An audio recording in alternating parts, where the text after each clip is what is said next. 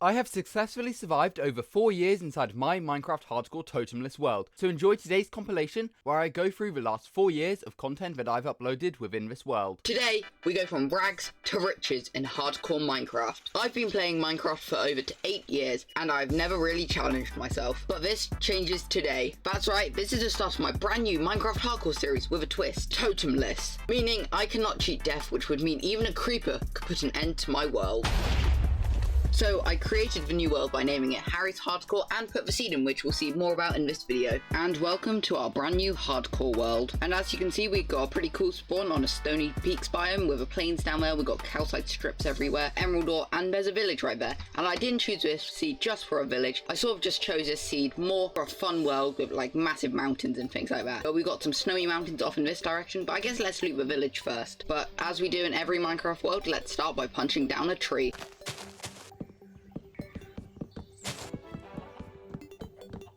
And there we go, we've got lots of wood at this point and some tools. Let's collect a bed just so we can sleep it overnight, and let's mine up some stone.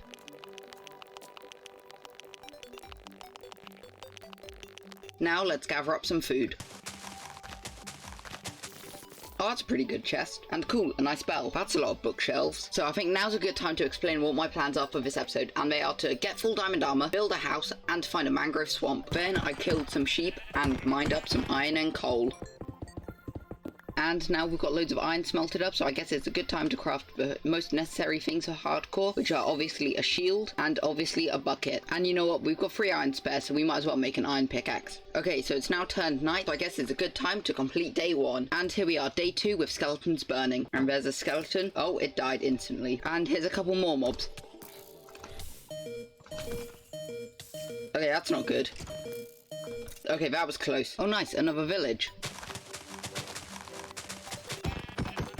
And now's probably a good time to get stacked.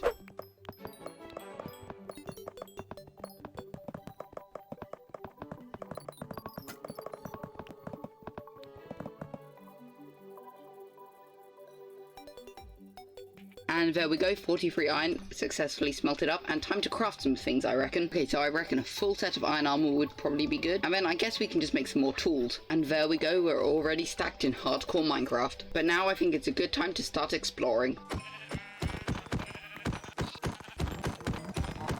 You know what, this place around here actually doesn't look too bad. I think I might have to build a base here. We've got like this cool underwater aquifer, got massive plains, we've got sunflower plains over there, and we've got a flower forest. You know what, this may be where we base.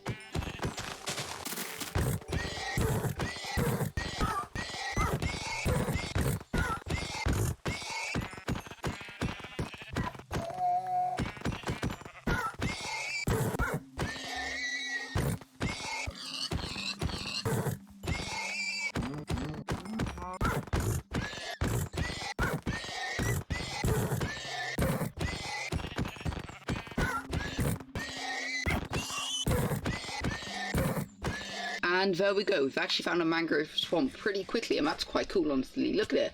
I really like these new biomes, and I'll definitely gather some of the wood from it. And we've even got tropical fish and water, that's pretty cool. This may be the smallest mangrove swamp I've ever seen. Okay, so I've made my way up to one of the top of these trees, so I guess let's chop it down.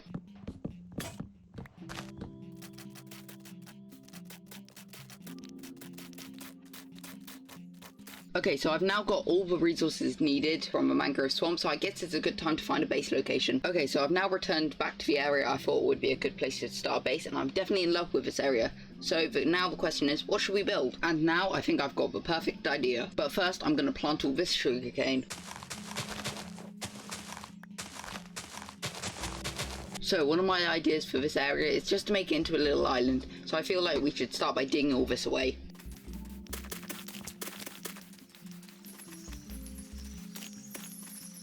And then we can do the same over here. And there we go, we're now on an island. And I think my idea for this base is to have like a massive wall made out of cobblestone just to protect me from every mob. So I guess let's start placing it down now. Okay, so I feel like this is a decent looking plan, so I guess now we just need to gather up a load of cobblestone.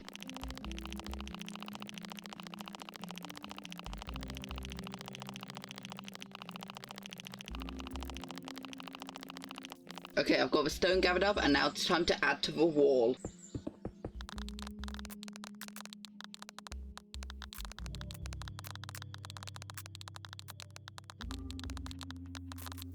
And there we go, the wall is complete. Well, I mean, not exactly. We still need to up it up a couple of levels so mobs can't jump over.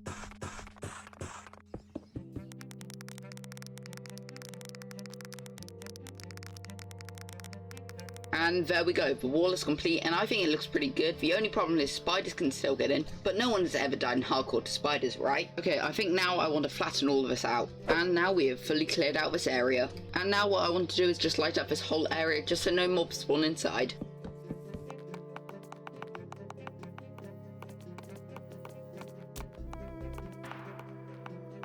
Okay, so here I've marked out an area where I want to build a crop field. And here we go, I've made this little nice farmland area. I'm going to fill it in with some seeds now. I think it looks pretty cool. Okay, so I've already used up all of my seeds, which is quite annoying, but for now I think it's good. I believe it should all be spawn proof. There's quite a lot of hidden lighting under these water roots. It's pretty cool. But next I think we should plan out where our house should be. And I think this could be a pretty good sized house for now. And now I guess it's time to build the house.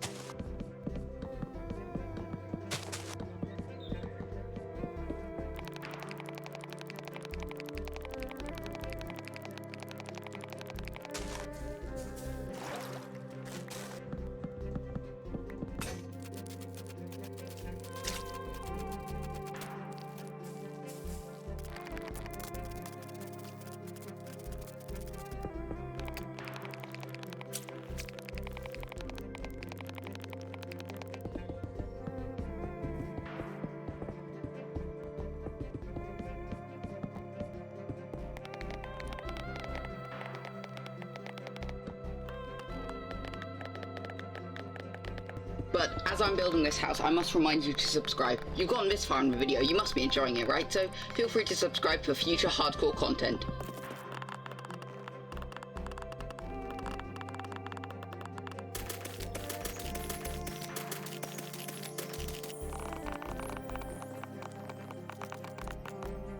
And here we have my house, and I think it looks pretty cool. I really like the mangrove on it, like we've got the mangrove roof here, if you can see it, and I think this looks pretty cool. But honestly, it took me hours to do, but I'm still pretty proud of it. The interior is not perfect yet. See, my bed could do a bit of sorting out.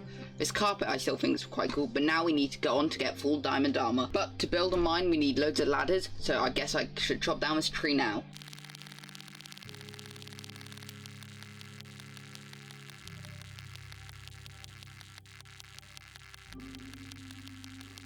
And there we go, I chopped down a tree and we've got like a stack and a half of wood now, which should be good. And there we go, I think I crafted a few too many ladders, but now I guess it's time to dig down to level minus 59.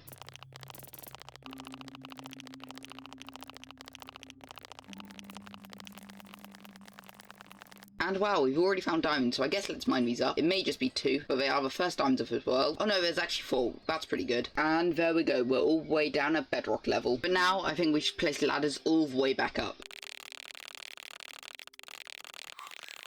And there we go, we've got ladders going all the way down now. But now I think I should start strip mining. And there we go, finally some more diamonds. And finally some more, let's see how many this is. Once again, I think just only 4, that's not very good. But we're up to 14 now, only 10 more needed.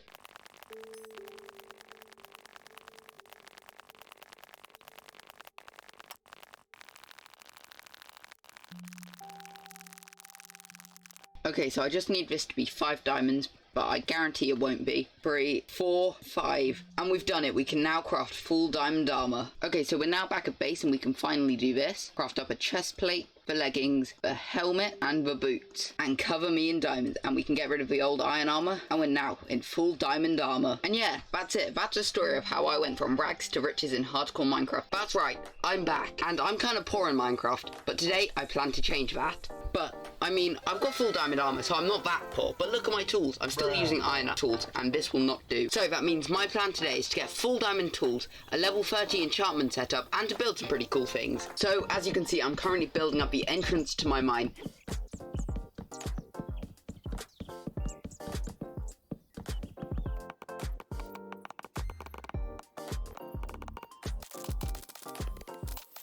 and as you can see, I think it turned out pretty well. And after this, I went live on this YouTube channel and built up this beautiful looking enchantment area where we're going to place the enchantment table in. So in between episodes, I've crafted up all the bookshelves needed, and I think it's now a good time to craft up the level 30 enchantment table. And here we go, it's now fully built up. And so far this area is looking great. I think it could do with some improving, but I'll do that in a bit. But now it is time to craft everything made of diamond. So this obviously includes the pickaxe, axe, shovel, the hoe, the sword, and of course the jukebox. And yes, we're only on episode 2 and I already wasted 2 diamonds on a hoe and a diamond on a jukebox. But luckily we can now get rid of these old iron and stone tools. And throwing on the shaders for a second, I just wanted to show you what my base now looks like, as I've done a lot of upgrading in between episodes. For example, this is a wheat field from last episode, so I've added a little campfire site outside of it, as well as a well, some fences with some crop fields. We've got like some different types of flowers all throughout this area, with flower boxes, carrots. We've obviously got the enchantment place in the mine entrance. We've also just got little fields of flowers and wheat and sugarcane, and I think this area is starting to look pretty nice.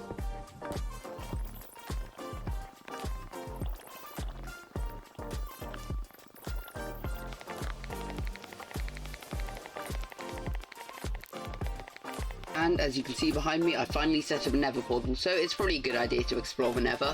Yeah, nothing bad's gonna happen, but obviously I should put on a gold helmet before going in. And great, we're in a crimson forest. At least we have quartz, which is one of the main reasons I came here.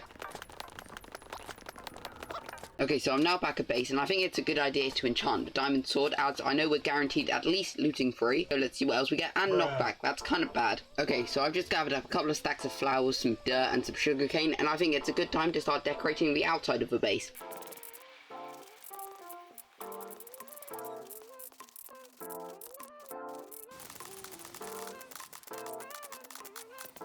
And here we are, the outside of the base is finally done, which means the whole base is finished, and I'm really proud of this area. Maybe we'll come back to it eventually and do some more work on it, but for now I'm pretty sure it is finished. But this episode is about getting rich, so I'm going to spend a lot of time mining for diamonds.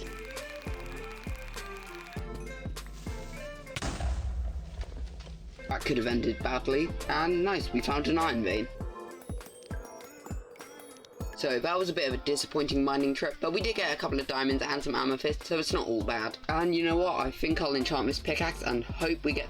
Oh, okay, that's not very good. But we do get prot 4 on the chest plate next, so that's pretty good. Okay, so I was just exploring the nether, getting some XP, and we found a fortress. Oh wow, that's a good chest. And I've just found a blaze spawner, so it's time to farm it. And slightly burning, I think 16 should be enough. Okay, so I'm now successfully back from the nether, and I didn't die, which is quite good, but it's time to enchant the armor. So I already said I wanted to enchant the chestplate with protection 4 first, and we just get that, that's pretty bad.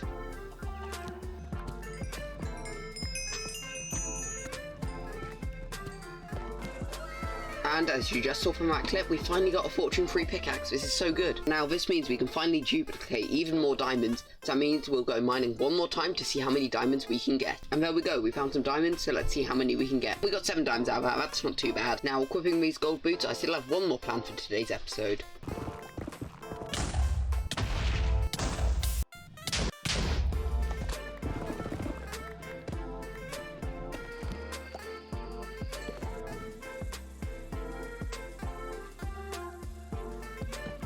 And yes, I did just spend 15 minutes getting one netherite ingot. And normal people in Minecraft Hardcore would make a netherite chestplate, a sword or a pickaxe, but instead, netherite hoe, let's go. And we hit 30 levels as well, that's pretty cool. And I think it's only right that we enchant this hoe and see what we get. Only efficiency free or unbreaking as well, not too bad. Now that we have overpowered tools in Minecraft Hardcore, it's time to move on to crazy mega projects. Like how today we build an ultimate farming village. Let's get right into it. So the first thing I want to do in this area is to add in a path. So as you can see, we are currently building up a design of a windmill by I'm Random, so make sure to check out their channel, link in the description. But also don't forget to subscribe to me, as I would really appreciate it on the road to 2,000 subscribers. So now that I've built the windmill, I've added in all these leaves to mark out where the crop fields are going to be, and where the netherrack is, this is where the villages are going to be. But I think now's a good time to start working on the fields. And there we go, we now have 2 massive fields planned out, so I guess it's time to start filling them up with crops.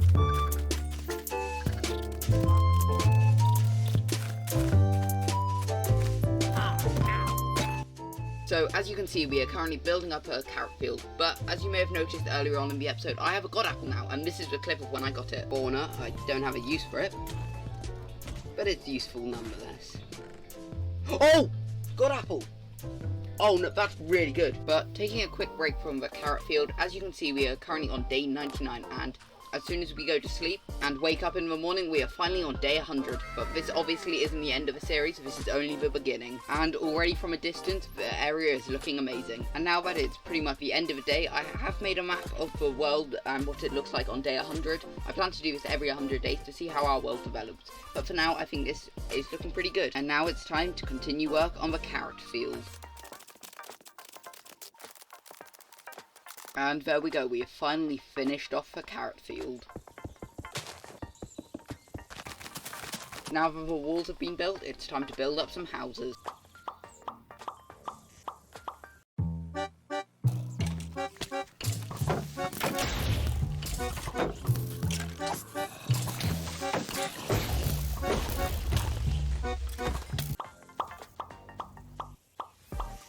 Now, throwing on the shaders, we can see this whole area, and I'm really proud of how it turned out. And as you can see now, this is the before of what this area looks like, and this is the after, with all the windmills, the crop fields, and the villages. This is my dog Ted, and this is him in Minecraft. And he's been living outside my house for over 2 months now. But that changes today, as I plan to build him a castle inside of Minecraft Hardcore. But I have one problem. To build a castle, I need loads of blocks, and to get loads of blocks, I need a beacon. But I do have a beacon. It's right here on the llama head. I built in the last episode. And although I could just take this, I might as well grab a new one, as this is a llama head built out of every block. So that means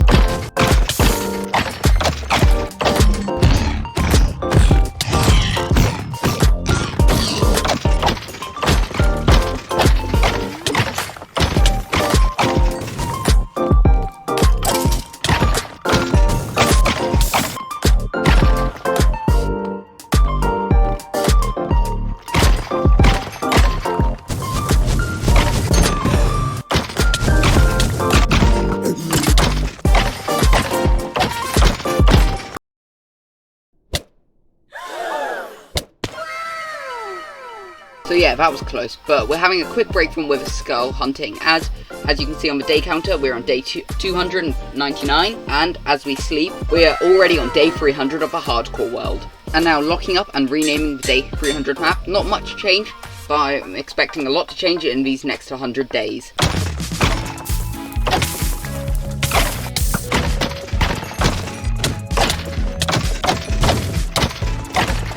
Now that I have 6 Wither Skulls, I have an idea of how to get loads of deep slate for the build. Now this method of mining deep slate was actually inspired off of a Metricate video, so make sure to check him out as well.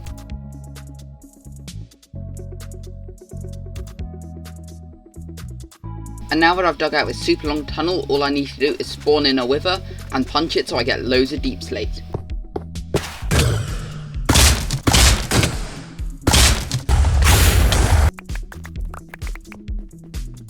So almost a full shulker box of deep slate. I would say that's pretty successful.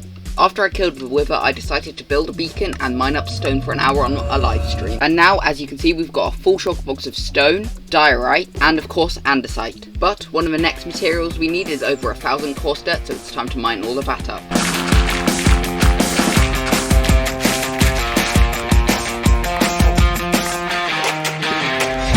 And just like that, we have a whole shulker box of coarse dirt. Next up, for one of the roofs, we need stripped mangrove wood and nether wart blocks, so it's time to gather both of those.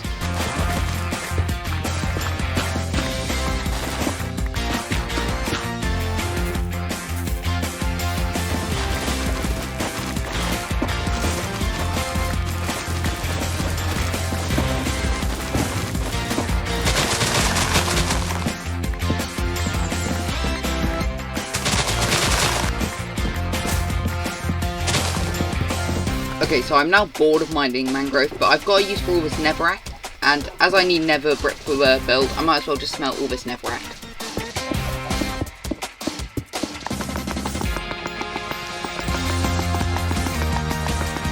As we need red nether brick now, it's time for me to mine up our nether wart field.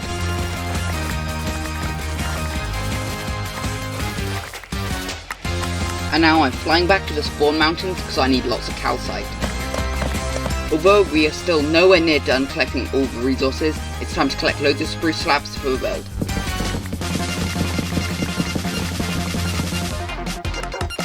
Now that all the slabs have been collected, I just want to collect one more thing, which is a bit of dirt for terraforming. But now it's time to place loads of coarse dirt down.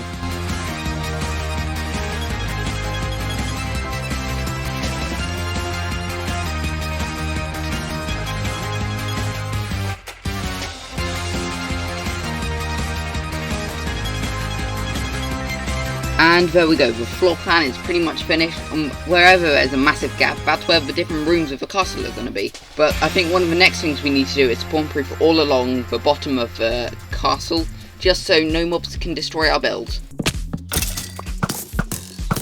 And there we go, it's all lit up. And now we're at a dark oak forest to gather loads of mushroom blocks.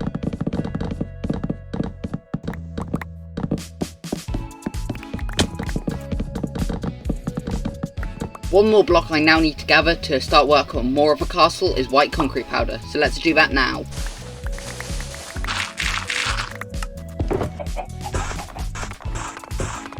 And I now realise I need a full shulker box of cobblestone. And now I have almost a full shulker box of cobblestone. But I think now's a good time to jump into a time lapse of me building all the towers for this castle.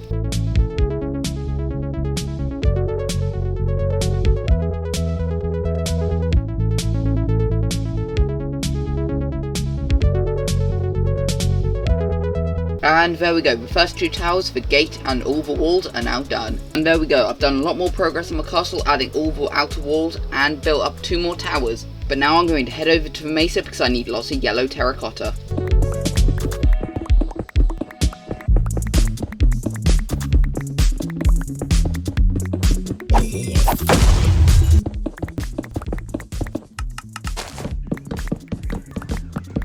But before we work on the rest of the towers for this castle, I want to add in a storage room, so let's do that now.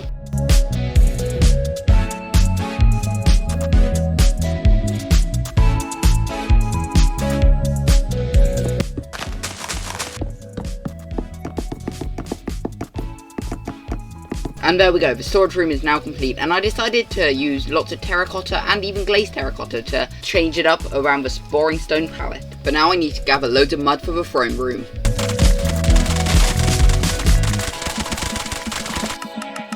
Although I've now collected over half a shulker box full of mud, I'm not going to use it yet as I want to build up the walls and the rest of the towers on the castle.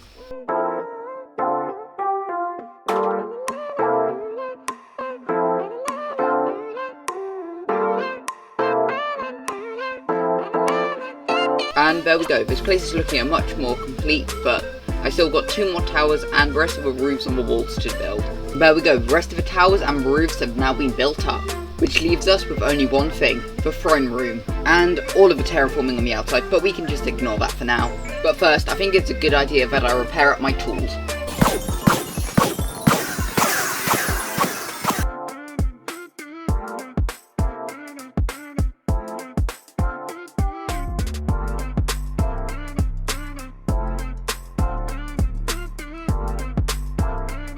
And there we go, the exterior of the throne room is now complete. I am missing some red carpets along the top, but it is currently Friday and I wanted to get this video out on Saturday, so I'm not going to have too much time, but maybe in a future live stream we can do this, as I'm not going to do all the interiors of the rest of the buildings, except the throne room itself. And here it is, Ted's throne, and if you think it's missing anything, then you'd be right, because there we go, some diamond blocks. And there is one space next, and as has become a tradition in these episodes, I need to get a netherite block. But first... And here it is, a funny little pixel art of Ted, and I even added a real life painting of him. But I should probably get that netherite block now.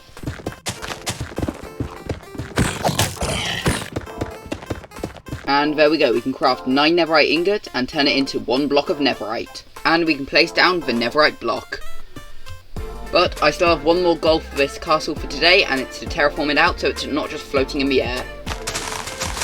And there we go, the terraforming is now done. But I am doing a bit of a grin and not building the back of it yet because I don't really want to gather more grass blocks and would love to get this video out sometime this year. But I think for now, the castle is pretty much complete and I'm really happy with how it turned out. But of course, there is one more thing we need to do, and it's to stand up Ted and take him all the way over to the castle. And here we go, here's Ted, and I'm going to show him off the castle. So if we walk through the front gates, okay, he still is following. We can open the front gates, hopefully he'll just walk through. There he goes, just teleports, he's looking around. And then this is his throne room with a massive pixel art of him and a painting of him. And let's see if he likes his very own throne with a netherite block. And he does look pretty happy, and he's going to sit on it. Yep, there he is. And I'll even give him something to eat. Although the rest of the throne room is still pretty empty, I plan to fix up this and the rest of the castle on live streams in the next couple of weeks, and even in the next episode, so make sure to subscribe for that. My Minecraft world looks pretty boring. I mean, I do have a massive farming village and a castle, but they could do with some work. Which is why today in Hardcore Minecraft we're focusing on a building type episode, adding lots of detail throughout my Minecraft world. Starting off with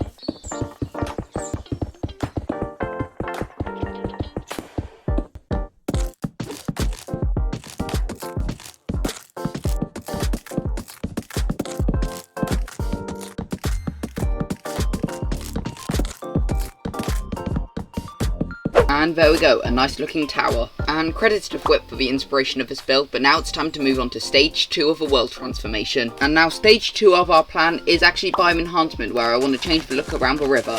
Because, well, at the minute the river looks pretty boring.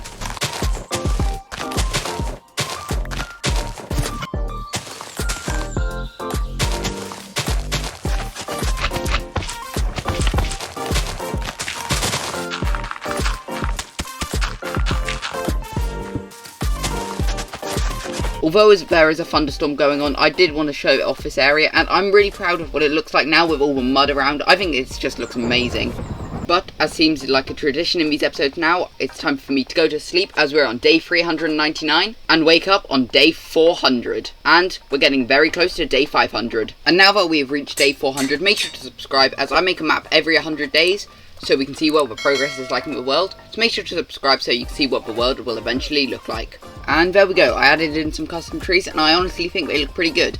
And throwing shaders on and looking at these trees, I'm really proud of these, and I think these look awesome along the riverside. And although I'm nowhere near done with the riverbank area, I want to move on to stage 3, which is planning out the path, so I have a rough plan of what to build next. Let's collect some coarse dirt. And now that we have loads of coarse dirt, it's time to map out the paths.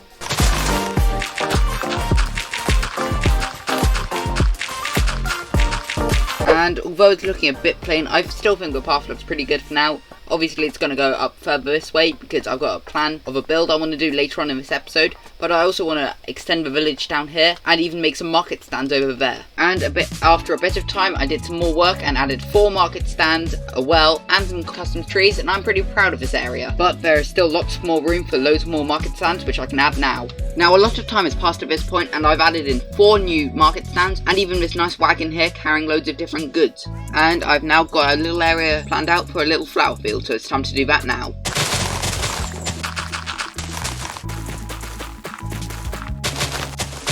And there we go, here's a nice peony field. And here's what it looked like at the beginning of the episode, here it is now. But we still have a lot of work to do. And there we go, I've added in this little rocky bridge over to the other side of the island, so we can do some work here and add some more market stands. And now I'm flying to a mangrove swamp as I need lots more mud. But now that I've added more detail around the riverside on this side of the island, it's time for me to add in a path and plan out where the market's going to be.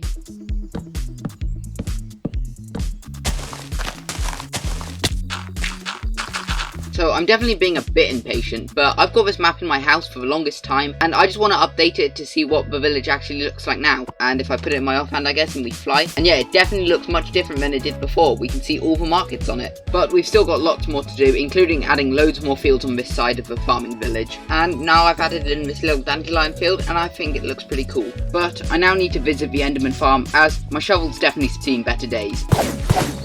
So, as well as adding little market stands around here, I also have an idea to build up a couple of mud huts. So let's try that now. And there we go, the first mud hut is done, and I think I'm going to add another one here. There we go, 2 mud houses, and I decided with this one to vary the height so it's a bit taller so it doesn't look all the same. But it's now time to become the farmer llama, as we need to plant a beetroot field. And there we go, the beetroot field is now built up, and as I was waiting for more beetroot to grow so I could continue planting it, I also added in a cornflower field over here. On a quick side note, I'm just exploring this lush cave to get loads of moss, and look at it, it looks incredible. As you can see here, we have massive space still to fill with things, and I first thought we could build a castle, but as we did that in the last episode, why not build a massive ruined castle instead? So as an example of what one part of a castle might look like, here we go. I've added a little tower as if it was the entrance towards the castle. A lot more time has passed at this point, and I've added in a couple more towers and some large spikes, and even some crumbled down walls and boulders. And a while later, I've added in way more ruined towers and walls and some more spikes, and even loads more custom trees and some wheat, and I'm really happy with how it turned out. And although there is definitely room for improvement, I'm really happy with how the whole world has turned out. And although there are definitely parts which could use some improvement, I will probably do that off camera or on live streams. But there we go, I spent 50 in-game days and over 4 real-life days working on this project and fully transforming my Minecraft world. I'm currently falling out of the sky inside of my Minecraft hardcore world, trying to get one of the most dangerous advancements ever, cave and cliffs. Will I survive? Why am I doing this? It's because I'm trying to get every advancement in hardcore Minecraft. So let's first craft up some leather boots and walk on powdered snow. And there we go, light as a rabbit. But now let's look at a parrot with a spyglass and a ghast. But it's now time to ride on a strider. Wait a second, am I now stuck here? We now need to distract a piglin with gold, but we'll definitely return to the nether later on. We are now in a bit of a sticky situation, as I need to respawn the dragon, but I'm too scared to do that now. So we can now unwax a piece of copper, and now we can start breeding up different mobs, like the cow and the chicken. Can't forget about the sheep.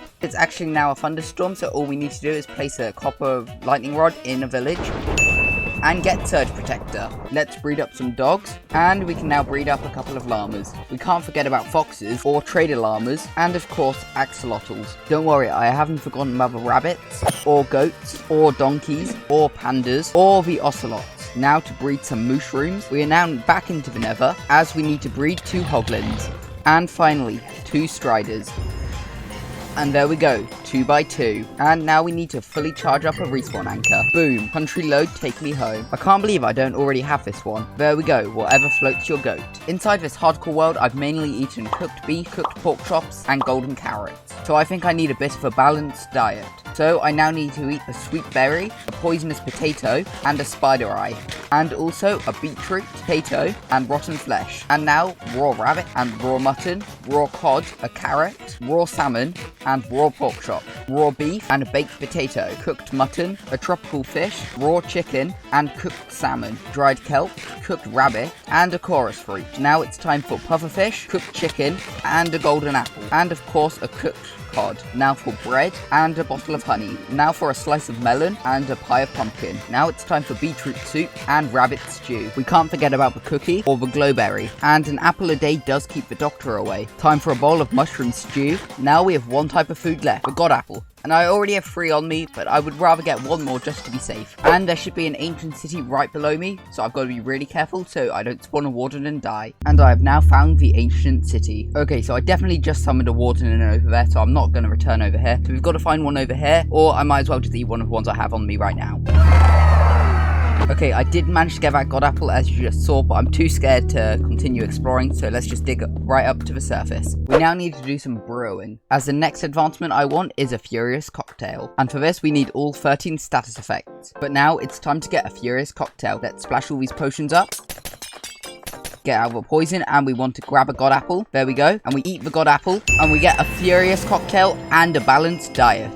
Wait, isn't there another advancement to do with potions? Nah, I don't think so. But we now need to go through this portal to this pillager outpost. And we need to take out this pillager captain for voluntary exile. But I'm not ready to fight a raid next, so I'll just drink some milk instead. And using my new LA friend, I can drop a cake over here and use a note block. And it should fly over to the cake and pick it up.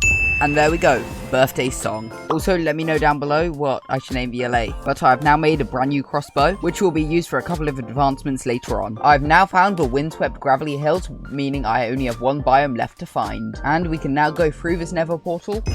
And subspace bubble and adventuring time have been completed. And wait a second, I just found another mushroom island. What are the chances of that? I finally managed to find us a second trident. Here we go, our brand new trident, the dinner fork. We do now need to wait for a thunderstorm so we can properly use it. The next day. Finally, a thunderstorm. I just need to find a villager that I'm willing to zap with lightning. And most of these villagers I've actually traded with, so I would feel a bit bad in zapping them. Wait, how did that kill it? For this advancement, I am willing to sacrifice one of the villagers in my villager breeder, as it's been working super well, and I don't think I'll need him ever again. Okay, I missed. That was awkward. There we go.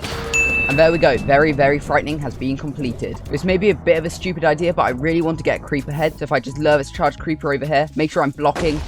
There we go. Kill that creeper. And we do get a creeper head. Nice. And let's quickly try and get a skeleton skull. Okay, it managed to drop. Nice. But I think it's worth trying to attempt to get one last creeper head. Okay, it didn't kill it. That's not good. But there is a couple of creepers over here. Here's one. We lure this over. We should be able to get it to explode and kill it. And we get a second creeper head. But I believe that was the only lightning-related advancement, so I might as well just sleep for now. Although it pains me to do this, I do want to craft a creeper head into a creeper banner pattern. So I can... There we go, my custom banner, and I decided to make two versions, both a grey one and an orange one, as I think the grey one will suit the world better, but I think the orange ones still look pretty cool. So cool, in fact, that I think it's time to put one on my shield. And there we go, I've now got a llama on my shield. And I think a couple of banners right in front of a castle definitely makes sense. I do now need to stay up for 3 nights though, because I need to wait for phantoms to spawn. We now need to hit a bullseye. So all we need to do is place down a target block with a trapdoor on top. We then need to make a redstone line at least 30 blocks away. Now we shoot a load of arrows at the trapdoor. Then we press this button. And there we go, bullseye has been completed. We now need to find lots of cats. Wait, that's a large fern. That's pretty rare. So I've just got Bad Omen and there is a village over here. So we might as well start a raid as we do need it for a couple of advancements. But I'm going to stay up at the top of this tree because I'm not risking this world. It sounds like, yeah, they're right over there. And there's a Ravager. I do need to kill this for one of the advancements, but the Iron Golem is getting in the way. Okay, I think I took it out. This is a round with the Evokers and Vexes, and I just need to take that Evoker out. There we go. And I do need to kill a Vex for the Monsters Hunted advancement. There's one. Okay, I did take it out. That's good.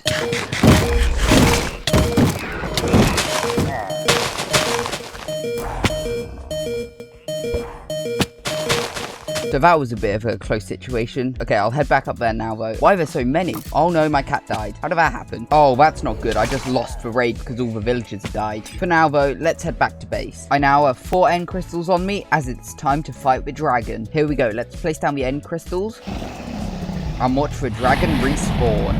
And this is the first time I'm actually fighting the dragon properly in this hardcore world, as the first time I actually killed it with a netherite hoe. There we go, the end again. Now we just need to destroy these end crystals. With the crystals now destroyed, it's just time to kill the dragon. And the dragon is now a one-shot, so all I need to do is run underneath it and hit it, and there we go. We've killed the dragon for the second time in this hardcore world. For one of my next advancements, I'm going to need lots of obsidian, so I might as well destroy one of these towers now. I've now gathered a stack and a half of obsidian, so it's time to get Uneasy Alliance by bringing a ghast into the overworld. Using a simple ghast farm, which there will be a link to in the description, I should hopefully get a ghast to spawn in the overworld. So I just went through the portal and there are ghasts in the overworld, so all I need to do is shoot this ghast. And there we go, Uneasy Alliance has been completed. But now it's time to ride a Strider along a 50-block path. That's not good. My Strider is literally on 1 HP and it started to rain, so I can't even let him out right now. But now let's give this a go. Hopefully this is long enough. And there we go. Feel Like Home has been completed. And we have now completed every Nether advancement, every End advancement, and every Minecraft advancement. We've only got Husbandry and Adventure left. But we technically still have 1 Nether advancement left. I mean, well, sort of. It sort of has to do with the overworld as well. And for this, we need to lure a Hoglin off of my Hoglin farm. And if we lure this Hoglin down here, we get him to aggro on us.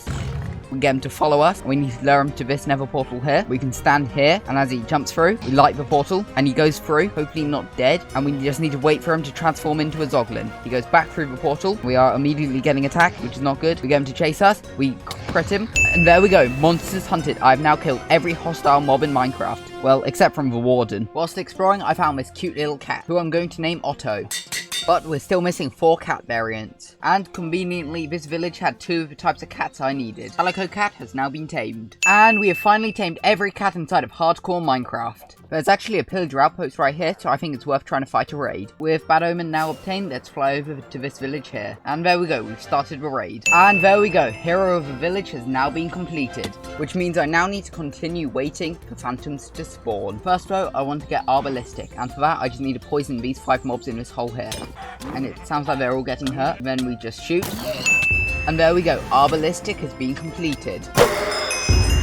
There we go, 2 birds, 1 arrow has now been completed. And that's actually the first time I've ever gotten that advancement. But now we only have the hardest advancements left. It's time to put the hardcore world at risk. So the first advancement is Star Trader, where you have to trade with a villager at world height. And I'm at world height now, but there is no villager. That's because I'm going to use a cheat for it, where I pearl down. In a second, I need to pearl straight up. I should land next to the villager, open his inventory. When I get back up there, I trade, and we've done Star Trader. But now for the advancement I've been scared of doing this whole time, Caving Cliffs. So we need to jump from here, down with scaffolding, and we should land in water at the bottom. Let's do this. We need to line ourselves up with a hole. We fall, let's hope we can do it. Huh?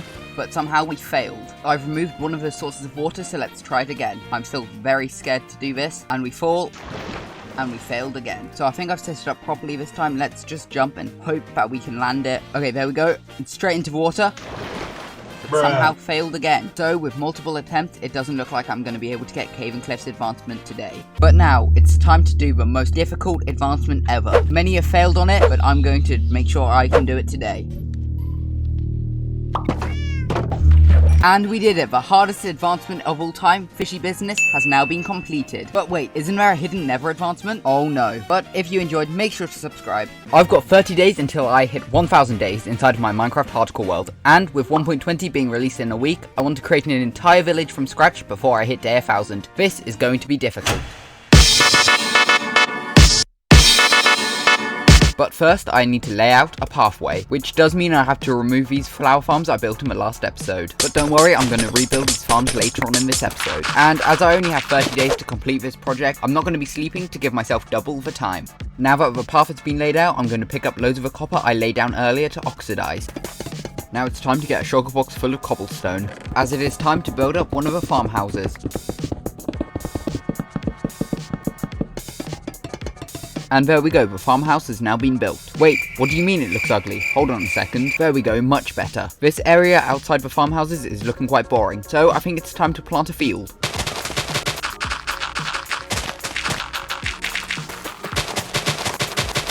That flower field there looks amazing, so I might add another one in the future. But for now, I'm going to build up another farmhouse.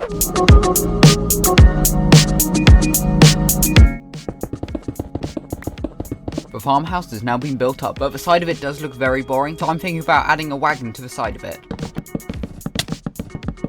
And I think now's a great time to add in another field.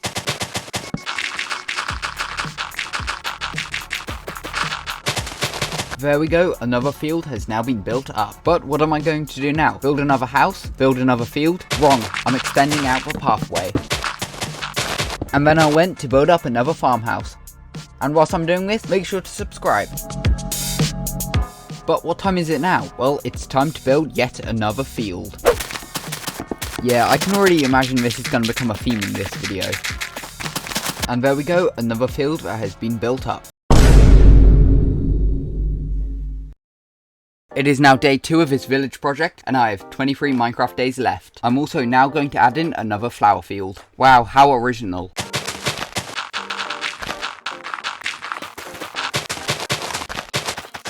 And there we go, a brand new cornflower field and a wheat field have now been added in. I'm now going to build up another farmhouse, but this time I'm going to show you how I do it. So we start off and we place 1 polished andesite, 1 cobblestone, 1 polished andesite and 1 cobblestone. And we repeat that on all 4 sides. And now I'm going to use a mod which automatically randomizes my hotbar to build up the walls. Now for the roof, we do an outline of slabs like this.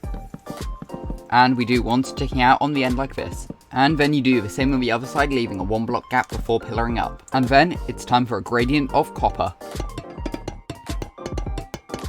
And that is how you build up a farmhouse. But what am I going to do now? A, build another farmhouse, or B, build another field? Well, whatever you said, you're wrong, because I'm going to build up a bridge. The bridge is now complete. Wait, what do you mean it looks boring? There we go, I think that looks a lot better. But I'm now in my test world as I want to plan out a couple more builds. And I think something similar to this building could definitely work out great. And for the roof, I want to include a green gradient. And I think something like that definitely works out pretty well. And after adding a bit more detail, I think this house looks pretty cool. Today is June the 2nd, meaning that my hardcore world was created 1 year ago today. So I've decided to dedicate this tower here for it. But today I'm going to build the house I designed yesterday in creative mode. But first I need to gather up some more spruce wood, as well as mossy cobblestone and moss.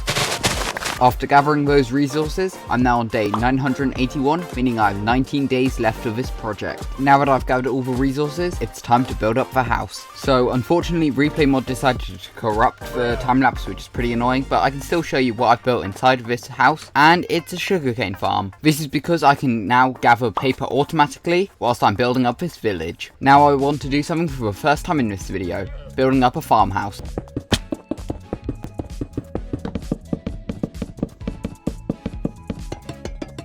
There we go, the next farmhouse has been built in, but I do now need to connect it to the rest of the path. And this farmhouse is actually going to have a purpose, as I'm going to put in the double tall flower farms I removed earlier in the episode.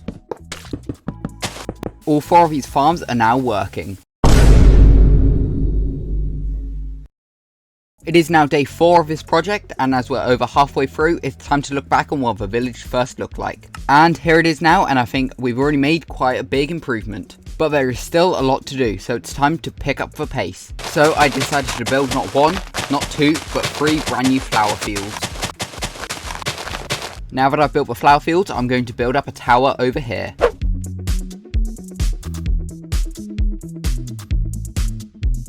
Yeah, I think that tower looks pretty good, and I might even add some more in later. But for now, once again, I'm going to build up a couple more farmhouses. Wow, what a surprise.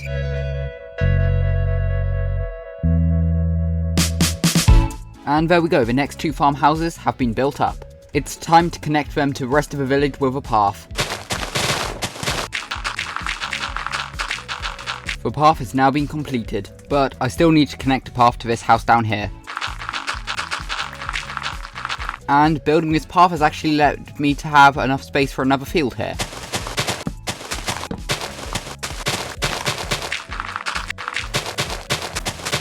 I decided to build a peony field as it stands out from the other 2 white flowers near it. It is now day 5 of this project and I have 10 Minecraft days left. So here's building number 1, number 2,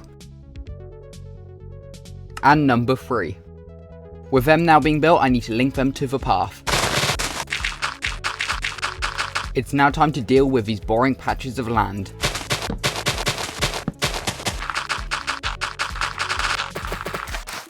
So that's field 1 now done, but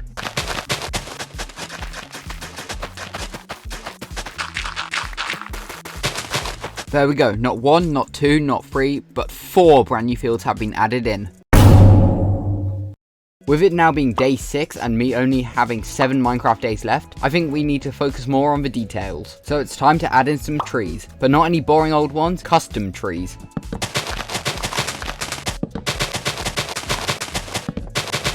Let's also add in some patches of grass and some patches of wheat. Right over here, I actually have a bit more room for 1 more field.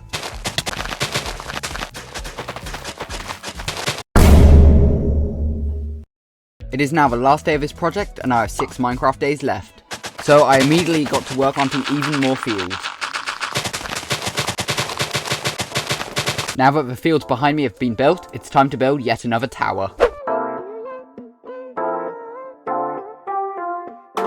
The tower has been built up, and what I've realised in all of this is how annoying phantoms are. So for the last few days I am going to let myself sleep so phantoms don't drive me insane. And there we go, we now have 4 days left. My next job is to be decorating these parts of this village as they're really boring at the minute. So off I went, creating some trees and planting some wheat and sweet berries. With it now being day 997, I need to go to my XP farm as my tools are looking pretty bad.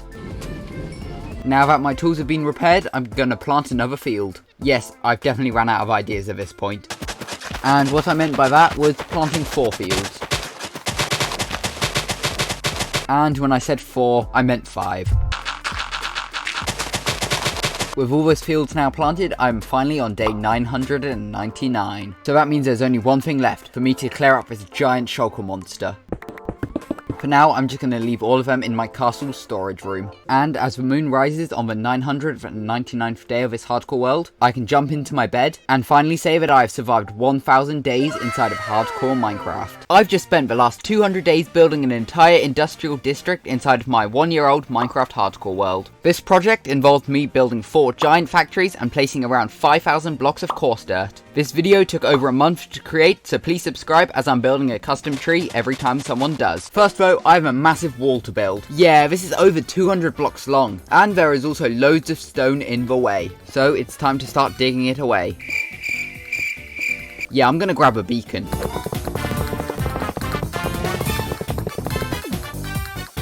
With that now somewhat done, I need to repair my pickaxes. The next step to building up this wall is gathering loads of resources. So first of all, I'm going to build a basalt farm. Before I can do that, I need another beacon. So it's time to spawn in a wither. There we go, that was easy. Now I can craft up a brand new beacon and build up a basalt farm.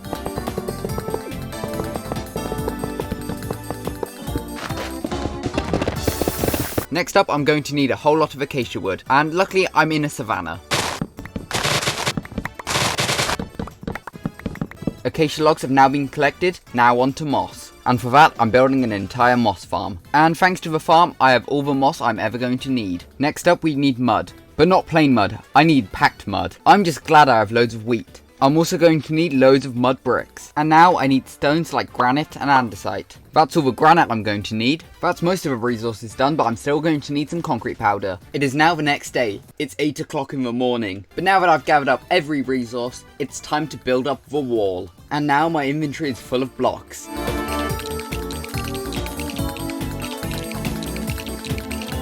There we go, the wall has now been built, and I think it looks amazing. And yes, I do know it is floating, but that will be dealt with later. Now I'm going to have to add a massive platform of coarse dirt, but I've got to take my dog for a walk first. And now it is time to place down hundreds of blocks of coarse dirt. Wow, this is so fun. Have I already used an entire box of coarse dirt? Yes. Yes, I have. There's so much more to do. As I've now got a lot of dirt to collect up, I'm going to make 4 brand new shovels. There we go, 4 brand new shovels, and I deliberately did not put Silk Touch or Fortune on them as I just want to collect dirt. Now though, I have a lot of terraforming to do.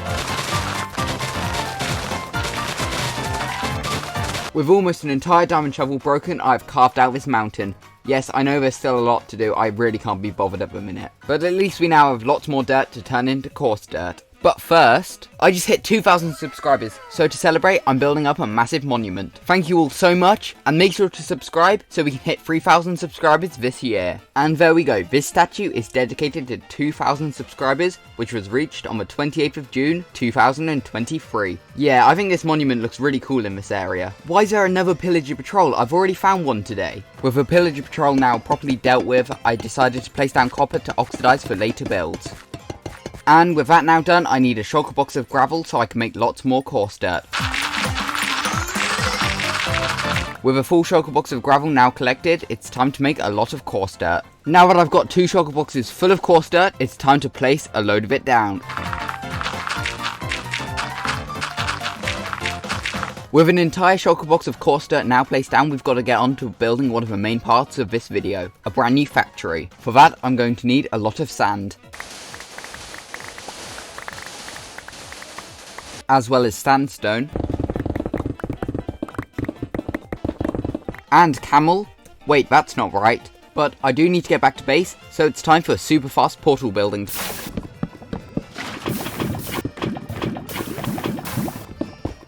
And without any mistakes, the portal's been built. I'm also going to need some endstone. Yeah, you'll see why in a bit.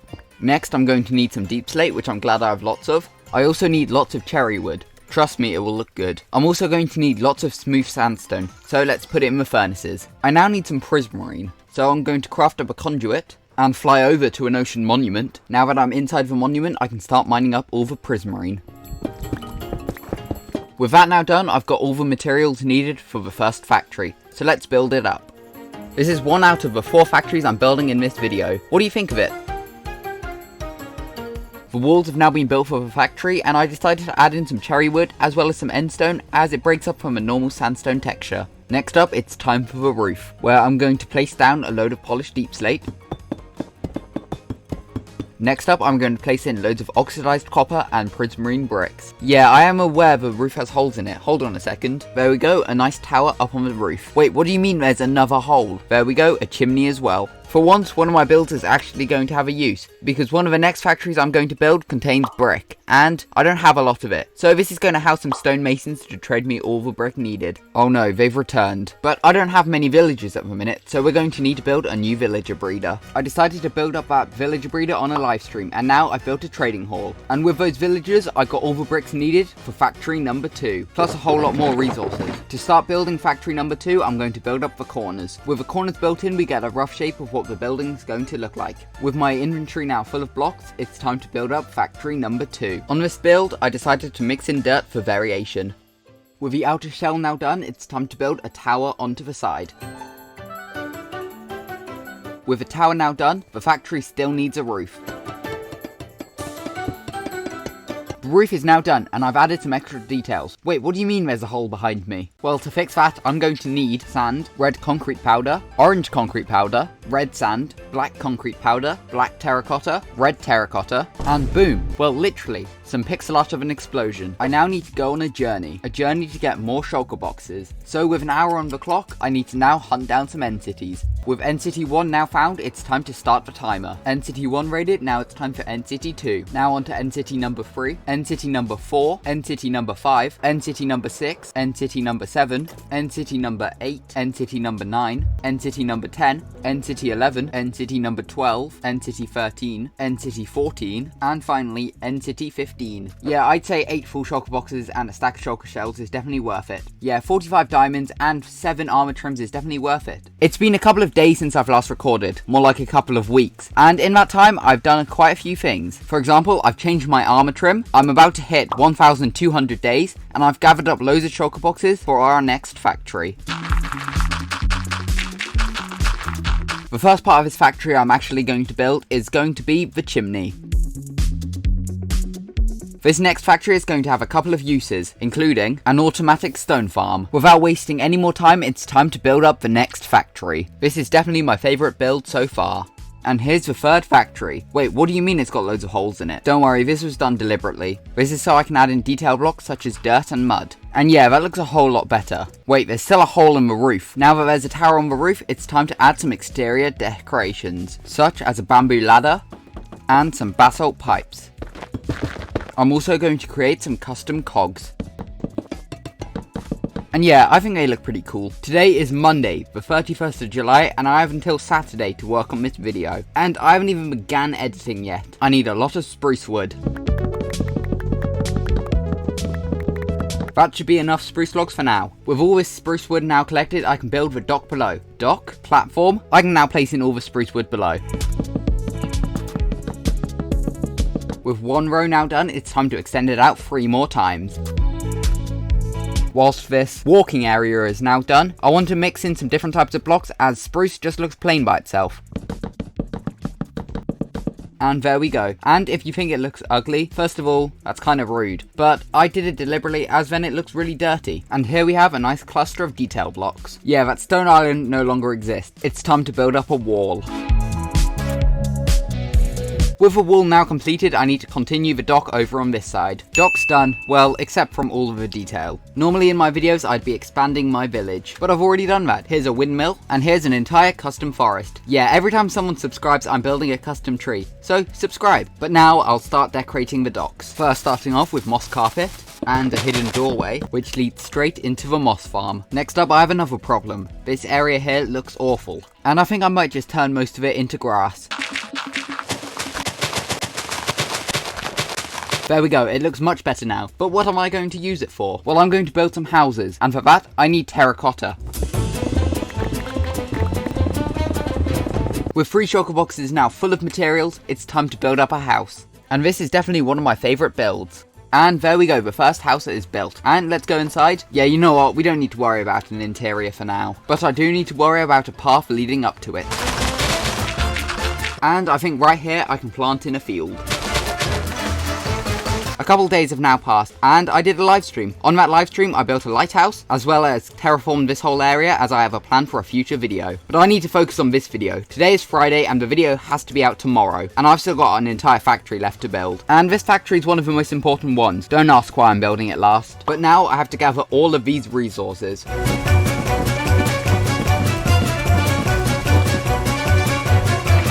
Whilst I've now got most of the resources, I'm still missing the most important ones, bamboo, and I need a lot of it. But I don't just need this bamboo, I need bamboo wood. And now with these 2 shulker boxes full of bamboo, I can create 7.5 stacks of bamboo wood. I hope this is enough. And luckily I had enough. But now it's time to build the final factory. This took ages to build, so please subscribe. And that's the final factory, and I think it looks great in this area. But there's more work to be done on it, as this factory was intended for a storage room, and not a mob farm. But first I need to fill in this roof. With the factory now being spawn-proofed, I need to add in all of the chests. And there we go. Wait, the floor still needs to change. There's still a lot of work for me to do, like variating the coarse dirt. Now that I've variated the dirt, which looks amazing by the way, it's time to add some other details. For example, over here I want to add a workbench. I decided to add a map of this area onto the bench. But now my inventory is full of decoration blocks, as we need to decorate this area. Looking around, I've realised I still have one more thing to do. I've got to empty all these shulker boxes into the storage system. That's going to take ages. Yeah, this is too boring to do right now. I'll definitely do it off camera, don't worry. Even though the shulker boxes are all done, I've still got more work to do, and it's already 9:30 on Friday evening. Behind the factories, I want to add in a retaining wall. Now that I've got all of these blocks, it's time to build up the wall. And now I think this wall looks pretty good. But I'm now on day 1260, and I started this project on day 1060, meaning this has taken over 200 days, which is probably my longest ever project. But unfortunately, I'm still not done. So next up, I continued adding coarse dirt around the back of the factories. And with that last coarse dirt being placed down, I'm going to say this project is finally finished. Whilst there's still a lot of work left to do, I'm going to do that in future episodes as I'm really running out of time to upload this video. I recently started a challenge in which I had to mine 5 blocks of dirt in my Minecraft world for every brand new subscriber that I get. And now I have to mine over 10,000 blocks of dirt. But before I can do that, I need a place to store all of my dirt, meaning it's time to build a giant dirt factory. However, I'm currently stuck over 7,000 blocks away from my house as I attempted to restart my world, but recently I've felt extremely burnt out of this world. So it's time to say goodbye to this place and head home. I don't have my elytra, as when I left my main base I left my elytra as well as almost all of my items in an ender chest. So now I need to head to the nether in order to get onto the nether roof to get home. And I'm glad I have some spare obsidian. Do I have anything else which is very useful in here? I'll take the diamond and the emeralds, but honestly that's about it. Alright, I can't forget about all of this gravel, and I've got quite a lot of dirt which would be quite nice to take home. However, I can't fit most of it into my inventory for now. And let's have one more sleep here, and we're now on day 1610, and it's time to head home. Oh, I forgot about him. You know what, we'll take our dog home with us if we can, and I may have also forgotten, we also have an axolotl, which I'll also take home. Although it's quite sad to be leaving this area, don't worry, as I have plans to come back here in the future. Maybe for 1.21, as there's a ton of brand new terrain to explore. But anyway, here's a nether portal, so let's head through, hopefully not dying, and see where it takes us, in just a random nether ravine. I've just realised I need to head onto the nether roof, and for that I need an ender pearl. I just really hope I have one over here, and of course I don't. Now I need to wait until night again to try and kill an enderman. Yeah, I should have thought that through a bit more. As I wait, don't forget to subscribe, as for this video, every subscriber that I get, I will mine 10 blocks of dirt. Oh well, at least it's nighttime now and we can kill an end. It's raining. Are you kidding me? So I decided it was probably worth exploring the nether to see if I could find an enderman. You know what, I've had a good idea. I can just mine all of this nether gold, craft some gold ingots, and find a piglin to trade with. Surely this won't go wrong.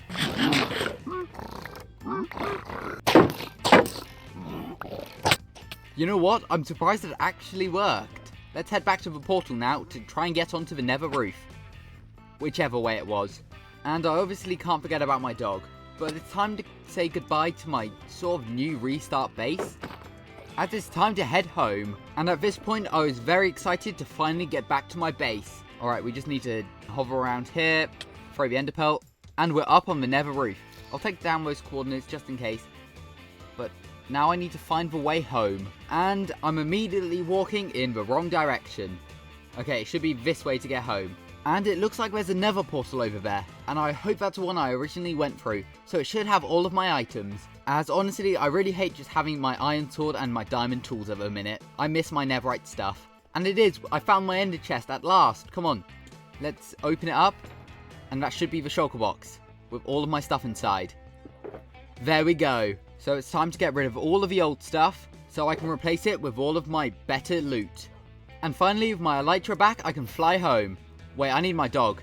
And I can't see him anywhere, so he must have gone through this portal. Why are Minecraft wolves so annoying? Okay, there he is. Can he go back through the portal instantly? That would make it a lot easier. Come on, straight through.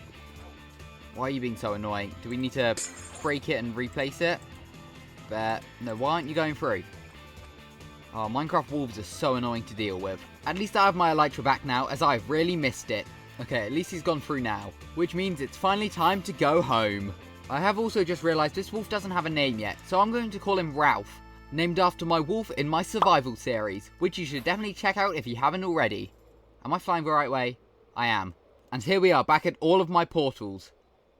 Which one's the one to my actual base? I think it's this one. It's been a while, alright? But here we are. Come on, Ralph.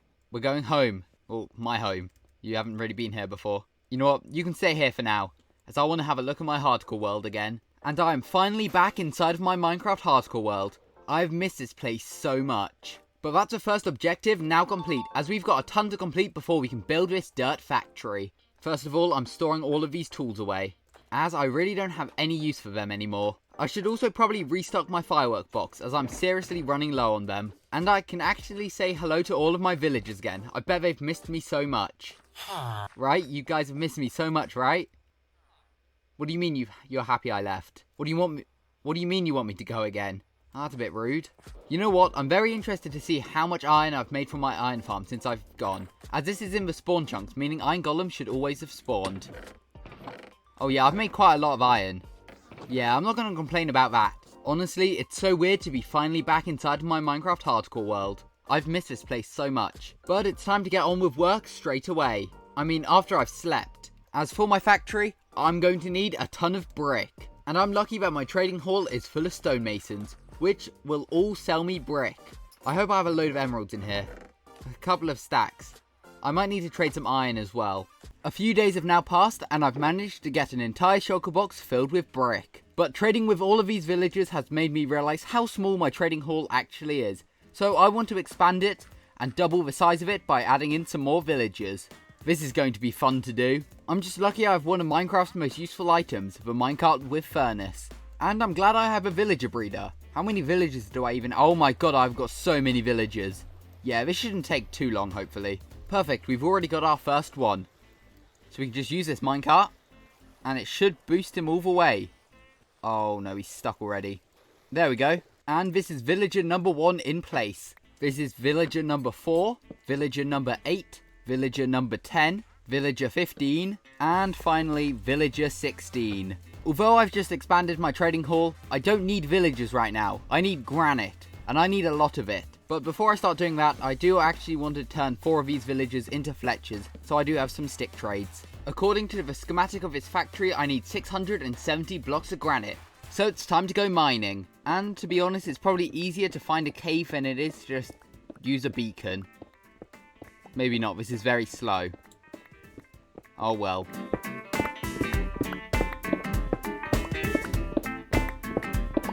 Hey, you know what? Maybe TNT will work a bit better. So just place a bit and try not to blow myself up. Yeah, no, that didn't really work very well. Let's try it again. Surely this is better. Surely. We're getting about 50 blocks at a time. I don't think this is much better. Come on. Yeah, this isn't a great method. Whose idea was this? I'll just get back to mining. And whilst I'm mining all of this granite out, let me know in the comments what type of videos you'd like to see me do in this hardcore world. And now that should hopefully be all the granite I need. Although the materials for the walls of the factory are now collected, I don't know if I have enough for the roof, as I'm going to be using a lot of copper, but not just regular copper, as I need waxed copper, which is why I'm glad I'm in my bee farming area. Okay, I've got a bit of honeycomb. How much oxidized copper do I have though? And the answer is 41 regular blocks of oxidized copper. Hey, at least I have loads of regular copper. But it's not just the oxidized copper I need, as I need all types of copper. Hey, at least my industrial area is a great place to oxidize copper. I'm going to need 265 waxed oxidized cut copper slabs. Which means I'm going to grab some of my oxidized copper, I'll grab most of it, wax it, and then I need to find a stone cutter. And luckily I have a trading hall. And I guess just turn all of this into slabs. That's 1 stack. 2. 3. 4. And I think that's all of the slabs I need. Waiting for all of this copper to oxidize makes me realize how much I want the trial chambers to be added to the game immediately, as they have so much copper. Maybe when the update releases I'll have to destroy an entire trial chamber. Actually, whilst I'm waiting I can collect the other forms of copper that I need. But I should also replace it with actual blocks of copper. There we go. Honestly, copper plates like this does actually oxidize very quickly. You know what? I'm bored of waiting for all of this copper. So I want to collect the next resource I need, which I'm pretty sure is prismarine. Wow, barely any of this copper's oxidized yet. I mean, I was waiting for about 30 seconds, so that probably explains it.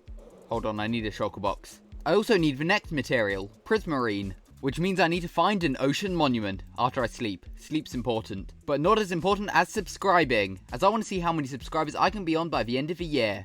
Flying past my coastal town, which means there should be an ocean monument somewhere over here, I think. Hey, it's been a long time since I've checked, alright? Maybe there's one?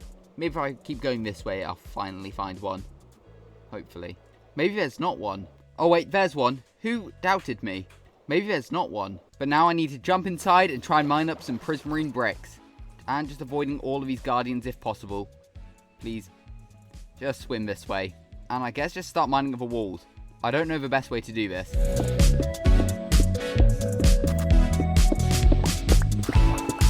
I hope this will be enough. Anyway, time to head home. Back to base, and it's now time to watch all of this copper oxidize. Hold on, there's a bit over there which I want. There we go. At some point soon I do need to expand all of this coarse dirt down to here where the factory is going to be. But that sounds really long and really boring, so I don't want to do that right now. One thing I have realised is the amount of other blocks I'm going to need. And I'm going to need a lot of deep slate. I really hope I have some. I'm pretty sure there's a shulker box somewhere out here with my dark stones in it. Here, deep slate box. How much deep slate is in it? Oh. Hopefully I've got some deep slate left in my base. You know, from all the strip mining I did almost 2 years ago. Please? 3 stacks. Any more? No. Am I all out of deep slate? Oh no, there's some more. But luckily I won't need all of it. Whilst I'm back in my starter base, there are a couple of things I still need. Like wheat. And I'm glad I've got a ton of hay bales. As I'm going to need to create a ton of packed mud. And mud bricks. What's that, Otto? What other blocks do I need? Loads of spruce trap doors. When don't I need spruce trap doors? And how much spruce wood do I have in my ender chest? 3 logs. I'm going to have to chop down some spruce trees now. Yay, I love mining spruce wood. I just want to build my factory.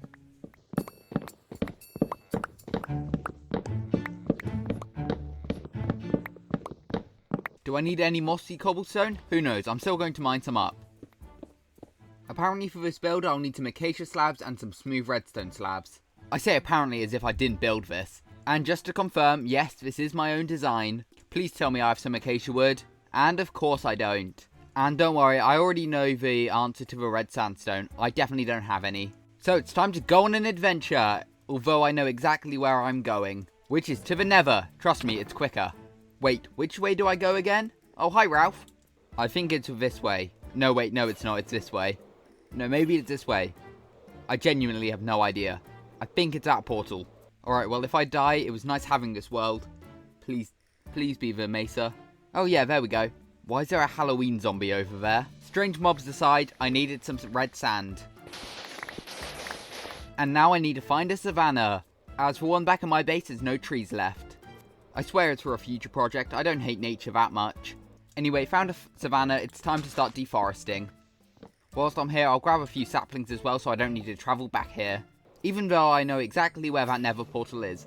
But with this red sand I just gathered, I need to turn it all into sandstone. I forgot this craft was so bad. And I need to smelt it all in the furnace. And whilst I'm waiting, I'll repair up my elytra. And looking down the list, I should have most of the materials now. I have no rooted dirt. Please say I have some in my ender chest. Of course I don't. Wait, I do have a shulker box of rooted dirt. Where is it though? It's definitely one of these, right? Right, there we go. We've got loads of rooted dirt. I didn't even need that much. I've done a little bit of work off camera. And now in all of these shulker boxes, I have all of the materials needed for this factory. However, before I actually build it, I want to extend the coarse dirt out a little bit.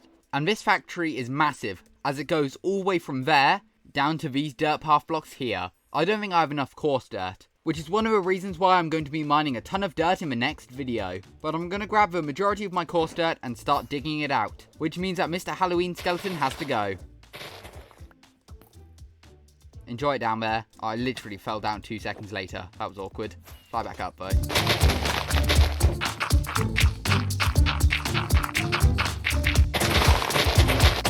You know what, instead of using my Silk Touch shovel to mine all of this grass, I should probably just get a different shovel so I can get dirt to recraft some coarse dirt. I hope I have one in my ender chest. Oh, I actually do. Snow go brrr. Yeah, this is already a lot better. But the problem is I do have to jump down here to actually pick up all of the dirt. Luckily there's only one skeleton down here, so I don't think he's going to do much damage. If he can even hit me. Okay, he did just hit me. I've now used all of my coarse dirt up. Should we just build the factory instead? Yeah, that's probably a lot easier, so I'm going to grab my 4 shulker boxes to actually build this thing. Wow, what a cool looking factory. Wait, where's the roof? Well, I can explain. I basically just didn't build the roof yet. I'm going to do that in a minute. But first, I want to add on a ton of other details. There we go, I've added on a few details like these pipes on the side, this cool ladder, and 27 anvils. Yeah, that was pretty expensive. Just like this copper roof is going to be very expensive. Wow, such a cool transition, Harry. Let's build a roof. I'm building the roof right now, and it's honestly one of my favourite roofs I've ever designed. And there we go, the roof of the factory is now also done. I really like this. Wait, why are there holes there? Yes, alright, I forgot a few things, I'll add them now. Like this cool satellite dish sort of tower thing. Like one of the many chimneys. Well, actually 3 of them. And some more chimneys. And this cool banner hanging area. Yeah, I don't really know what this is supposed to be, but I thought it looked pretty cool.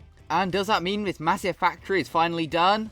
Of course not, there's something I'm still missing. Something to help represent that this is a dirt factory. I'll be back in a second. I've now got all of the resources needed, except for 2 items. The first one's pretty simple, as it's dark oak. And of course I need 4 more. Luckily in the shulker box I have a spare log. So there we go, I've got all of my dark oak wood. But what's the final resource I need? 11 diamond blocks. I actually have no idea how many diamonds I have in this world. Let's check my valuables box. I have 8 diamonds, but a stack of deep slate ore. So you know what, we'll mine half a stack and see how many diamonds we can get. So from 32 diamonds, we get a stack and 11, which will make 8 blocks. But I think I had some more, right? Yeah, there we go, we have enough. Now, is it a good idea to spend 11 diamond blocks on a dirt factory? Probably not. But hey, I think it's going to look pretty good. And there we go, a giant diamond shovel. And I'm very happy with this factory now. And now it's time to do the interior. Nah. One of the blocks that I always need in my Minecraft hardcore world is dirt, which is why I set myself a challenge to mine 5 blocks of dirt for every brand new subscriber. And now I have 11,385 blocks of dirt to mine. However, before I start digging, I have 4 projects which need to be completed, starting with sniffers. I've had these guys since the release of 1.20 almost 1 year ago, and I've still never got a torch flower or a pitcher plant. So I need to breed my 2 sniffers in order to get a sniffer egg. As before I destroy almost 10,000 blocks of dirt, I first want to add some more details around my hardcore world. So it's time to build a sniffer farm. There we go. What an amazing design for a sniffer farm. Obviously, I came up with this myself. All I need to do now is add the sniffer eggs somewhere on this moss, as the eggs hatch twice as fast on moss. Now, preferably, I would like another one as well. But the problem is, I need torch flower seeds to even breed sniffers, and I used my only 2 to get that first egg. So I could go and find another sniffer egg from archaeology, or just wait for these guys to find some more seeds, and hope they're torch flower seeds. To be fair, it might actually be quicker to tie these guys to leads and just drag them to the farm. Yeah, that probably makes way more sense. Come on, Lord Sniffington the First. And I thought mining 10,000 blocks of dirt would be difficult. These sniffers are so annoying. Don't mind me just taking my dinosaurs through this village. Now, sniffers, be very careful you don't fall in this water, as I'll be very annoyed if you do. Come on. All we need to do is go up into the sniffer farm. Trust me, you'll enjoy it in here. I'll even make the steps a bit bigger. Come on, one at a time. Come on. Up you go. Up you go. Come on. There we go. Come on, don't fall. Come on, in you go. There you go. And the second one. Jump up. There you go. Come on, in we go. There we go. And quickly block them off. And now they're in the sniffer farm. But I don't really trust that they'll escape, so I'm going to extend the glass up by 1 layer. Also, I'm pretty sure he just found a seed as well. Hopefully it's a torch flower seed. And luckily it was. Oh, and the other one's already finding a seed. I think that was a pitcher pod though. So we've got 1 torch flower seed. I think the minecart has to pick it up, right? Yeah, and 1 pitcher pod. I guess I have to wait a little bit longer.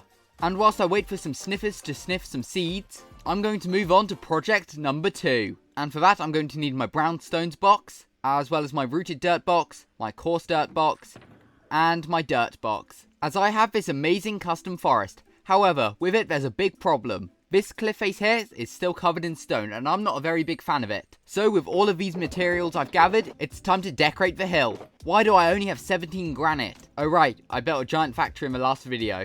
I need to grab some granite quickly. And of course I didn't leave any last video. Is there any down here? No, that's dirt. Oh, there's none. I guess there is a little bit down here I can mine. With the granite now gathered, it's time to decorate this hill.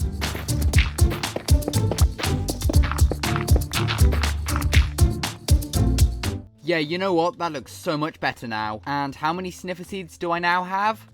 Still 2. Great. Why is there a zombie inside? Why is there a zombie behind me? Oh, never mind. It was a spider. Yeah, I should probably light this place up. Oh, look. There's a baby sniffer. And a skeleton. And a zombie. And a zombie. And a zombie. Oh, well. Hopefully I can get some more torch flower seeds now. I'm going to be breaking a ton of dirt in this video, so let's break even more. For every brand new subscriber that I get off of this video, I will break 10 blocks of dirt. Anyway, I continue to breed up the sniffers to get the flowers much easier. Which means that it's now time to move on to project number 3. But don't worry, I haven't forgotten about all of the dirt we have to mine, as the total is now up to 11,035 dirt, and I haven't even stopped counting yet. Oh, this is going to take so long. Just like project number 3. As I recently made another YouTube short. And in that short, I said for every brand new subscriber, I would mine 1 block of ancient debris. Which means that now I have to mine 88 blocks of ancient debris. That's 22 netherite ingots. Oh, why do I do this to myself? But before I do that, I'm definitely not going into the nether without fire resistance potions. As I may set myself stupid goals, but I'm not an idiot. Well, I sort of am, but that's not the point. I need to grab 3 bits of redstone dust in order to lengthen the time for these potions, as I don't think 27 minutes is long enough to find 88 blocks of ancient debris. This was such a stupid idea. It's strange this is the first time I've even brewed a potion since I got all of the advancements. That's about a year and a half ago. I sort of wish potions were more useful. Maybe one that can mine dirt even better. But whilst I'm waiting for these potions to brew, I need to show off the area I'm actually going to mine, which is right here, behind my village, as I really want to extend it out, but there's no room currently as there's a massive hill in the way. So this is the area I'm going to destroy. And yes, don't worry, I do realise I need some more shovels, which is exactly why I'm going netherite mining. Except from the fact I'm an idiot and set a stupid goal, that's another reason why. One reason why I'm not stupid though, is because I'm going to make sure I bring my piglin protector, my golden helmet, with me, as I'm not dying to piglins today. Maybe explosions though, as I'm going to bring a stack of TNT. Off we go, I guess. I literally can't even remember the last time I went netherite mining in this world. It must be over a year, right? I guess this is where I used to go netherite mining. So let's dig down from here. If you can't tell by the fact that I'm wearing a golden helmet or that I've got fire resistance potions, I am terrified of the nether. Oh, here we go. And I just remembered how much of this place I've even mined out to get netherite in the past. I've already found my first 2 pieces.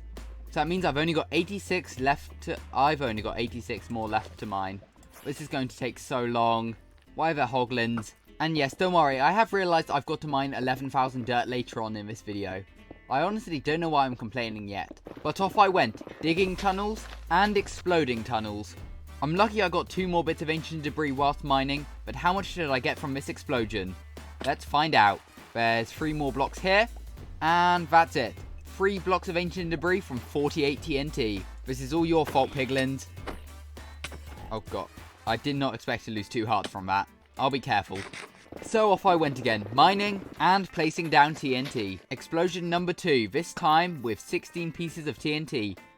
Let's see how much we get. Or at least 1. Oh, at least 2. There we go. 1 piece, 2 piece, 3 piece, and 4 piece. Oh, and 5 piece. 6 piece. 6 piece anywhere? Anywhere? Wait, 6 piece. Oh, and 7 piece. Any 8th piece? No, I'm happy with that. Except from the fact that I have 14 ancient debris. And I still need 88. Was literally about to start digging again and found some more. Well, found 1 more piece. Okay, I'll continue digging this time. So off I went, continuing to dig again. But no TNT this time, I've run out. Finally, some more ancient debris. Oh, and there's 3 bits, that's much better. And we're now up to 18. Just 70 more to go. Oh, and some more straight away. 1, 2, 3, up to 21. Yay, some more ancient debris. How many this time? 1, 2. Any more? 2, that's still quite good. You know what I've realised? This video is supposed to be about mining dirt, not ancient debris. So instead, I'll mine ancient debris in another video, because this video's focus is dirt. But I mean, I'll mine back to my portal first, and hopefully find some more. Any minute, please. Please. Come on. Oh, there we go. How many bits this time? 1. Any more? Alright, well, we're up to 24. I've encountered a bit of a problem. Any way I go, I'm just surrounded by lava. So instead of making myself try and dig back to my portal, I'm just going to build a nether portal and see where I end up. Great, in a cave. Oh well, I'm only 1,000 blocks away from my house. And where am I? Oh, I have no idea. All I know is that home's in this direction. That's a familiar looking castle. Oh well, I'm back now and my grand total amount of ancient debris is 24. So only a stack needed. Which, to be fair, doesn't sound like too much. But I spent about 20 minutes mining all of that ancient debris. But we can do some more of that in the next video, as this video is all about dirt. I still need 1 thing before I can mine all of this dirt. A brand new shovel, as mine has silk touch on it, and I don't want grass blocks. And when I say I'm going to mine 11,000 dirt blocks, I mean it. I don't want grass blocks, I only want dirt blocks. Ancient debris would still be nice though. It would also be nice if you subscribe. Okay, I'm going to go and enchant this shovel. Wait, before I enchant this shovel, do I have any from end cities? Also, my end city loot stored in this castle. Is it in here? In here. There we go. Any good ones? Oh, efficiency 5 on breaking free. That's the perfect one I'm looking for. Oh, I could have saved some emeralds if I knew that. Oh well, we can chuck mending on it and name it the Dirt Digger. I like that name. There we go, the Dirt Digger. Do I even have a smithing upgrade? I do. Alright, we've got a smithing upgrade and we've got a netherite ingot. Oh wait, there's one more thing I still need, which is shulker boxes to store all of this dirt. How do I only have 3 spare ones left? Oh right, I have 2 barrels full of shulker boxes, which have actual items inside of them. How are my sniffers doing? Alright, I'll stop getting distracted now. I need to mine all of this dirt, but I really don't want to. Oh, another torch seed. Alright, I'll start mining dirt. And we're going to start all the way up at the top with block number 1. I'm going to bed now. Haha, you thought I was joking. Alright, it's been a couple of days now, and it's finally time to mine all of this dirt. Yeah, don't worry, I'm not joking this time. Yeah, that's made quite a big difference already. I've already got a full shulker box of dirt and then almost a second one full of dirt. And you may be wondering why there's still a massive stone mountain. Well, that's because this video is about mining dirt, not mining stone. Well, actually, it's because I couldn't be bothered to fly over to my industrial district to get a shulker box which has my beacon in it to make a beacon and mine up all of this stone. But don't worry, I will move this stone eventually. I guess for now though, it's time to get back to digging dirt.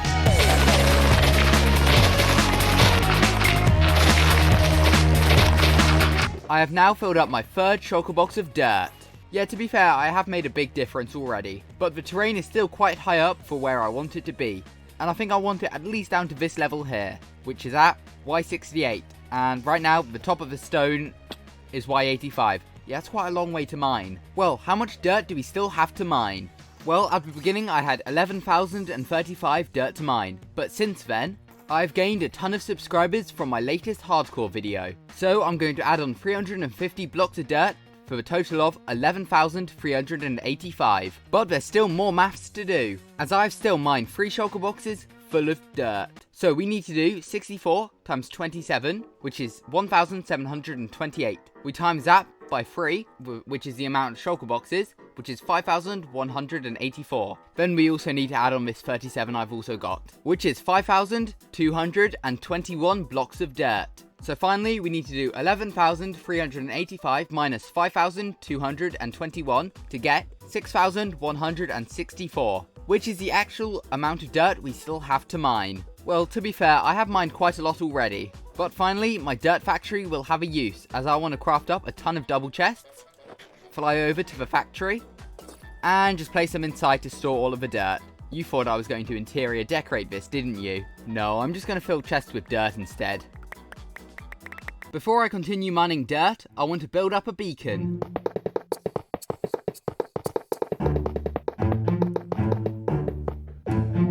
There we go, and with this beacon I can use it to mine away all of this stone, as this is definitely the most annoying part of this. As I'm mining away all of this stone, let me know in the comments what type of videos you want to see on this hardcore world. As I'm mining all of this stone up, luckily there's a bit more dirt for me to pick up, which will definitely add to the count of dirt. Yeah, that was a lot of stone to mine. And now I'm going to have to destroy stone as well as dirt to get down to Y68 down here. Yeah, we've still got a long way to go. We might actually get all of the dirt we need before this whole mountain's gone. But at least this will give us loads of room for future build plans. But for now, I'm going to try and get rid of some more dirt. And I forgot to mention, today is Friday. Tomorrow is Saturday, the day this video has to come out by. I hope I get this done in time.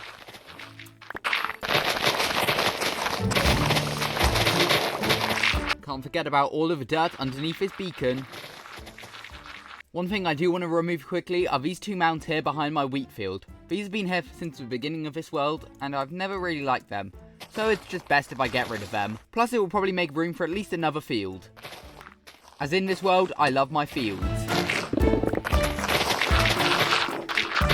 Unfortunately, I do need to use a little bit of dirt here just to fill in a hole, so it looks a bit better. Yeah, that looks so much better now. Definitely makes a difference. I can now see all those cherry blossom trees over there. Which makes me think, should I build another custom forest over here like I have here? For now though, I'm just going to mine some more dirt. Also, as I'm mining all of this dirt away, what do you prefer? The long time lapses of me getting rid of loads of dirt at a time, or the smaller montages? Similar to what you're watching now. There we go, 1 full shulker box filled up, as opposed to a full shulker box not being filled up. I should probably go to sleep earlier. But not now, I have dirt to mine. I now have a giant problem. My netherite shovel is so damaged. Literally, it's got 78 durability left on it, so I need to repair it quickly. Otherwise, it will definitely break. And I really don't want to spend any more netherite making a new shovel. Looking from a distance, we have made a massive improvement to that area already. Although it does look quite ugly. The mountain may have looked nice, but this will look so much better when it's full of houses and fields in the future. Also, I hope I now have some iron at my iron farm to trade with villagers to get XP, as I really can't be bothered to fly out to my gold or my enderman farm. And at least I have a little bit. I don't know if that will be enough to fully repair this shovel though.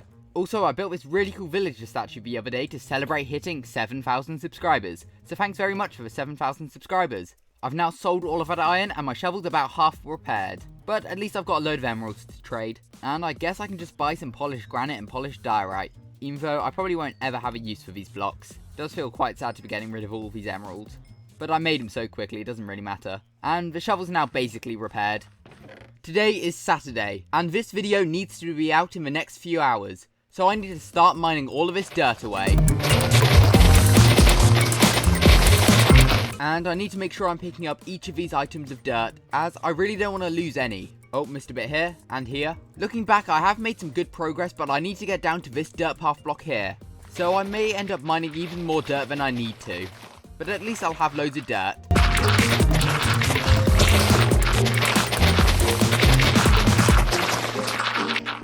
The biggest problem now though is the fact that I'm onto the stone layers, meaning I'm not getting any dirt. But I do really want to get rid of all of this stone today. I have reached another problem. My silk scribe pickaxe is about to break. But luckily, I have my fortune free pickaxe which will be able to mine all of this stone away. I'll just get cobblestone instead of stone now. Which is a bit annoying, but it doesn't matter too much. One of the coolest things about mining all of this dirt and stone away is the fact that I'm so close to all my other builds. I haven't done any work around this area in months now. Oh no, there's a thunderstorm. It's probably best if I just sleep, as I really don't want any more of my buildings to burn down. As it's already happened before to my barn. The good news is now we're down to Y68, meaning we're on the final level. Except I don't think I'm going to get enough dirt from this. As I've left this massive bit up here, because I wanted this bit to go, and I didn't want the entire thing to be flat, but we may have to move this down a couple of layers as well. Is there a forest burning down over there? Did the lightning do that? Oh, it must have done. Well, I did want to build a custom forest there eventually, so at least that will help with that. Yeah, that's starting to look a lot better, but I should definitely remove some more of this dirt over here, as I need dirt now, not stone. It's almost like this entire video is to do with dirt. There we go, that's all 3 shulker boxes now filled up with dirt. So time to put them into the dirt factory. With over 3 double chests now filled up with dirt, I now need to mine only 878 blocks of dirt, which luckily is less than a shulker box, which means I can put 2 of them away for now, and get back to digging as we're so close to being finished. So if you haven't subscribed yet, well, I don't really know what you're doing at this point. All jokes aside, do consider subscribing, as I plan to do a lot of crazy projects inside of this hardcore world. Doing some quick maths, 878 divided by 64 is 13.7, which means we need 13.7 stacks of dirt, and I'm on 11, which means I'm so close to getting all of this dirt. And honestly, I've probably got it already, so we'll just mine up this last little bit, and chuck it all into the shulker box. Then we can head over to the dirt factory, and put all of the dirt into storage. So, with all of this dirt, we've officially mined all 11,385 blocks of dirt that I had to mine. Just remember, every subscriber I get from this video, I will mine 10 more blocks of dirt. This will probably end really badly. But now I have all of this dirt, which I can craft into coarse dirt. I need gravel though. Time to mine 11,000 blocks of gravel. Yeah, just kidding, I'm not doing all of that. Is it possible to build an entire netherite beacon in 1 hour? No, definitely not. For that I would need 164 netherite blocks or 5,904 blocks of ancient debris. However, how much ancient debris can I find? Well, I've got 1 hour on the clock and I aim to see how much netherite I can obtain within this time. Which is why I'm back in my 2,100 day Minecraft hardcore world, attempting to find as much netherite possible in 1 hour. And luckily for this, I've got loads of fire resistance potions, adding up to a total of 59 minutes. But as I will be flying around the nether a lot, it basically adds up to an hour anyway. And yes, I did notice there was already 24 blocks of ancient debris in here. That's just from a previous netherite mining trip. But for now, I can just shove it in one of my shulker boxes, as we're starting from scratch. And the reason my skin's so grey is because I'm filming this near Halloween, and this is my Halloween skin. This video is probably out after Halloween though, so it doesn't really make much sense. But, how am I actually planning to find all of this ancient debris? I've installed a mod and a resource pack which is going to assist me in finding as much netherite as possible in 1 hour. No fog allows me to get rid of the fog under the lava, and the blue netherite resource pack makes it easier to spot ancient debris. And I recently discovered this in an SB737 video, as he was trying to make an entire netherite beacon on the lifesteal SMP. But with a no fog mod, why do I need to see under lava? The reason why I'm using this method is because ancient debris cannot spawn in contact with air. However, as lava is not an air block, it means that a ton of ancient debris can actually spawn underneath the nether's lava. Now that that's been explained, I need to go into my ender chest and grab out my piglin protector golden helmet, as we are going into the nether and I really don't want to die to a piglin. I should probably also grab my shulker box with some of the fire resistors inside. I've now also stocked up on a load of fireworks, as I'm definitely going to need them. But anyway, it's now time to head into the Nether. And I've got a 1 hour timer. I'm going to start as soon as I head into the Nether, as it's time to see how much ancient debris I can get in 1 hour. I'm now in the Nether. The 1 hour timer has begun. Okay, straight away, I want to find where the lava pool is. I never go to the Nether, but for some reason I built a massive arrow pointing over to it once. So it should be in this direction. Run through here. I could just fly, but it's a bit dangerous, and I want to save as many fireworks as possible. Let's drink our first fire resistance potion. Why is that taking so long to drink? Drink the first fire resistance potion. There we go.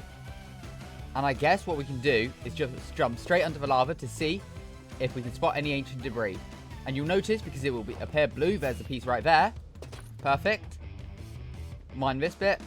And obviously the ancient debris does not burn under lava, so it's easy to pick up. Whereas everything else will burn. I think there was another bit. There's one bit. Any other? Oh, there's another bit right here. Perfect. Already on 2 bits. Any others around? Might as well dig around just a little bit for it. Fly over here. Where was the other bit we spotted? Only annoying thing about this is it looks a bit like gravel. That's that must be where I've done netherite mining in the past. Okay, fly around. Can we see any more? We're going into the basalt deltas, which isn't good, as it'll be much harder to spot. Luckily, there's another bit right here. We've already got 3 bits. This is the 4th. Perfect. That's 1 netherite ingot already. And we only need 36 ancient debris to make 1 netherite block. So it's not too bad. Okay. Basalt deltas maybe like pointless going into. Wow, there's a massive bedrock ravine here. That's quite cool. Oh, there's a bit. There's loads actually. Maybe we could spend a bit of time in here. We are just going to have to use the elytra a little bit to fly around, I think. Place a block there. Perfect. Where was the other bit we saw? There it was. And yeah, this resource pack definitely helps out a lot. Pick this bit up. Any other bits around? Nope, doesn't look like it. Continue flying. Jump back under. Can we see any quickly? Oh, there's a bit. Landed really close to a bit. Slowly swim down. You know what? It's probably worth just having the netherite helmet on, just for a bit more protection in case our fire resistance does run out. I should probably also have one on the hotbar just in case. Perfect. That's our 8th bit already. We can get 2 ingots. Okay. Look around a bit. Can I spot any more? Doesn't look like it.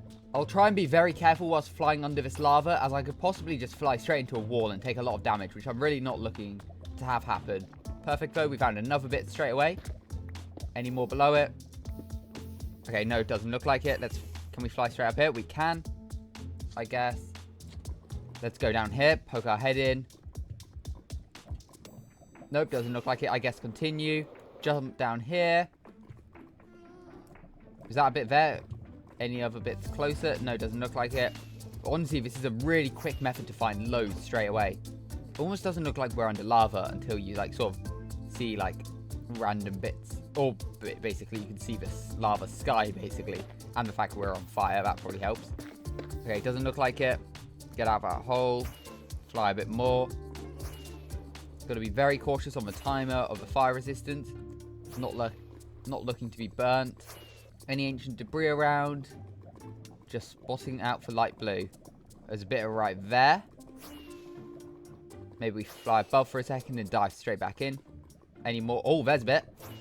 Perfect. Oh, it's so slow. The elytra really doesn't help much. There we go. Go from the top. Perfect. Any other little bits around? Nope. Oh, 2 more bits there though. Perfect.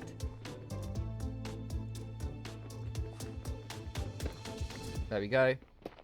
Oh, there is a 3rd bit as well. How much are we up to? 14 already. That's really good. Okay, there's another bit right here. Just 1 bit. And what's the timer saying? We've got 54 minutes left. That's not too bad. Can we spot any others around? It might be worth like looking into these deep holes to see if there's any. How much fire resistance do we have left? 3 minutes. That's fine. Okay, there's another bit. Perfect. Any other bits around? Nope, doesn't look like it. I guess fly up quickly. Oh, that's what I was worried about. Okay. There's another bit. Any other bits? Can I see any more around here? It's all just gravel. Okay, there. Oh, there's another bit. There. Break this bit. Oh, another bit straight away. Perfect. Oh, this is going to be annoying. I guess we can build up. The fact that there's just so much ancient debris just underneath the nether in my Minecraft hardcore world, I would never have found otherwise. This is why, honestly, this is such a good method to use. Poke my head up here. Can I see any others? Nope. Oh, missed 2 bits here. Perfect. Oh, does this just go into another, like, netherite mine or something? Or is... Oh, no, this is all under lava. I'm not looking to get trapped in there, to be honest. Okay, start flying again. Oh, there's another bit. Any others? No, doesn't look like it. Slowly swim over to this bit. There we go. Oh, getting hit by gravel now. Let's just fly out for a second. Okay, we're all good. And perfect, we landed right by another bit. We've got a minute left on the fire resistance. I'll get ready to drink this other one in just a second. We are going to have to get back onto the surface at some point. One thing I've also realised is my elytra might run out of durability if I'm not careful. I think I've got a spare one in my ender chest though, so it shouldn't be too bad. Any other bits of ancient debris around? Can we spot any quickly? The thing is, I'm probably missing loads, but it doesn't really matter. I guess we can do a retake later. Already up to 24, which is good. Close to a block already, which is nice. Okay. Any other bits? Not that I can see. Fly over here, I guess. That looks like it's the most open. Out of the first stack of rockets. Can't see any more. Oh no, there's 2 bits here. Got 15 seconds left on the fire resistance. Oh no, it's going away without me. And I'm just going to 5, 4, 3, 2, 1. Drink another one. Perfect. Back up to 8 minutes. Break this bit. This bit. Dig around. Can we see any other bits? Nope, doesn't look like it. Fly straight back up. Dive down here. Do a quick spin. And let's see how much we can get.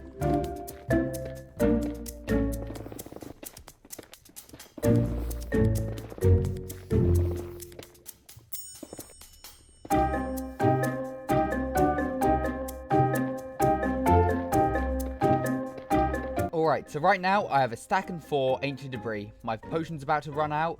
And on the clock we have 40 minutes remaining. So it's not too bad. Okay, what I do want to do though is make sure I've grabbed out a few more fire resistance potions. They're going to be very necessary. And I want to grab out my ender chest. Go into my fireworks shulker box. And just grab a few more stacks. Just so I'm fully prepared. Okay, my next fire resistance has now run out as well. So I'll put the shulker box back in the ender chest. And I guess drink this next fire resistance potion. And let's jump back into the lava. I've also noticed there's a treasure bastion here. And I don't know if I've raided it yet. So maybe we could poke underneath and see. Because to be fair, they do often have some ancient debris or netherite in them. Oh, this is terrifying though. I avidly avoid bastions because they're so strong and like deadly. Or like the mobs are inside, or at least. Okay. Can we look up? Okay. Oh, it looks like we have raided it before, to be fair. Yeah, there's books and paper in there. Alright. Let's just see if we can spot any more ancient debris. If I can get my bearings back, that is. Perfect. Spotted another bit. Oh, and another bit down there already. I've also just had the thought. If I need to repair my elytra, all I need to do is get out my fortune pickaxe, hold it in my offhand, and just mine a little bit of quartz. Luckily, they're not too damaged, though, so it shouldn't matter too much. This is also slightly slowing down the rate at which I can find netherite. So I do want to head straight back into the lava and continue searching. Hacia la felicidad. Just had a heart attack because my fire resistance potion ran out. Luckily, we didn't take too much damage, though. That did terrify me, though. How much time do we have left? We've got 31 minutes. That's not too bad. And I've got a stack and 25 netherite. That's pretty good. I'll make quite a few ingots. And just 2 blocks. So not even enough to make a first layer of a netherite beacon. But as I did say in the intro, obviously making an entire netherite beacon in 1 hour from mining ancient debris is pretty much impossible. En el ahora quiero estar. La vida es lo que se. And whilst I'm mining all of this ancient debris, make sure to subscribe, as I want to see how many subscribers I can be on by the end of the year.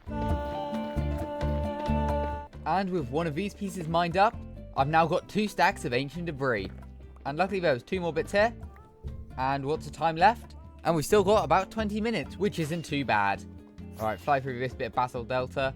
Not really interested in searching those, they're just a bit too dangerous. Okay, luckily we can place a block here. Mine this bit. Oh, another bit, luckily. Any other bits? No, doesn't look like it. Guess continue flying. I guess have a look over the Basalt Delta, but if we can't find anything, no point staying around. It's hard to tell if I've been here already. No, it doesn't look like it. There's another bit right here. Perfect. That means all of that area should hopefully be unexplored. Okay, that was just the only bit. Continue flying. Can I find any more? Nope, doesn't look like it. In this ravine, it looks like there would be a bit. Oh, I have been here before. I actually don't know where I am. Is it safe to poke our head out here? Yeah. Okay. Oh, we were over here earlier, I think. Yeah, that's where we flew from. Can we go somewhere over this direction then? And I guess whilst I am flying around a load, I can put the elytra in the offhand and just heal it up a little bit. There we go. Also, yes, I am now filming this on Halloween. That's why there are pumpkin zombie pigmen everywhere. I could probably capture some of them, but I don't really need them for now. On to finding another lava pool. I guess we can just go straight here. Any around? No, doesn't look like it. Any more? Doesn't look like it. Where are we now? Okay. I guess go around this way. Oh, missed a ghast. There we go. Fly down here. So I've got to spam fireworks a bit just to be able to move under here. Any more ancient debris? Doesn't really look like it. Is that another dead end? I think it is. That's quite annoying. Any down here? There's a bit. Perfect. Perfect. It looks like there's another massive lava pool over here. Let's just jump straight under. See if I can spot any straight away. There's a bit. Perfect. Fly straight into it. Mine it up. Hopefully there's a couple more bits around it. Nope, doesn't look like it. Continue flying, I guess. Any more? Any more? Any more? How long on fire rise? 30 seconds. Got to keep a big eye on it. Not looking to burn in lava today. Oh, there's a pit. Perfect. Fly down here. These ones are always annoying, but luckily I can just place a couple of blocks to stand on. Mine up. Oh, there's another bit behind it. Perfect. Any other bits? Nope, doesn't look like it. How long left on the fire res? 10 seconds. I'm going to try my best not to waste any of the fire res. Okay, perfect. Found another bit. And it's about to go. Drink another fire resistance. We've now only got one left. About 16 minutes in total left.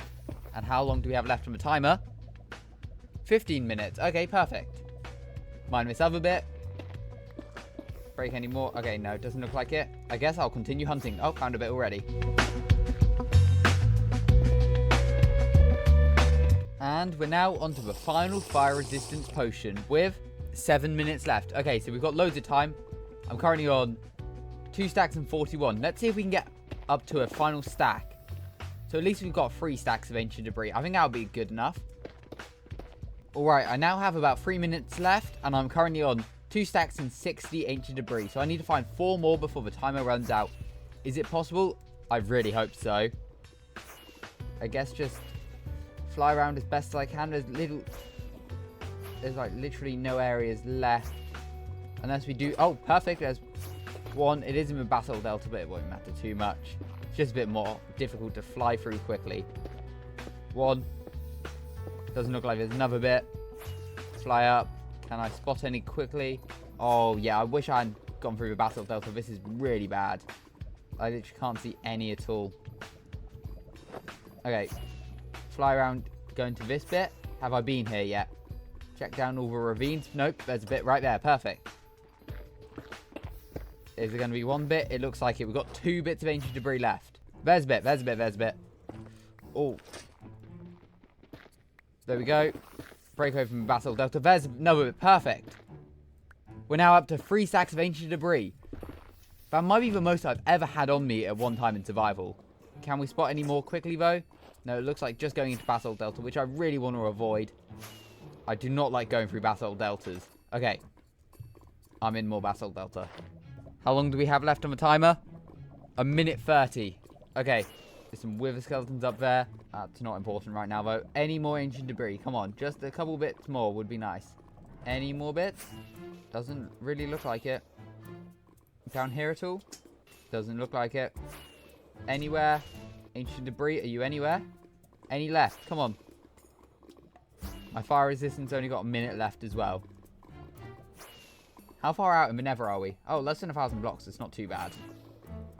Okay, it doesn't look like there is any more ancient debris around. How long do we have left on the timer? 49 seconds. Any round by... Oh, that's a wall. I've only got like 30 fireworks left as well. So I've got to be quite careful. Any around the corner? Oh, another big bit of nether. There's some. Perfect. Let's just land straight on top of them. 1, 2. Is there another bit? Nope. If we get 2 more bits, it's an extra ingot. Any more? Come on. No, doesn't look like it. Okay, it's up. Pause the game. Stop the timer. And in 1 hour, I managed to get 3 stacks and 2 ancient debris. And now I'm about to fall and burn in the lava if I'm not careful. So let's just fly around. Okay, let's land up here in the warped forest quickly. And straight away, I want to grab out some more fireworks. And yeah, I'm definitely going to need to AFK my mob farm a bit longer. I'm literally out of gunpowder now. But a stack and a bit of rockets should be fine to get home, though. And we actually passed the gold farm along the way home, which is probably quite useful to go to quickly, as I could do with repairing my elytra a bit. And I might as well repair the rest of my tools. Oh, we could probably get some gold as well to make all of the netherite ingots. And perfect. We're now back in my main nether hub. So let's just go through one of these portals. And I guess I can smelt all of this ancient debris. Let's just add a little bit more fuel to the auto smelter. And then chuck in the 3 stacks and 2 ancient debris that I managed to get. That's honestly so cool. And let's just smelt all of it, I guess. Perfect. It looks like it's all smelted now. So we can get out our 3 stacks and 2 netherite scraps. And all I now need to do is combine this all with gold to make a total of 48 netherite ingots, which we managed to obtain in 1 hour. Okay, I'm not going to really throw them around because I could lose one, and these are quite valuable. How many blocks does that make, though? A total of 5. That's not too bad. 5 netherite blocks at once is probably the most I've ever had, to be honest. Yeah, that is pretty cool. So, to answer the question, can you make an entire netherite beacon in 1 hour? No. How much ancient debris can you get in an hour? Around 3 stacks, I reckon. Could it be possible to make a layer 1 netherite beacon? For that, you would need 9 blocks. I don't know how possible that is. Maybe we could try it again in the future. But I'm very happy with these 5 netherite blocks. And finally, what am I going to use these for? Okay, I'll be honest. I'm probably going to build with them or something. They just do look amazing. And I don't really need any more netherite tools or armor right now. But I don't know, if you have any ideas of what I could do with it, let me know in the comments down below. I'm back inside my 2400 day Minecraft hardcore world as I want to build a giant llama statue to celebrate hitting 10,000 subscribers. But this isn't going to be any regular llama statue, as this statue will be a representation of my Minecraft skin, and will also include multiple blocks of netherite, which is going to be fairly expensive. And to be honest, I've spent a lot of time flying around this hardcore world trying to find the perfect spot for this statue. And if I'm honest, I think a statue around here in this jungle area would be perfect. It's right next to world spawn, and it's not too close to my giant farming village, as to be honest, there's no space around here for a massive llama statue. So I think if we get rid of some of these trees, it'll look perfect around here, right behind my massive beetroot village, which I should probably expand as well at some point. Using a mod known as Lightmatica, I can put a blueprint exactly where I want this llama statue to go. And to be honest, I think it will look perfect here. It just means I've got to destroy a few trees. But that shouldn't be too difficult.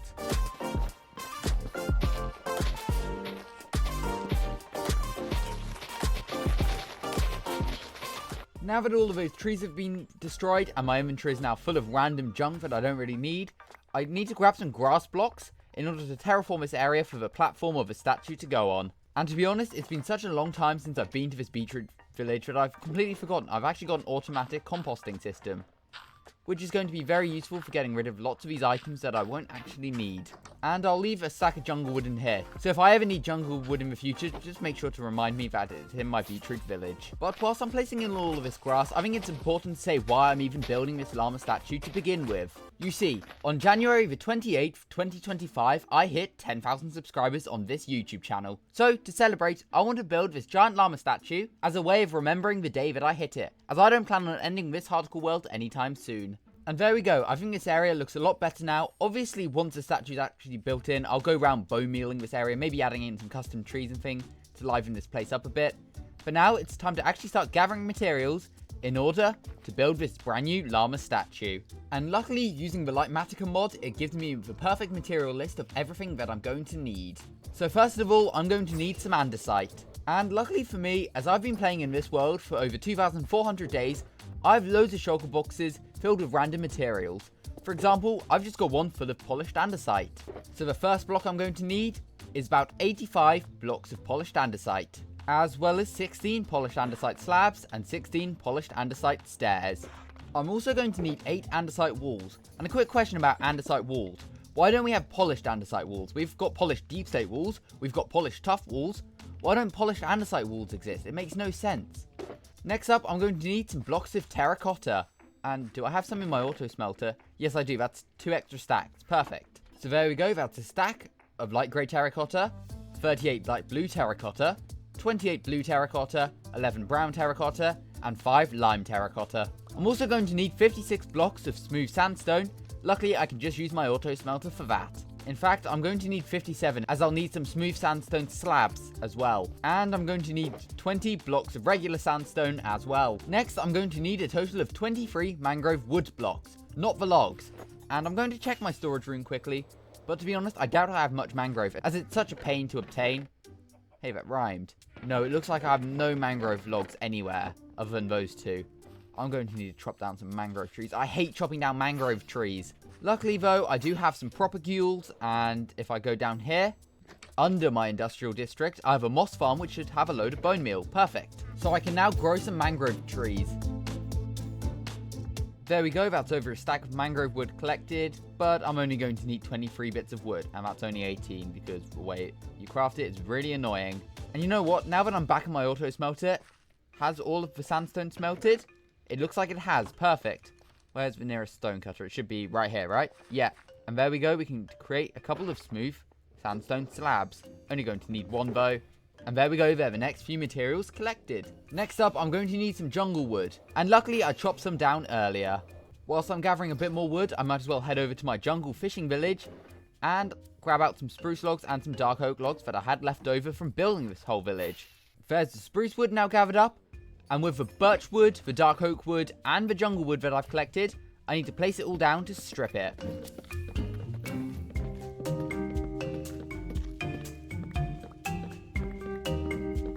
The next material is very simple. It's 21 jungle planks.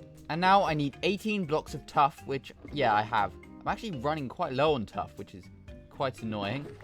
Luckily, it's not the hardest material to obtain.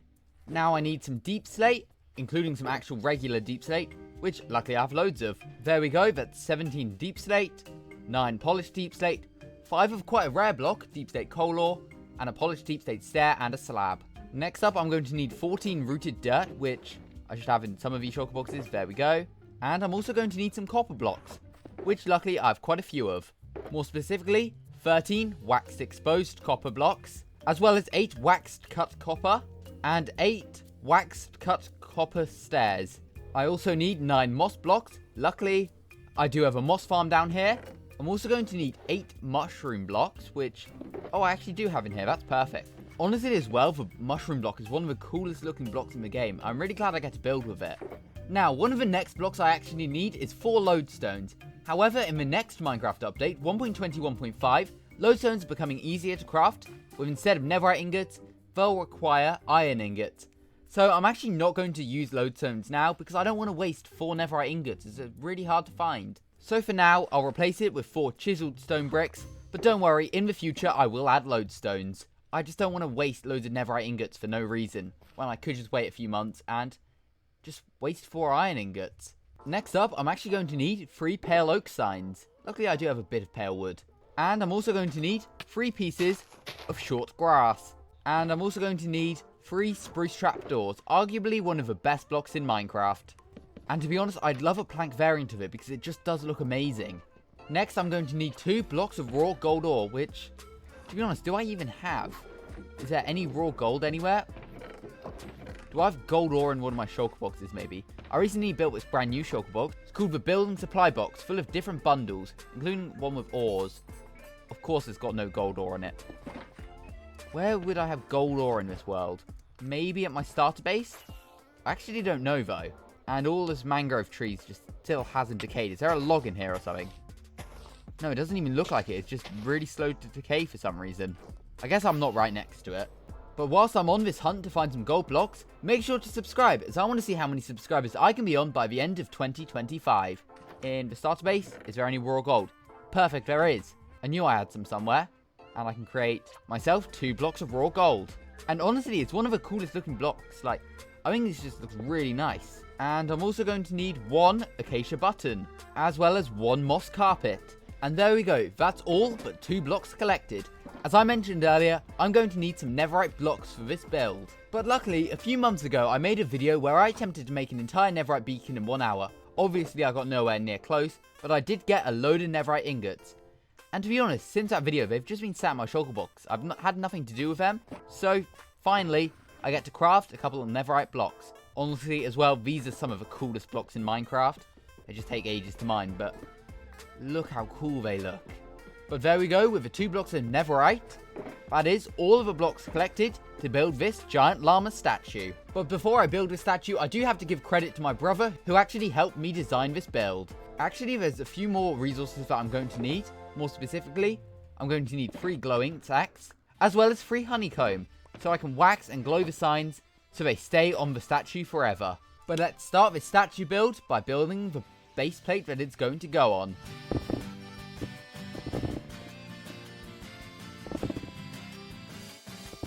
And there we go, that's the base built in. And obviously, as I mentioned, lodestones will eventually go here, but for now they can be replaced with these chiseled stone bricks. But now that this stand has been built, it's time to actually build this giant llama statue.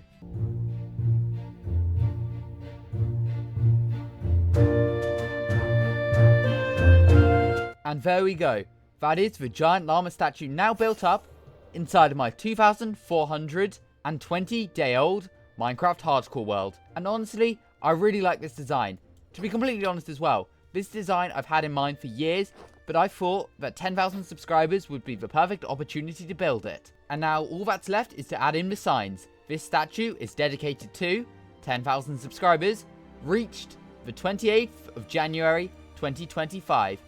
We can now add glowing to it and use honeycomb on it so it can never be changed. Even from a distance, I think this statue looks so cool. And I've specifically built in the jungle as well because over time, I think I could start adding vines and leaves to it as if it sort of becomes more decayed over time.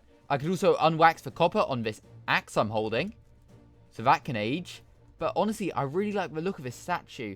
Also, we've obviously got the 2 netherite blocks for my eyes, the 2 raw gold blocks with the sort of buttons on what are my overalls and my skin, I guess.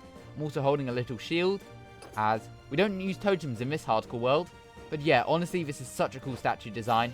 I made sure to also add behind some deep slate coal ore. That way, it just has some rarer blocks onto it as well. Luckily, at the beginning of the episode, I actually used this composter system to get myself 23 bits of bone meal, which is going to be perfect, as I want a bone meal around this area, just to make it have a little bit more nature around it straight away. That way, it fits into the area a lot more. Yeah, I think the grass really helps to just add more detail around the statue. But there we go, I've managed to build a giant llama statue inside of my 2,400-day Minecraft hardcore world. If you enjoyed today's video, make sure to subscribe, and thank you all so much for 10,000 subscribers. Honestly, I never expected to hit 10,000 subscribers when I started YouTube about 5.5 years ago. But thank you all so much. The Minecraft world is made out of 16 by 16 areas known as chunks, and each chunk contains an average of over 98,000 blocks, which is why I'll probably regret today's idea of destroying an entire chunk inside of my 2.5-year-old Minecraft hardcore world. And I've actually already got the perfect area in mind. And no, it's not going to be around the area that I've spent the last 2,400 in-game Minecraft days building in. And the exact chunk that I want to destroy is this one right here, for a very specific reason that I'll get into later on in the video. And for reference, I'm in the west of my Minecraft hardcore world, with my base being all the way over here. And this was mainly done because I really don't want to look at an ugly, empty chunk right next to my base. But I guess now I do have to start digging, after I kill this horse quickly, because it is incredibly ugly. Problem solved. However, first I'm going to be breaking the #1 rule of Minecraft, digging straight down, as it allows me to destroy one entire part of a chunk, but it also lets me build an entire beacon here, as I'm definitely going to need some haste to make the mining process a lot quicker. Oh hey, I found some diamonds as well. And there we go, that should be the beacon fully activated, so I can put in an iron ingot and set it to haste 2, which will definitely help to destroy the chunk a bit easier. But there we go, we should now have haste 2 for this entire chunk, making things like stone much easier to break. And one more thing I'll add just outside of this chunk is just a ton of double chests for all of the blocks that I collect, as I do plan on collecting every single resource that I pick up. I can also leave my shulker box and an ender chest here as well. But I guess now it is time to destroy every block in this chunk. However, first, I will be using my shears to pick up all of this short grass, as when I said I'll be collecting every block inside of this chunk, I meant it. Obviously, there could be stuff I can't pick up, like a bit of budding amethyst, for example, but everything else I'll try my best to pick up. So all of these dandelions, all of these bits of short grass will have to be picked up. Actually, the only thing I can't really pick up is this tall grass. It just breaks into 2 short grass pieces. But honestly, that doesn't matter too much. We can always bone meal it. But to be honest, I'm not planning on rebuilding this chunk anywhere, so it doesn't really matter. There we go. I think that's all the foliage collected. Yeah, it looks like it. So I guess now I can start by moving some grass blocks out of the way, so we can flatten this out a bit. And I can also sleep to wake up on day 2460. And as I begin to destroy this chunk, make sure to subscribe.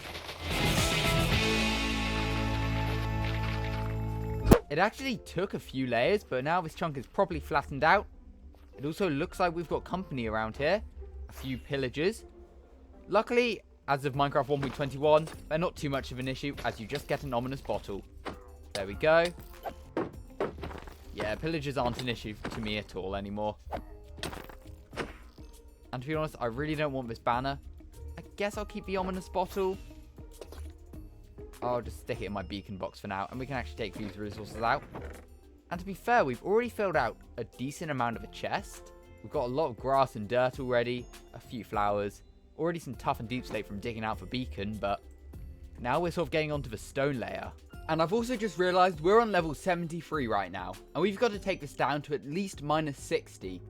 This is going to take such a long time, but I guess it's time to start digging again.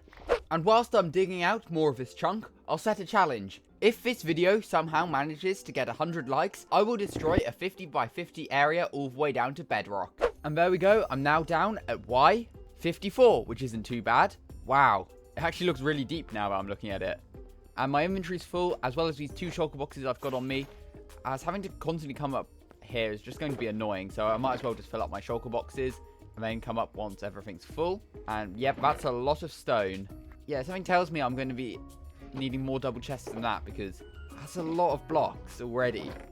And how many, we've not even done that many layers. But as I did mention earlier on in the video, there is a special reason why I'm digging right here. But I'll get into that a little bit later on, once we've dug down a little bit further. Speaking of which, it's time to continue digging, with my pickaxe already at half health. But to be honest, I'm probably just going to have to keep repairing a silk touch one, as I don't really want to mine with fortune, as I'd rather just pick up stone and ores than cobblestone and like 50 bits of raw copper each block.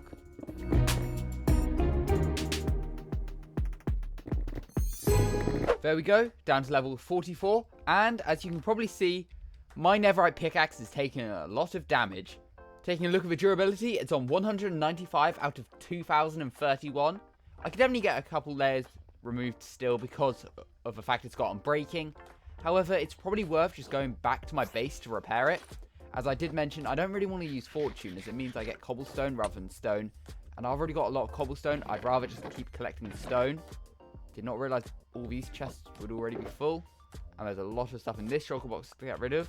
One of the sort of things I've noticed about this hardcore world as well is I've just not really made extra backup tools. Like, I still just rely on my first set of netherite tools. I've not really made, like, loads more, like, new netherite pickaxes. Which, to be honest, I should probably do at some point. It sort of makes sense. In fact, maybe in my toolbox I have, like, a spare. Yeah, I've got the smooth operator, just a diamond one, though. I could probably turn that into netherite at some point. To be fair, I've got a lot of netherite. But it's probably worth just heading back to my base for now. I was close to falling in the chunk, actually. And wow, it does look quite deep already, which I'm happy with. But obviously, we've got a long way to go. But I'll head back to my base now, just to repair this pickaxe. And whilst I do that, make sure to subscribe, as I want to see how many subscribers I can be on by the end of the year. Alright, I'm now back in my industrial district, but whilst I'm here, I'm also going to pick up 2 more shulker boxes, just so I can store extra stuff, so I don't need to keep going back up to the chests. And perfect, I have a stack of iron blocks, as this is honestly the way I get the most XP to repair my tools. I just go to my villager trading hall, and just trade iron ingots with my toolsmith villagers, as it generates me 16 blocks of emeralds each time, plus gives me enough XP, usually to repair my tools, although, to be honest, I don't think this pickaxe is going to get fully repaired. Slightly annoying, maybe I shouldn't have bothered like repairing my shovel and my shears and things, but at least we can get a bit more XP, which will be useful. But I'm pretty sure they should have restocked, yes. So I can now just grab out an extra stack of iron blocks, and just do the whole trade cycling again. There we go, that's actually it fully repaired now, which is very useful. There we go, that's an extra 16 blocks of emeralds as well, which I'll definitely take. And all of those emerald blocks right there are from just trading with villagers. And each 16 of these emerald blocks represents a stack of iron blocks. So I've collected a lot of iron, which I've just gotten rid of. But to be fair, I do have an iron farm, so it doesn't matter too much. And to be honest, whilst I'm here, it does make quite a lot of sense to just create a new netherite pickaxe. I didn't get the netherite ingot out. Forgot I had to do that. Honestly, I don't think I've really made new netherite tools since the introduction of the smithing upgrade, or the netherite upgrade. So there we go, though. We can create a brand new netherite pickaxe with a smooth operator, silk touch, efficiency 5, unbreaking 3, and mending. But to be honest, it could probably be just chucked back in my ender chest for now, as I'll get it out once I need it. And you know what? Is it worth at some point as well just making like a full shulker box full of like enchanted diamond tools? And hey, it looks like that's my favorite tropical fish right there. I'll definitely take that. There we go. The cotton candy better. Genuinely, it's just my favorite tropical fish. I don't know why I like it so much. It looks just quite cool. I will pick it up before it dies though. And I'll just chuck it in this barrel. Someone remind me it's in there. Maybe we could build it at home at some point. But anyway, let's head back over to the chunk. And taking a quick look at my statistics, grass blocks are my most mined block with 132,000, with stone at 102,000. So let me know what you think. How much stone will we end up mining by the end of the video? I definitely think we'll get above grass. I don't know if we'll get to 150,000 though. I'm not sure. To be fair, there's a lot of deep slate as well. How much of that have I mined? 7,000. Oh, we can definitely get deep slate above 10,000. Probably above 15,000 to be honest, as there is like roughly 98,000 blocks per chunk. And a lot of that will be deep slate, just because of how much there is. And I'm also very glad I've dug this all out in a plains biome, as it means there won't be like some sort of ancient city or something beneath me, as I don't really want to deal with deep dark. Anyway, let's float back down here and continue digging out a chunk.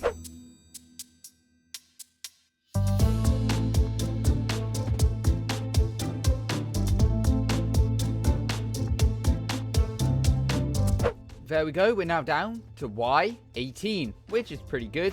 Wow, it's going to take more than a firework to get out of here soon. And I have filled up all 4 shulker boxes now, which means I'm definitely going to need more double chests, which is slightly annoying, but I guess we can continue filling them up for now. And for some reason, from one of the parts of a chunk, I got so much diorite, which to be honest, I won't really complain with, as it is a decent looking block, and I'll definitely build with it at some point in the future.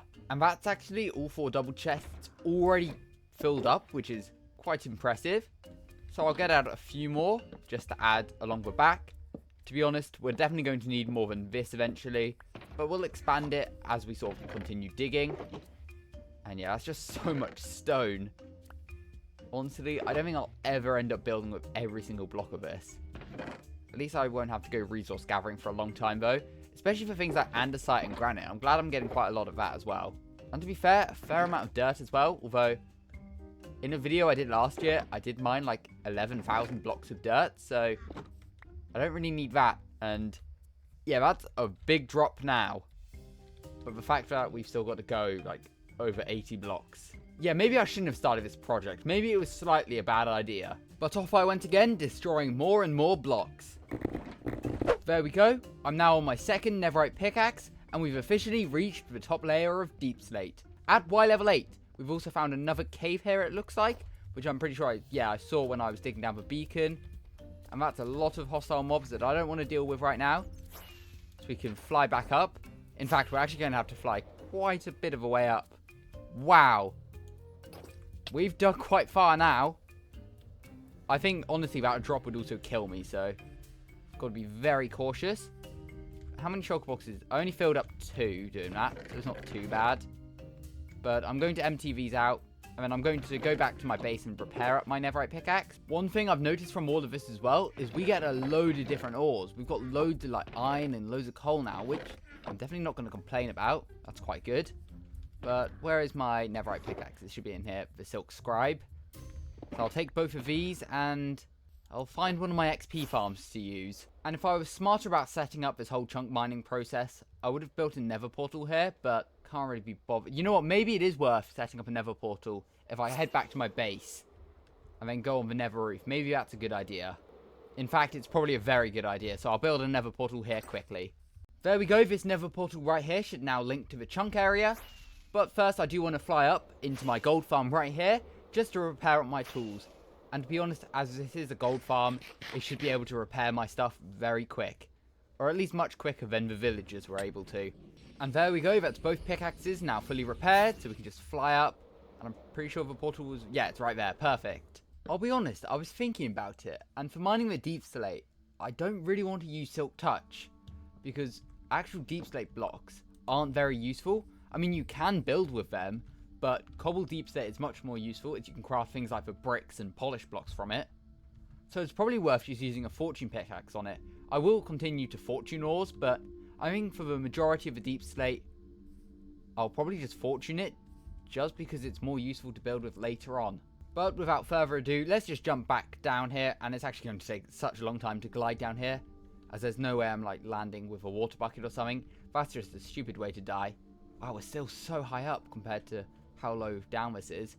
All the way down at Y level 8. But I guess, let's continue digging. Whilst digging out this next bit, I realised how lucky I was that there was a cave directly underneath this chunk. It just makes it so much easier to destroy a lot of it, as there's just a lot of air blocks now. One thing I've definitely realised is just how boring it is to mine deep slate because you can't insta-mine it. But there we go. We're at Y minus 11, and well, we've cleared out a lot of deep slate. Obviously, there was a cave in the way, but that is so painful to do. It's just so slow. I really miss just mining the stone now, because that just took such a long time. Looks like we're filling up another chest, and I did accidentally mine 1 block of iron ore with my fortune rather than my silk touch pickaxe. But honestly, it doesn't matter too much, as I'll just be fortuning the ores at some point anyway. But there we go, we can just chuck the rest of the stuff I've got in. I'm going to have to get more chests soon. But to be honest, most of this, or most of the rest of it, wow, that's a big drop now. But I'm pretty sure the rest of this will be just deep slate. There'll probably be some tough and gravel and a few ores, but now we're on to deep slate. So there's no like dirt, there's not going to be granite or andesite or diorite or anything. It's just deep slate, which... that's going to take so long, especially that's minus 11. We've got to go down to at least minus 60. We're probably further because I want to dig out all of the bedrock as well. And it's probably now time to reveal why I'm even digging out this chunk specifically right here. As this chunk is actually a slime chunk, which are rare spawns across your Minecraft world which have a chance of spawning slimes in them. Luckily this chunk right here is a slime chunk. I haven't seen any slimes yet, but hopefully eventually they can start spawning. As to be honest, in the future I'd love to set up a slime farm, so digging out an entire slime chunk felt like a good idea. Rather than just digging out some random chunk, I might as well deliberately dig out a slime chunk.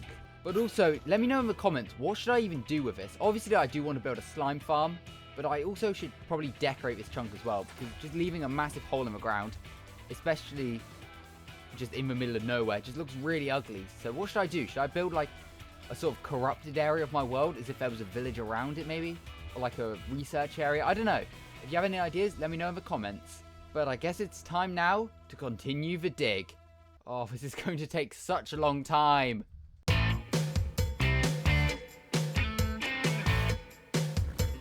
And there we go, after a very long time of digging out deep slate, we're down a few more layers, precisely -15, and I've actually found my first diamonds.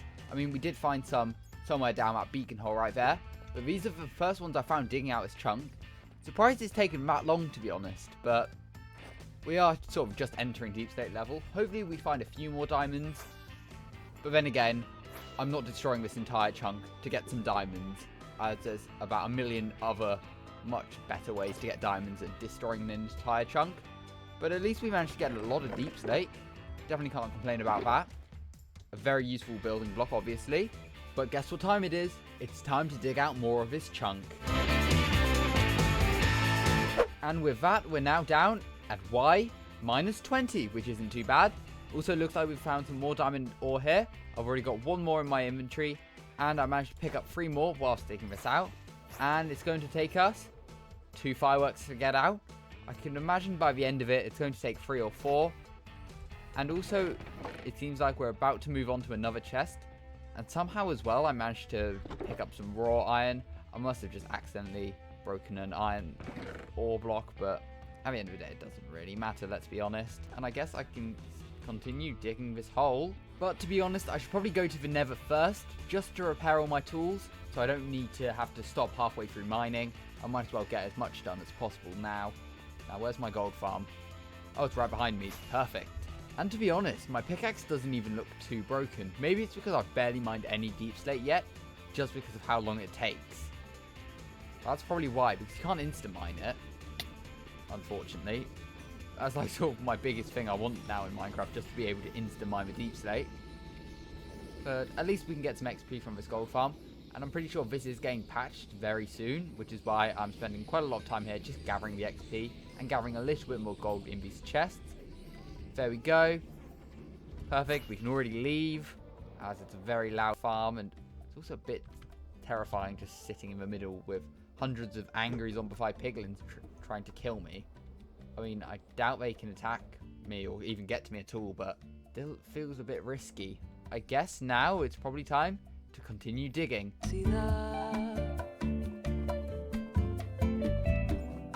And there we go, that's now a lot more digging done. I've got an inventory full of cobbled deep slate and things. This shulker box has some in it. And then this entire shulker box here has loads, as well as some diamond ore. And annoyingly, I did mine past some diamonds, but they're in the wall, so I can't really do anything about it.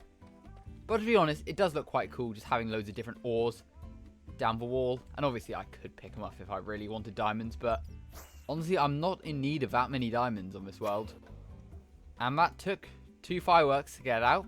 And as I said, don't really need diamonds. I've just got a stack of deep slate diamond ore in my shulker box inside my ender chest. I should probably do something with that, but also, what? I don't really know what to do with like hundreds of diamonds.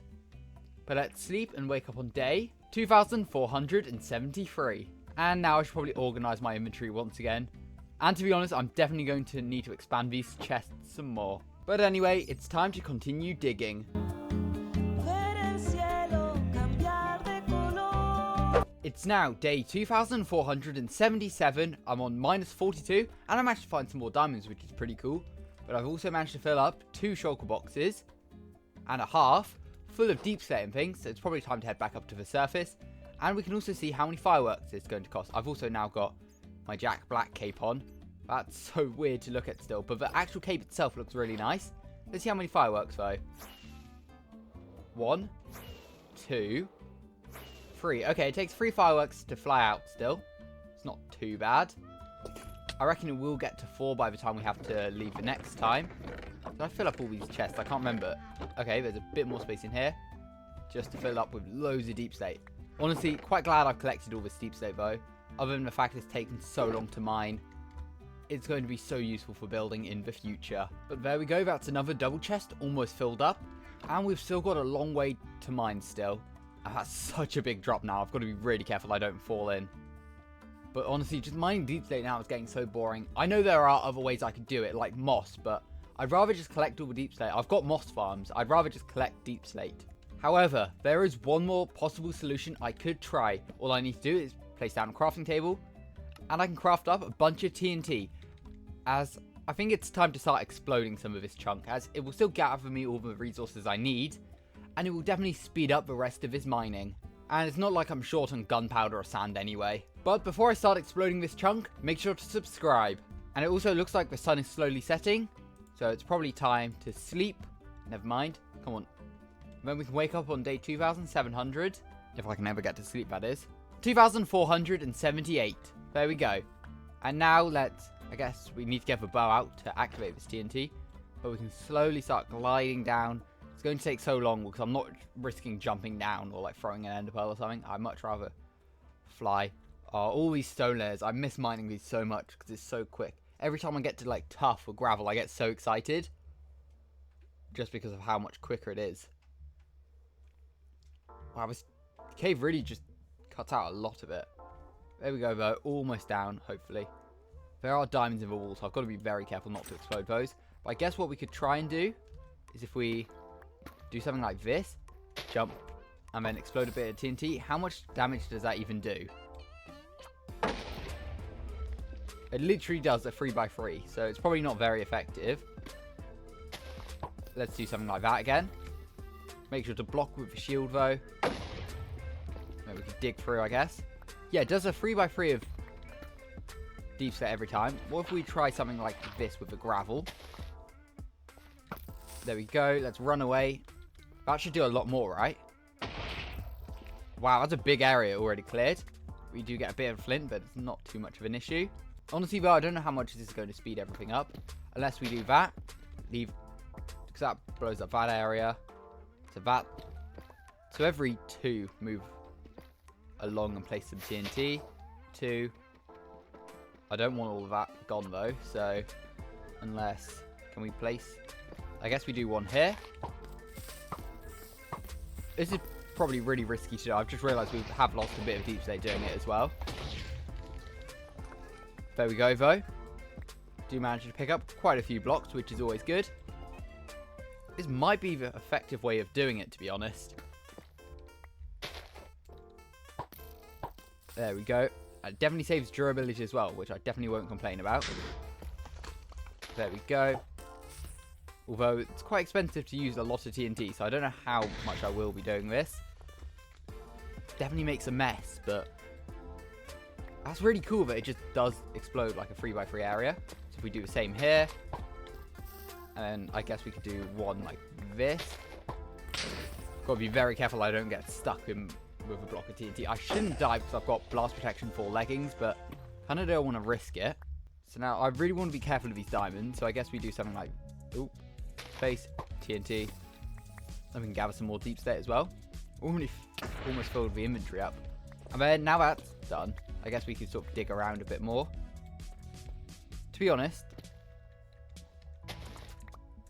that's probably fine to do right there. And then we're sort of near the beacon, so it's probably not a great area to do it. Okay, and then I guess we can just dig the rest of this out quickly. Shouldn't take too long. And obviously I can pick up the gravel as well. And instant mine some haystack and gravel, that's really satisfying. And then back to the slow deep slate mining. One day we'll get instant mine deep slate, I really hope so. But to be honest, after digging out this entire chunk, I'm not going to need much deep slate anymore, so honestly I won't be that bothered. But this is a reminder, if this video... Oh wow, loads of diamonds. It's sad I can't pick them up. But this is a reminder, if this video does get 100 likes, I'll be destroying a 50x50 area. That's going to be fun, isn't it? To be honest with that, I would use moss mining or something, because it definitely speed it up. But for this, I just want to collect loads of deep slate. Basically, so I never have to do it again. There we go, I've now dug down to level 45. There are some gaps, but we can just fill that out with TNT. So I think as it is a 3x3 area, if we do something like this, so that gets destroyed, that one does. So we do need to do 2 in between each bit of TNT. Something like that. Break 2. Something like that. And then I guess We're probably not going to have enough TNT, but oh well. Do this. Like that. There we go. So that's a full square. Now the question is, let's look at it from up here if we can. Oh, they don't chain react. Never mind. I was getting really panicky in case it all exploded at once, but oh well, we're going to have to set them off one by one, unfortunately. Although that's not too much of an issue, I guess. So I guess let's just do it one by one, then we can make sure to pick up all the blocks. There we go. Do that. I'm a bit stuck now, unfortunately, but well. There we go. Or I guess we can break blocks. Let's just do them all at the same time. It's more fun that way. Why is it string? And it looks like it does no damage to the walls as well, which is really satisfying. And it looks like we can pick up all the blocks as well, which is very useful. So let's do this. This. Missed though. Ouch. I don't really need this piece of string. Oh, I did not expect it to explode then. Oh, I missed that one though. Okay, and then we can run back through, pick up a load of cobble deep slate. So much that my inventory is pretty much full of it now. But we can luckily chuck it all in the shulker box. Dig out this, this, this. And then there's one more, but it's by the top, so I reckon it damages the wall slightly. Oh wow, we found some more diamonds as well. Perfect. Definitely won't complain about that. You know what? I'll pick up that bit of TNT and just dig this bit out because tuff's quick to mine. And so it doesn't make a hole in this wall, or a mess at least. So now I guess down like this. 2 across. Like that. Down here, 2 across. Let's just do something like this, I guess. There we go. And then, yeah, we can fit one here. Let's just blow it all up. Oh, make sure to use a shield as much as possible. Don't fancy dying from my own bits of TNT. That would not be ideal. There's a bit of TNT. There's a bit of TNT. There's a bit of TNT. Let's jump here. Blow up. Blow up. And blow up. And then we can collect a whole load more deep slate, which is good. Unfortunately, it leaves a bit of a mess, but we can clear that up pretty simply. And I guess now we can also collect some diamonds. How many will there be? Oh, of course, it's an 8 vein, but it's built into the wall. That's so annoying. Oh, that's really annoying. Wow, we found a load of diamonds. There's 2 up there, 4 there, 4 more there. Wow, found a load of diamonds doing all of this. So maybe it is worth mining an entire chunk, because you end up getting a load of diamonds. There we go. Mining all the rest of that deep slate has brought us down. Has now brought us down to minus 48, which is good. Only a few more layers after this, which is good. And then we reach a beacon. And some more diamonds. I completely forgot we found those at the beginning of the video. And there we go. Still 3 fireworks to get out. But I think, honestly, it might be worth it, just for the last little bit, to just TNT mine, because it's so much quicker. And I will quickly head back to my industrial district where all my storage is, so then I can craft some more TNT in order to do the rest of this chunk mine. As we're very close to finishing now, which is good. And we're also now on day 2479. Getting very close now to day 2500 as well. There we go, we can craft a stack of TNT, which is very good. Hopefully that's all we'll need. I mean, worst case, I will just continue mining with my pickaxe normally for the last few layers, but this TNT is definitely going to speed it up a lot. I also still can't get over this elytra. It's just so funny. It literally just got Jack Black's face in Minecraft. But the actual cape itself, I really like this nether portal design. So I'm just going to continue to use it for now. And if I'm going to be honest, I'm so happy I managed to set up this nether portal system. It just makes travelling there so much quicker. Like, we're already back here already. Whereas if I was flying in the overworld, I would have spent so many fireworks.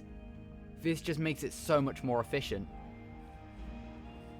And now we need to slowly and safely get all the way down. One thing I am very grateful for as well with this is we found no lava yet. I'm saying yet because it can still appear right at the bottom of the world. But we've not found any lava at all so far, which is really nice. I mean, to be fair, there's some lava right there. Luckily, it didn't flow in, which I'm happy about. But I'm really happy we just haven't found lava anywhere else. Otherwise, it would have been such a pain to clear out. Look how high up diamonds spawn as well. Like, there's some all the way up there, although it's fairly deep in the world still. Anyway, what do we need to do? Get the bow out first. Fortune pickaxe. And then do something a bit like this.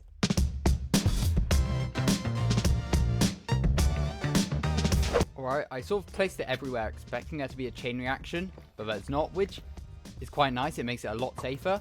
But once again, we can just run around lighting all these bits of TNT on fire to create a massive explosion, which is getting really loud and really close.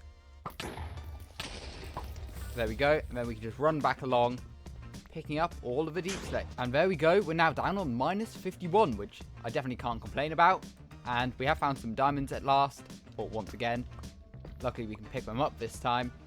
And I'm going to have to get rid of his water now. We've just got to be very careful we don't explode this beacon. Shouldn't be too much of an issue, though. And then I guess, let's just do the same TNT method as before. Because it's definitely much more efficient. Oh, and I managed to dig straight on top of diamonds again. So I will just silk touch all of these. Wow, that's a lot. And there's also some redstone right here. Got to make sure it's not on the chunk wall, which it isn't. So I can pick all of it up. There we go, that's once again all the TNT placed in. And to be honest, this time it probably makes a bit more sense if I quickly grab out a flint and steel so I can just run along and do it. Rather than worrying about missing my bow shot every time. This is still terrifying to do. And it's so loud as well. Why is it just lighting them on fire? There.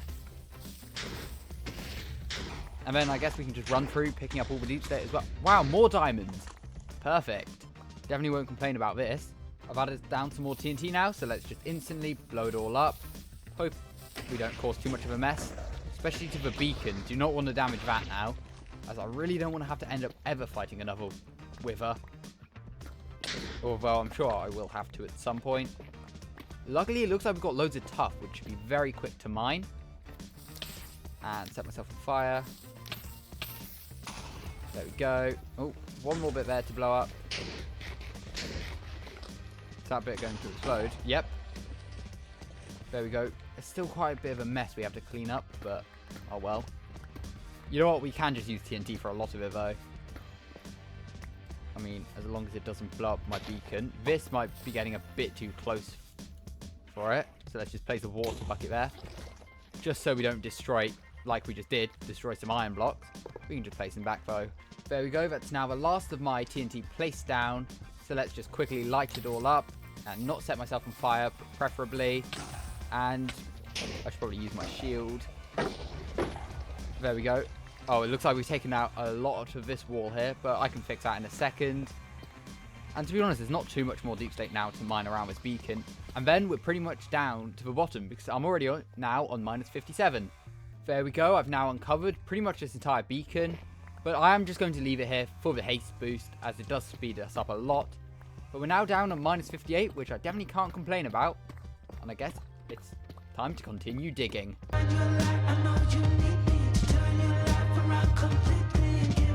As you may notice, we're now down on Y minus 59, which is the beginning of bedrock. Meaning it is now time to take down this beacon, as I'm going to destroy all of these blocks, just leaving all of this bedrock to remain. So I guess it's time to take down this beacon, which is going to take a surprisingly long amount of time because iron blocks are a pain to mine. And there we go, that's the beacon now destroyed, meaning we've only got a few more layers now to get rid of. However, first I do want to fly up, and surprisingly it still only takes 3 rockets, but I mainly wanted to get back up here so I could put my other beacon away. But I guess finally we've just got to get rid of all of the stones and things around the deep state, and then we can be done with destroying an entire chunk in my Minecraft hardcore world.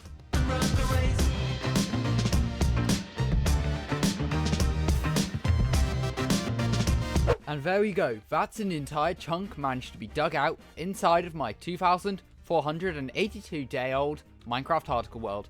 I've got to be very careful I don't fall into any of these random gaps of bedrock, as it could mean I can't escape. Luckily I can escape out of this bit. But there we go, what should I even do with this area? It is a slime chunk, as I did mention earlier on, so we could do something to do with a slime farm maybe, I don't know. But what should we do? I am thinking about just filling it in with water though for now, just in case I do end up falling down, so I can survive. or because I technically do need to fall down, as there is one advancement I haven't managed to ever get in this hardcore world, caving cliffs, falling from the top of a world, all the way up there, right down to the bottom of bedrock. So maybe we could try that at some point, but now, will it still take 3 fireworks? I'm quite curious. Ooh, just about. 3 fireworks to get out of that, but there we go. I've managed to destroy an entire chunk in hardcore Minecraft. Let's check out the statistics. Most mined, stone's quite far up there now, deep slate. That was on 7,000 before. We've done an extra 10,000 blocks of deep slate. That's quite insane. How much tough? 5,700. Yeah, we've mined a lot. And obviously, all of these double chests are full up with deep slate, stones, diorite, different ores and things. And to answer the question, will I move them? Nah, probably not. I'll collect all the ores. I'll make sure to mine all of them up at some point for a video. But am I going to ever bother coming here to collect all the shulker boxes full of deep slate and things? Honestly, only when I need these materials. I don't really plan on coming back for all of it, because look how much stuff we've got. We've dug out so much. Oh, that's just going to take ages to travel back to my main base. Plus, I don't even have a storage for all of it. Now, let's see, how many diamonds did we manage to collect? And looking through all of the chests, it looks like we found a total of 24 deep slate diamond ore, which I definitely cannot complain about. And I should probably harvest them all at some point, but that can be for a different video. If you enjoyed today's video, though, make sure to subscribe, and feel free to leave a like on this video, but you don't have to, because I really don't want to destroy an entire 50 by 50 area. But there we go, we've destroyed an entire chunk. Look how cool that looks. This was honestly quite a fun project. It took a while, but I enjoyed it. This village has existed in my Minecraft hardcore world for over 3 years, so it's finally time to transform it and the surrounding area. But to begin, I'm going to have to destroy all of these houses. Luckily, as they're made with very basic materials, it shouldn't take too long.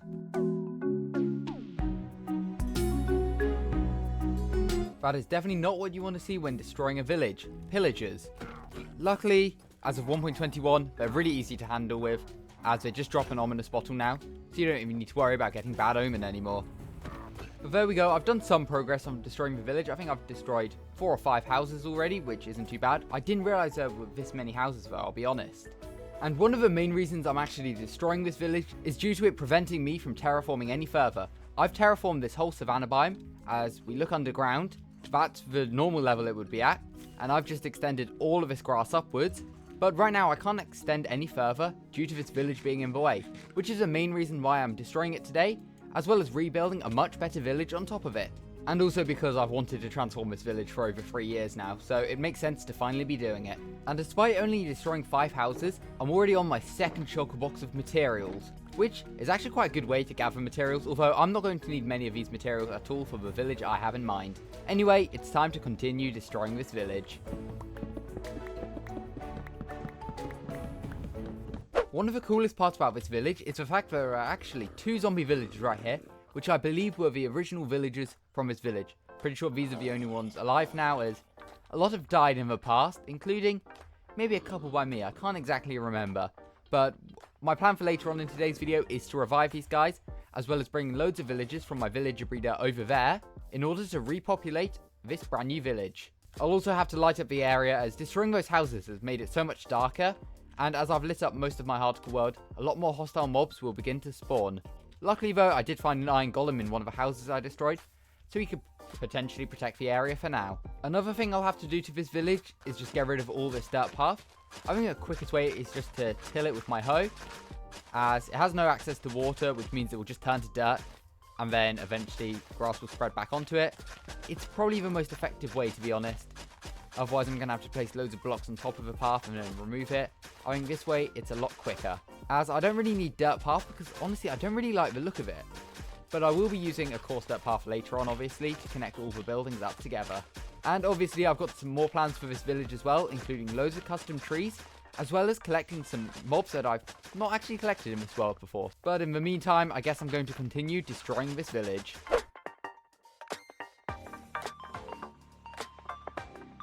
I would continue turning all of the dirt path into farmland, however it started to rain, which means all of the farmland can begin to hydrate, meaning it won't go away unless it stops raining.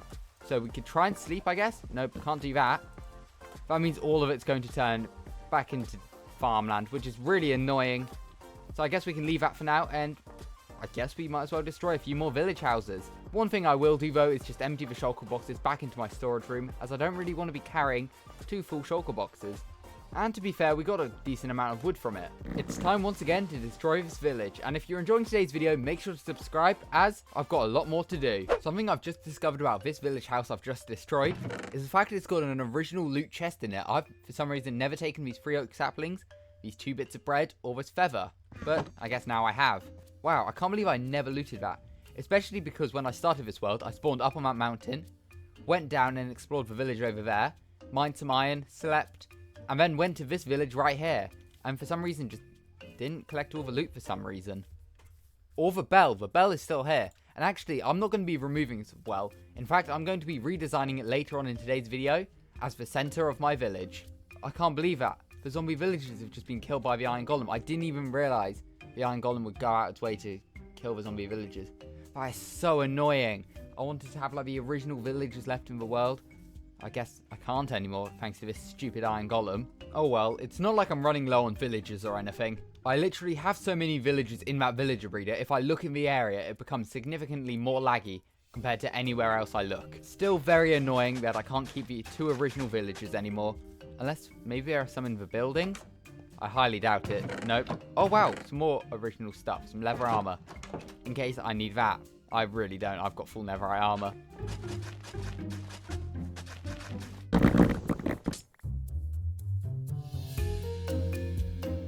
I actually didn't realize how many of these village houses still had chests left in them. So what does this one have? Some acacia wood, an acacia sign. I don't know why I'd have an acacia sign. It's not something I would really build with. What would I have been naming? Is there something around there? Around my spawn area with acacia? I don't think so. That's actually really strange. I should probably go and have a look. Yeah, that's strange. The area where I built my, sort of first chest and it's actually got my first tools in, doesn't have an acacia sign anywhere. So if anyone knows why there's an acacia sign, let me know in the comments. I actually can't remember at all. Anyway, it's time to continue destroying this village.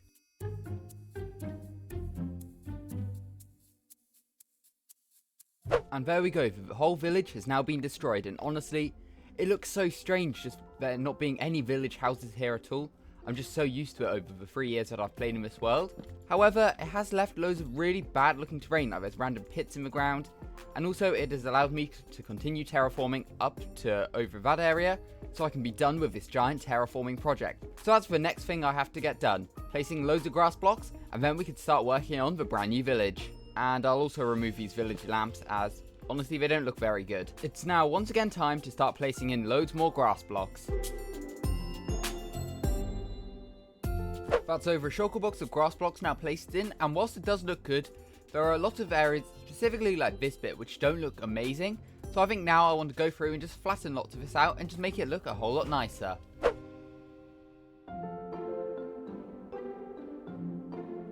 There we go, that's all the terraforming done, and I think this area looks a whole lot better now. And it seems like we've got another pillager patrol, which is definitely annoying, especially because I plan to build a village right here. But then again, I'm not sure if they do spawn once villagers are in the local area, or at least I'm pretty sure they won't anymore. I should probably also light the area up. That would probably help a lot. I'm also very glad I did all of that terraforming, as I basically gained all the grass blocks and dirt blocks back that I had already used. I'm now back in my starter base, as I quickly want to go under my bed and grab out a couple of stacks of frog light, just to spawn proof the area, as I really hate dealing with hostile mobs. Plus, it will make sure no zombies spawn for when I repopulate the village later on. This still looks so strange without a village as well. Can't wait to actually start building up the brand new village. I think it's going to end up looking so good. I definitely need to light up under the terraforming as well, otherwise there's going to be a lot of hostile mobs, which are probably, oh no, it doesn't look like there are any at the minute, which is very good. Luckily, I can use a mini hut mod to see exactly where I do need to spawn proof. After I lit up the entire area, I decided to do a bit more terraforming, such as raising this grass up a level, as well as terraforming what was a hill here, just to flatten it as it looks a lot nicer, and also just leaves loads more space we could do some building on later on. I've also planned out where the first few village houses are going to be with these dirt path plans on the ground, and I think we need to start building. And luckily, I've gathered all the resources needed for the first build, which is going to be our water fountain for the center of this village. And luckily, this is going to be a very easy build. I'll take the bell away from it, and I just need to get rid of these torches. And it's actually really simple. I just need to start by adding some mud stairs along like this. There we go. And then I can add some packed mud in places. We'll also do a bit more variation by adding in some mud bricks as well. Add the bell here. I want to add a flower pot with a flowering azalea right here. 3 candles here, 2 candles there. And then we can fill in this bottom bit with some mud and muddy mangrove roots. We can get rid of this cobblestone and gravel and replace it with a mud brick, packed mud, 2 mud brick walls, a lightning rod, and then we can waterlog it simply like that. And then we can get some buttons and add them on the outside for a little bit more detail, as well as the fact you can press the button and it will ring the bell. And then we can add a little bit of seagrass in, although these aren't actually water sources right here, as you can see. So we can do just something like this with the ice. That should make it all water sources. So we can add a couple of sea pickles there, sea pickle there, and I guess we'll just add grass along like this. There we go. A very simple fountain design. I think it looks very good though. I also added a lightning rod on top, as this was the village I first got the surge protector advancement from, which involves getting a lightning rod struck by lightning in a village. So I thought, just a little nod back to that, we might as well add it to this well. It's actually now a thunderstorm, so all we need to do is place a copper lightning rod in a village and get surge protector. One last detail I will obviously do is just light these candles, so a little bit more light is around this area. But with the centre of the village now planned out, I think it's time to build one of the first houses. And for that, I'm going to need a lot of building materials. And I am using the Light Matica mod, so this is all of the resources that I'm going to need. And yeah, there's quite a few.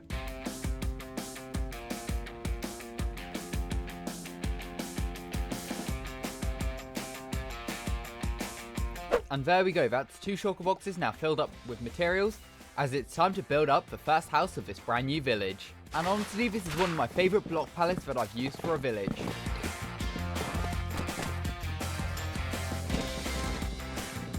If you want to support me and my channel, consider becoming a channel member. This way you get to see previews of upcoming videos, as well as being able to share your video ideas. Members will be featured inside of my Minecraft world by being written into a book, and for $5.99 a month, you can be named after a mob inside of my world. Simply press the join button or the link in the description. And there we go, that's the first village house built, and I really like the design of this one.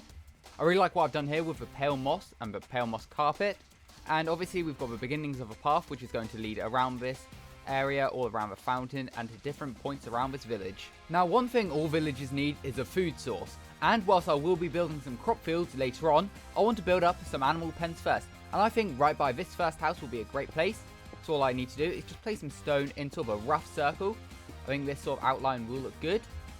Yeah, I think that will be a good size for like a pig pen maybe.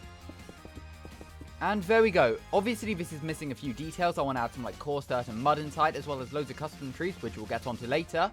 As well as the fact that I'm missing some pigs. However, I don't want to fly around this area to collect pigs, as I'm sort of bored of seeing all the same old pink ones around. And as this village is right next to a savannah, I think it's best if we collect some new warm pigs. But to collect some warm pigs, I'll need to head off to a further away savannah biome, where I've already found a load of warm mobs. And here I am back in the savannah. If you've been watching my videos for a while, you may have remembered when I updated my game to the Spring to Life drop 1.21.5 and just explored out this way in order to find some of the mobs, such as these warm chickens. They look like they've laid an egg actually, which I will take with me, as I do want to collect some later on. And I created this little research area just to sort of collect some new items. But I'm here for the warm pigs, and I did just see one right there. Hopefully there'll be a few more around though. So luckily I've got some leads on me. We'll grab this guy and we can just see if there's any more around. I actually can't see many, and maybe we'll try and collect some cows later on as well. Although, if I remember correctly, they're a lot further out than these pigs were. Although, doesn't seem like there's many pigs around in general. There we go, there's some warm pigs. Okay, yeah, there's quite a few around this area, which is quite nice. One of the best parts about the Chase to Skies drop is the fact that I can just untie this pig from this fence, and all the leads will actually just go into my hand straight away, which is really useful. Have any chickens laid any more eggs? No, doesn't look like it. We'll have to come back to this area later on then. But I'm going to try now and get these pigs through a portal. it might be just slightly easier if I just turn a lot of this into obsidian. So I don't really want to get a load of cooked pork chops right now. I've got enough. Luckily, they should all just go through the portal. There's one. Are they going to be annoying? Like that. Why is he up there? Why is my pig now floating? I don't think pigs are supposed to float. Let's just go through here. Go on. And one more pig to pull through the portal.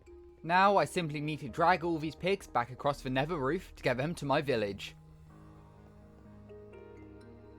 Somehow I've managed to lose a few leads in the process, but I now have warm pigs back into my main area of this hardcore world, which is crazy because this hardcore world is so old, so it's never actually had these mob variants spawning. But it's really cool that we now have them, although I'm at the top of a mountain, so I've got to carefully maneuver my way down and avoid any of these pigs dying. As right now they're very rare. I've not properly got them yet, so I'm going to try and keep these ones alive. And then maybe eventually we could reintroduce these into the overworld. But there we go, I finally have these warm pigs collected inside my hardcore world, despite the update being out for almost 4 months at this point. But there we go. Yeah, these guys look so cool. I really like the warm pigs. We'll definitely need to breed them as well, but I'll also decorate the area around them as well. And now I want to see how lucky I can get. Can I spawn a chicken in with its brown egg? Because just throughout this video, every time I picked up an egg, I've just thrown it on the ground, and we've just been getting loads of chickens spawning in. So can I just get lucky and get a warm chicken?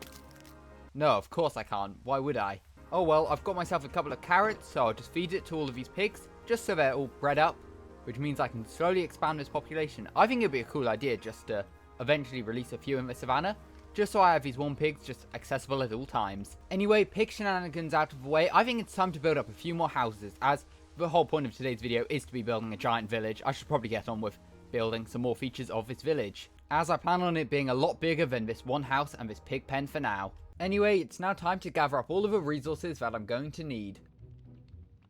And there we go, I've gathered up 2 shulker boxes worth of materials so we can start building up the next house. And if I just look at this shulker box quickly, and then zoom out, the building is done. And honestly, I'm a massive fan of this house. I love the oak on the top, and it actually has room inside for 2 villagers. Obviously, I do need to do this little bit of floor, completely forgot about that. But I forgot to mention earlier, this house also has room for a couple of villagers.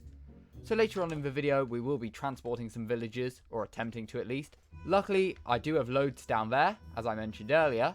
So it shouldn't be too difficult to get loads of villagers in, so I can have some living in the houses, and then some just roaming this area. Honestly, I also think these houses really fit in the area, and I have started laying out some leaves just for where I plan to build some fields. And I'm thinking for this area, I mainly want to do wheat fields, just because it sort of makes sense with the mud brick roofs, as you'll need wheat to craft mud. But maybe I'll do like a potato one here, just so I can always breed up these pigs, as I've been expanding them slowly, and there's quite a few of them now. Also, I should probably build somewhere for loads of these cats to go, as these are some of the original cats to this village, so I think they deserve a home. In fact, we'll take this guy here, and I guess we'll move him into this house. If you have any name suggestions, let me know in the comments. Let's just move him in here. Now, I don't know if these bunk beds will actually work with villagers. I haven't actually properly tested it. I don't know, I just assume it might do. They should link to it at least, maybe he can't get in, but oh well. I then decided to build up a few more crop fields to give the future villagers a source of food. And I think they look really nice. I love the details I've added as well with the wheat fields, adding some short and tall dry grass. I think that looks good. There are a couple of firefly bushes in there just for some extra detail. I've also bred up a load of pigs, as well as placing loads of fences and wall blocks around the area, as that's where I want to build up some custom trees in a bit. However, next up I want to build a couple more village houses, which means it's time to gather even more resources.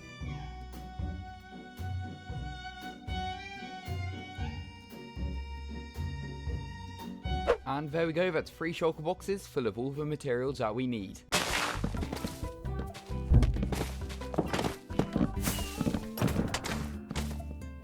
And there we go, another village house has been built up, and all I need to do to finish it is just light these 3 candles in here.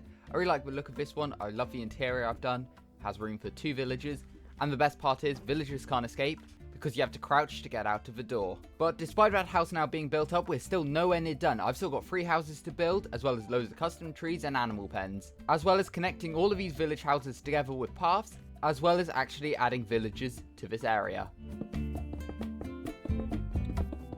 As you just saw, I did build up a few more animal pens. We've got this one here for cows, That one over there for sheep, and I also added in some trapdoors just past this fountain here, up against what's going to be one of the next houses I built, as this will be a little chicken coop area. As a fun fact about trapdoors, chickens won't actually be able to jump over these. And we can see that in this part of my Minecraft hardcore world, as I've got a chicken coop here, and they can't escape, which is very good. However, I could just take these eggs and use them, but I need some warm chickens instead. But I'll be collecting the warm chickens as well as the warm cows in a bit, as I think I want to build some more around this area first, and then start collecting all the mobs we need. So now it's time to build some more custom trees, and actually I'm introducing a new species of tree into my world using some tough walls, as well as mangrove and acacia leaves. There we go, that's lots of the new custom trees built in, and I really like the look of them. I also built a few in the plains, although they are mainly for the savannah area. But now I filled my inventory up with loads of andesite walls and oak fences, as it's time to build even more custom trees. That's all the oak trees now built in, and I really like the look of them. They just make this area now feel much more complete, despite missing 3 houses and a path still. But we'll get to that, don't worry. And now it's time to build loads of the andesite trees. But first, this dandelion looks really nice. I love this sort of yellow texture on it. That looks really cool. I mean, that orange pixel just looks so cool. And oh, the trees are done. Okay, you really can't see many here, but there's one there. Got one there. We can fly up. We've got a few more in the back, but honestly, this area just looks so much better with all of these custom trees now added in. But now it's time to actually expand the village by adding in some more houses. After spending almost half an hour collecting resources, I could finally build up the next house. And I'm now on day 2700, and we're actually in the savannah biome, as I was just waiting around for these chickens to lay some eggs, so I can more easily, oh perfect, another egg. So I can more easily add some of these chickens into the area, as I don't really want to have to drag them back across the nether, like I'll have to do with these cows I've just collected. Don't ask where the other cow went. But I've got 2 warm cows now, which I'll be able to transport back.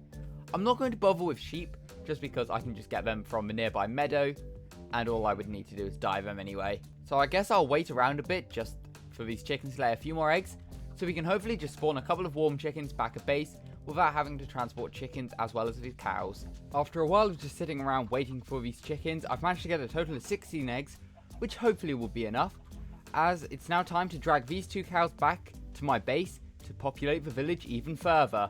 And here we are, back in the village with some warm cows, which is great to finally have in this part of the world, as I had to travel pretty far to get these guys, but I'm glad I can just now get them and breed them infinitely right by my base. And now it's time to see if I get lucky with these eggs. Hopefully we spawn at least a couple of chickens in, then I can just continue breeding them. 1, 2, 3, 4, 5, 6, 7, 8. There we go, 1 chicken. Oh, 2. Can we get 1 more? Or 4 from 1 egg, that would be nice. Okay, 2 chickens, I can't really complain about that. That's all we really needed. One thing I definitely don't need is any more pigs, as I've bred them up a lot just as I've been making this video, and it feels like they're sort of starting to make my world lag a little bit, so maybe we'll have to release these guys at some point. But distractions aside, I should probably build the final 2 houses for this village. However, first I will just grab a couple of these sheep from a mountain, so I can populate the final animal pen. And there we go, the 2 sheep added into the sheep pen, which means I've now have all the animals for this village. Except the actual villagers, although they don't really count as animals, but we'll sort that out later on. One thing I definitely will be doing as well is just breeding up all these mobs in the background, as for the sheep it's a great way to get wool, and also for warm cows it's just nice to have a new sort of mob roaming my world. So I'll definitely breed these guys up. Also they do look really cool, I love the horn design these cows have. But instead of getting distracted, let's build another house.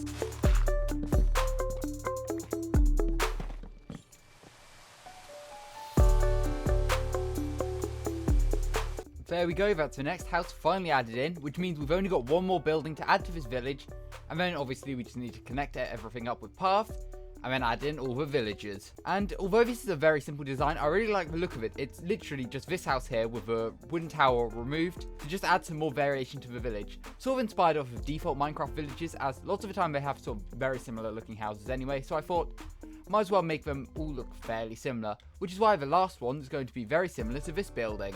But it means that once again I'm going to have to spend half an hour gathering resources, which is always so fun. But at least I can get that done and then not have to worry about adding in any more houses to this village, which is a pretty exciting thought, so I better continue and gather some resources. Oh, no more chickens. So once again, it's time to place down shulker boxes and start gathering all of the materials for the final house.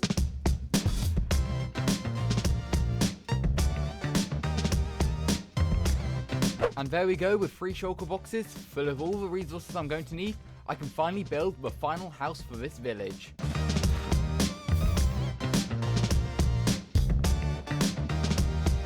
Cross my name off the list. This is without rhyme or reason. And there we go, the final house has been added in. And I also added a wheat field to the side because the area looked really boring and I think it deserved at least one more wheat field, and I think that looks really good. Got some firefly bushes around. And I've also added the first mob to this village. No, it's not that wandering trader over there who had rubbish trades. It's actually inside of this house here. We've got a pillager who doesn't have a crossbow, as I sat in a boat for about 20 minutes waiting for him to break his crossbow. But we've got Passive Pete the pillager. No idea how the villager's going to react to him. Probably be terrified, to be honest. But we've got a cool untamed pillager. That's the first time I've ever got one of those. And he'll literally just, I guess, just roam around here.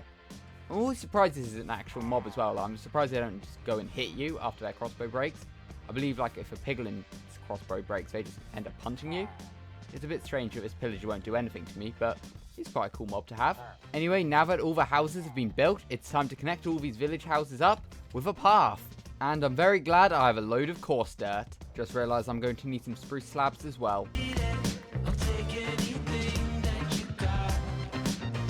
And that's the entire village now connected up with paths, and obviously it is quite basic, especially when we look around the houses where I have detailed already with rooted dirt and packed mud.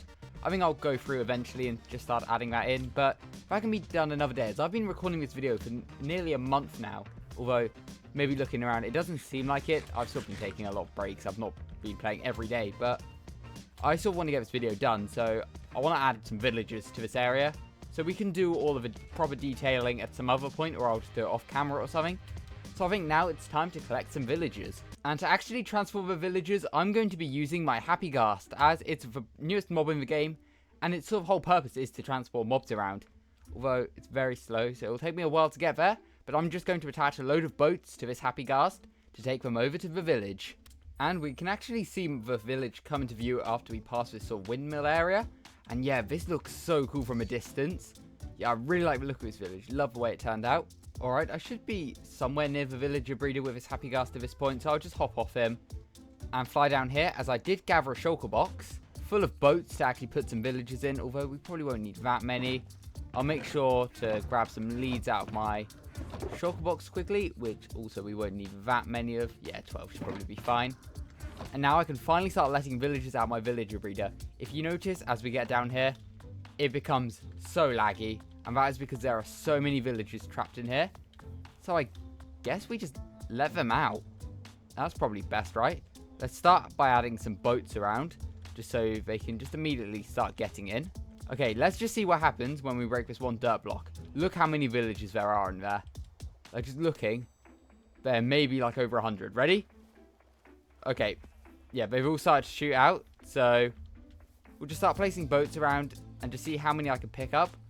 And any that do just escape will probably just end up dying eventually, I guess. Alright, so what I'll do is just lower this Happy Ghast down this hole, and then just lead up all the boats, I guess, attach it to the Happy Ghast and fly out of here. I really hope this works. There we go. So we have a Happy Ghast hot air balloon. That looks so crazy. And it's flying off away from me. Alright, I just need to jump on top of it. Drag all of these villagers. No idea how many there are.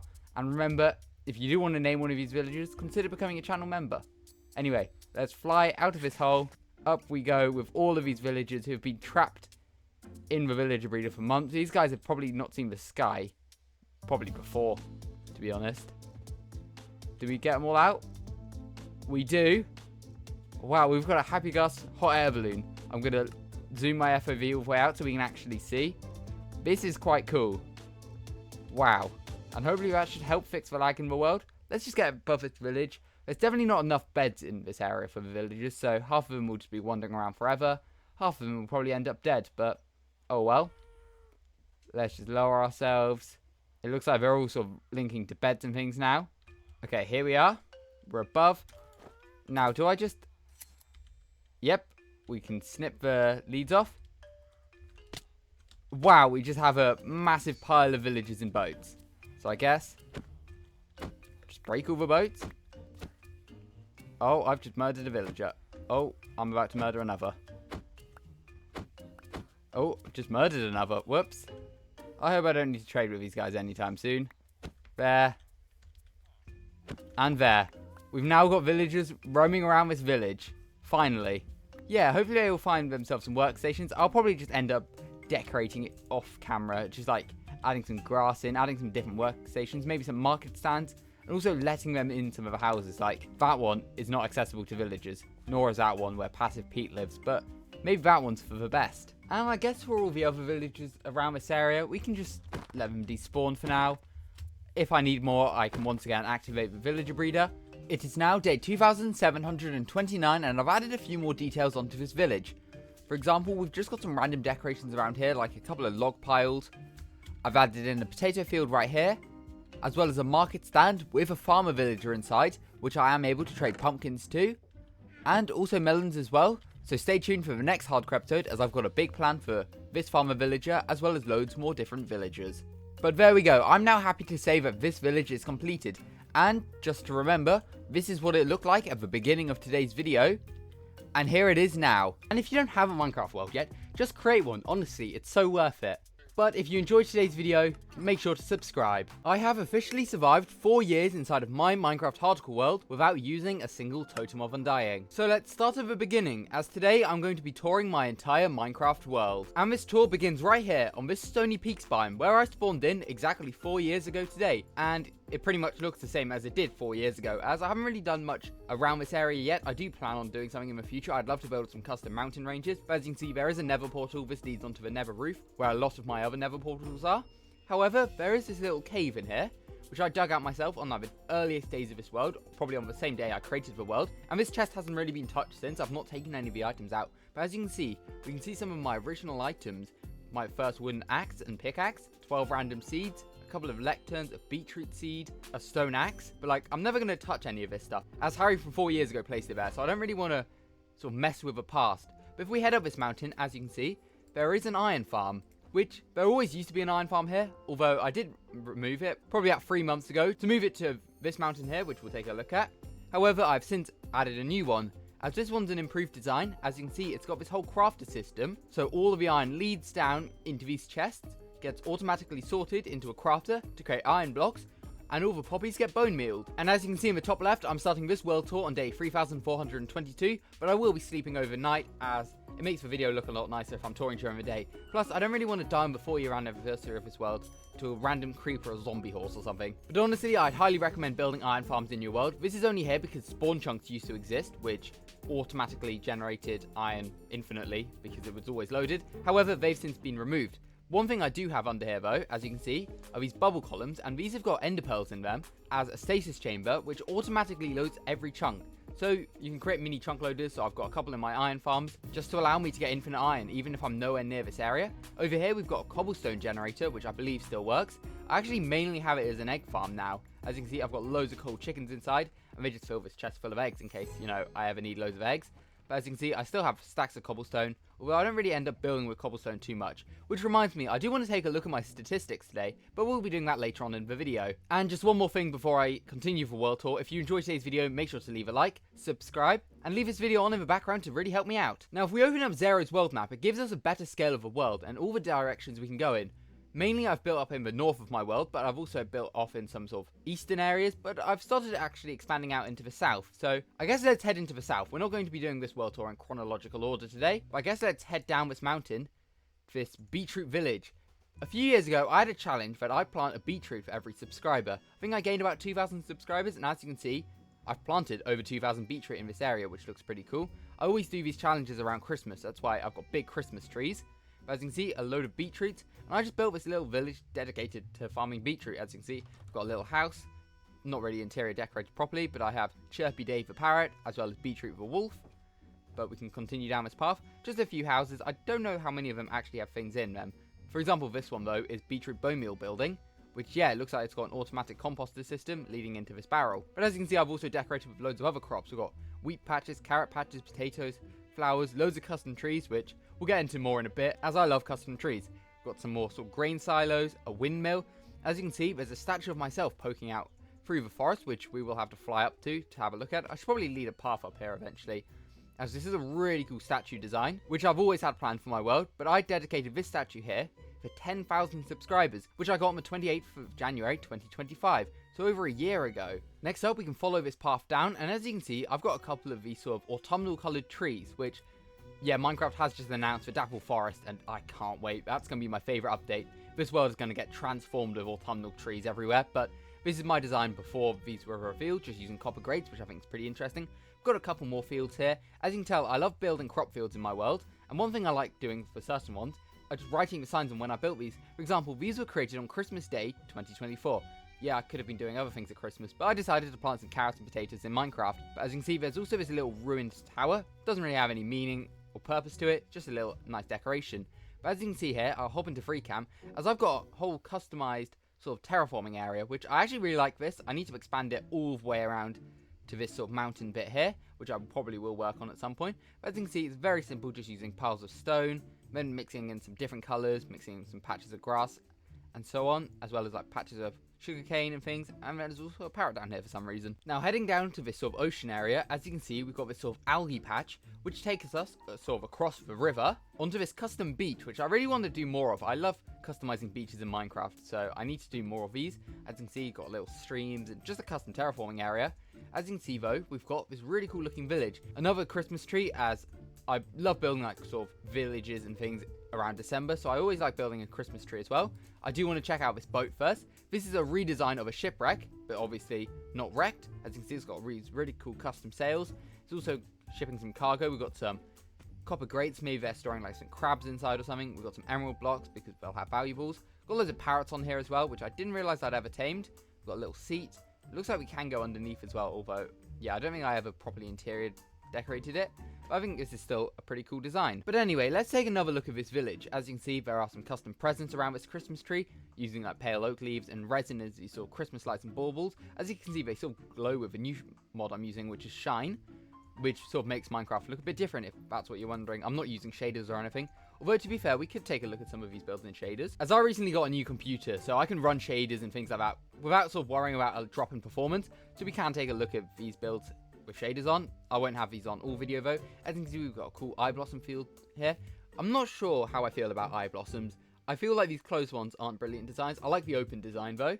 But as you can see, we've got this really cool little bell tower, which I believe has a daylight sensor somewhere, which activates it at nighttime or daytime. Can't remember which. But we've also got a lighthouse up here, which is one of my favourite builds. I'd love to build some more of these. I'm actually looking forward to when Sulphur and Cinnabar releases in a few weeks, because then I will be building like a Cinnabar lighthouse. As you can see, we've got a few village houses, simple designs really. These have some villages inside, some extra crop fields, a little storage area. This is sort of my main house I worked out to at the time. As you can see, wow, I've got so much wood in there. I need to come back. Loads of red wool as well. Wow, it's a good job I'm doing this world tour. I'm discovering so many things. Got my ender chest, obviously, another pet parrot. We've got a few more houses. It looks like we've got a villager roaming around as well. Okay, yeah, this one's not interior decorated. Honestly, I feel like at some point I should do some YouTube shorts where I just go through decorating all the interiors of my world. Which, you know what, maybe I will do. As this year, I'm uploading a YouTube short every single day of my hardcore world. Anyway, turning it off the shaders, we've got another villager house in here. This time it's for Fisherman Frank, who provides me with campfires mainly. That's all I really use him for. I guess flying back to the Beechroot village, as I've sort of got more of an expansion over in a few directions.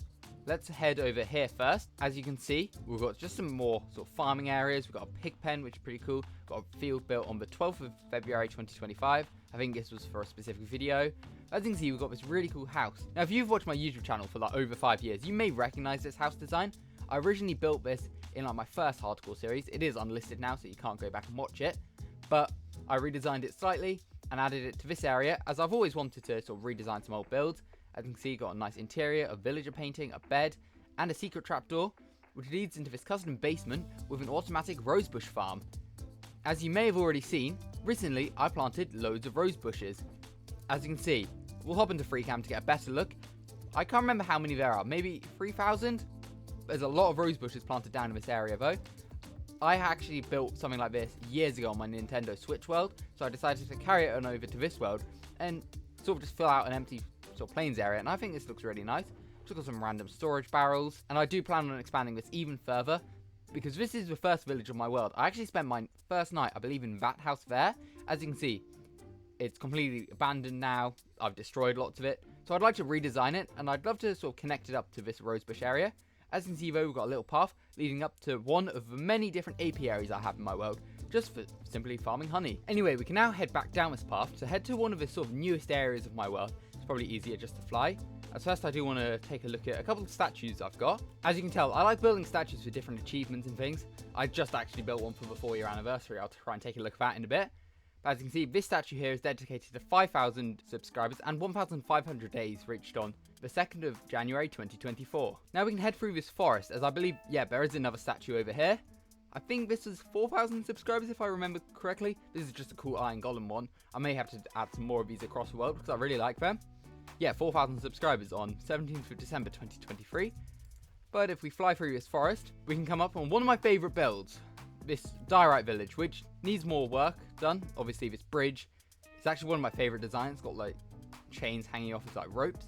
But I want to continue the path to connect on my world, as one of my goals for my world is to connect everywhere up with paths. And we've got this really cool looking village area with, there's this sort of really cool palette I'd used, like diorite, calcite and brick, which I think is a really cool design. We've got some little baby chickens in here, Queen the cat, and then just got some villagers inside, my 2 little puppies in here. Where's this guy's name? Stanley, and we've got Tiny Ted, and we've got a bed obviously, just some random shulker boxes full of resources. This is a cool area. It's got some loads of buildings. I think I've interior designed most of these. Yeah, this one's got a nether portal. That one's got a ladder leading down to where this well comes out of. As underground, I've built a villager breeder. And the way it works, these 2 breed. The baby tries to go to the beds, which are normally here. I have removed them though because I had enough villagers. They fall in the water, get pushed up this bubble column, and pop out of this well right here. So they can just populate the village, which as you can see, there's a lot of them. Did not realise I could see a beacon beam from here. But as you can see, we've got a little other building here. This one's for my stonemasons. This one's quite cool. We've got an automatic crop farm with another cat inside. A couple of copper golems always sorting out the crops. I did not realise I had that many potatoes now. That's quite good to know. Just a villager working in its field. One thing I actually really like about this village as well is the custom path design I've used. I normally go for coarse dirt everywhere, but this time I went for like mud, packed mud, mud brick, rooted dirt, and things like that, which I think is a whole lot nicer. It's more of like a fancier area, I guess. Here's like a blacksmith. We've got like a little trading hall in here, just a few villagers. This one's a really cool one. This is my shepherd's building. As you can see, it's got loads of shepherd villagers in, a giant sheep pen. As if we head underneath this water area, I've got 5 automatic sheep farms. Now, eventually this village will lead to somewhere else, although the path hasn't continued yet, but we can head over to this area, although it's pretty empty. As I terraformed this entire area recently, flattening down loads of terrain, as I plan on building my giant capital city of my world over here. It will be called Oxide City, dedicated to the sort of Oxide Daisy in Minecraft, but it's going to be a giant city. I've got so many plans, but obviously lots of work still needs to be done, lots of terraforming still needed, etc. However, there is something pretty cool. If we fly to the opposite side of this mountain, we can take a look at a brand new castle I designed, which I built for a video which I may still continue recording. I wanted to build for 100 days, but as you can see, wow, the snow is blinding with this mod. But as you can see, we've got this giant sort of castle, which is meant to be this sort of prison. Eventually, I will properly interior decorate it, add some villagers inside of here, just as sort of illegal villagers. But for now, it's pretty empty, just sort of a safe space, and a way to have a nether portal, which leads me back up to the rest of my world. And as you can see, my nether roof contains loads of different portals to different areas. For example, this one here is the diorite village we just took a look at. I believe this one's spawn, and it's also got loads of farms up here. For example, I've got an automatic piglin bartering farm. Simply works by dropping gold ingots, and then they pick up the gold, and then obviously it goes in these chests. Got an automatic bee farm here. That's because bee farms always work when they're in the nether, because there's no day and night cycle. So as you can see, they can get me infinite honey. Got loads of other villager pens, loads of villagers just walking around. I imagine most of these are from the diorite village actually. Got a hoglin farm which provides most of the food in my world. Got loads of other portals. We'll take a look through this one first as it heads back over to the industrial district. Probably the main place I sort of hang out in within my world these days. So as you can see, it takes me into this really cool area underground, just full of automatic farms, as I did so much custom terraforming for this area. Here are actually the illegal villagers I'm talking about. For example, this guy sells 4 cookies for 3 emeralds, whereas it's supposed to be 18, I believe. And also these suspicious Jews like last 20 times as long. Sadly, I can't get saturation ones though. And then I've got clerics with double glowstone trades. These were just because of a bug, and I decided to collect them. Here I've got a moss farm. Here I've got a beacon, sniffer farm, automatic bone meal farm, fern farm, hanging moss farm. Here I've got a cactus farm, which actually just turns into bone meal down there. A lava farm, sugarcane farm, an old villager breeder.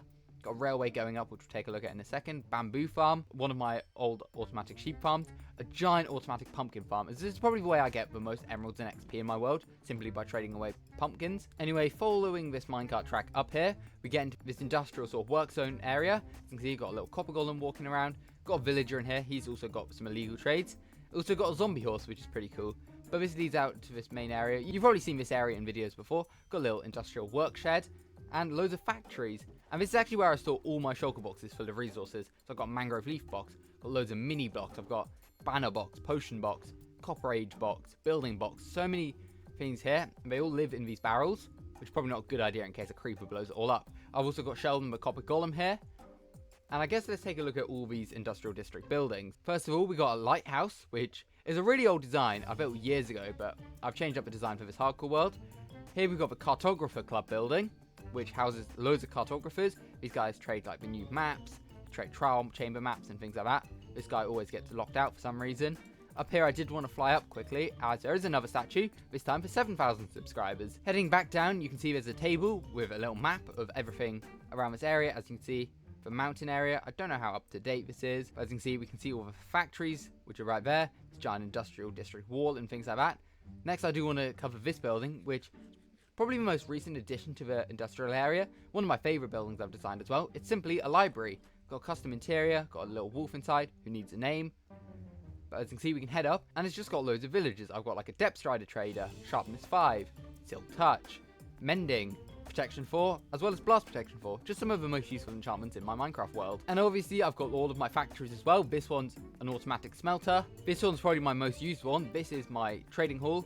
I actually only use really for toolsmiths now, as I go around with a stack of iron blocks, turn it into 16 emerald blocks. So you can see how much trading I've done in this world. This actually was a factory. I did recently destroy it, as I do plan on building a much better design in the near future. I just need to gather the resources for it and probably film a video of it.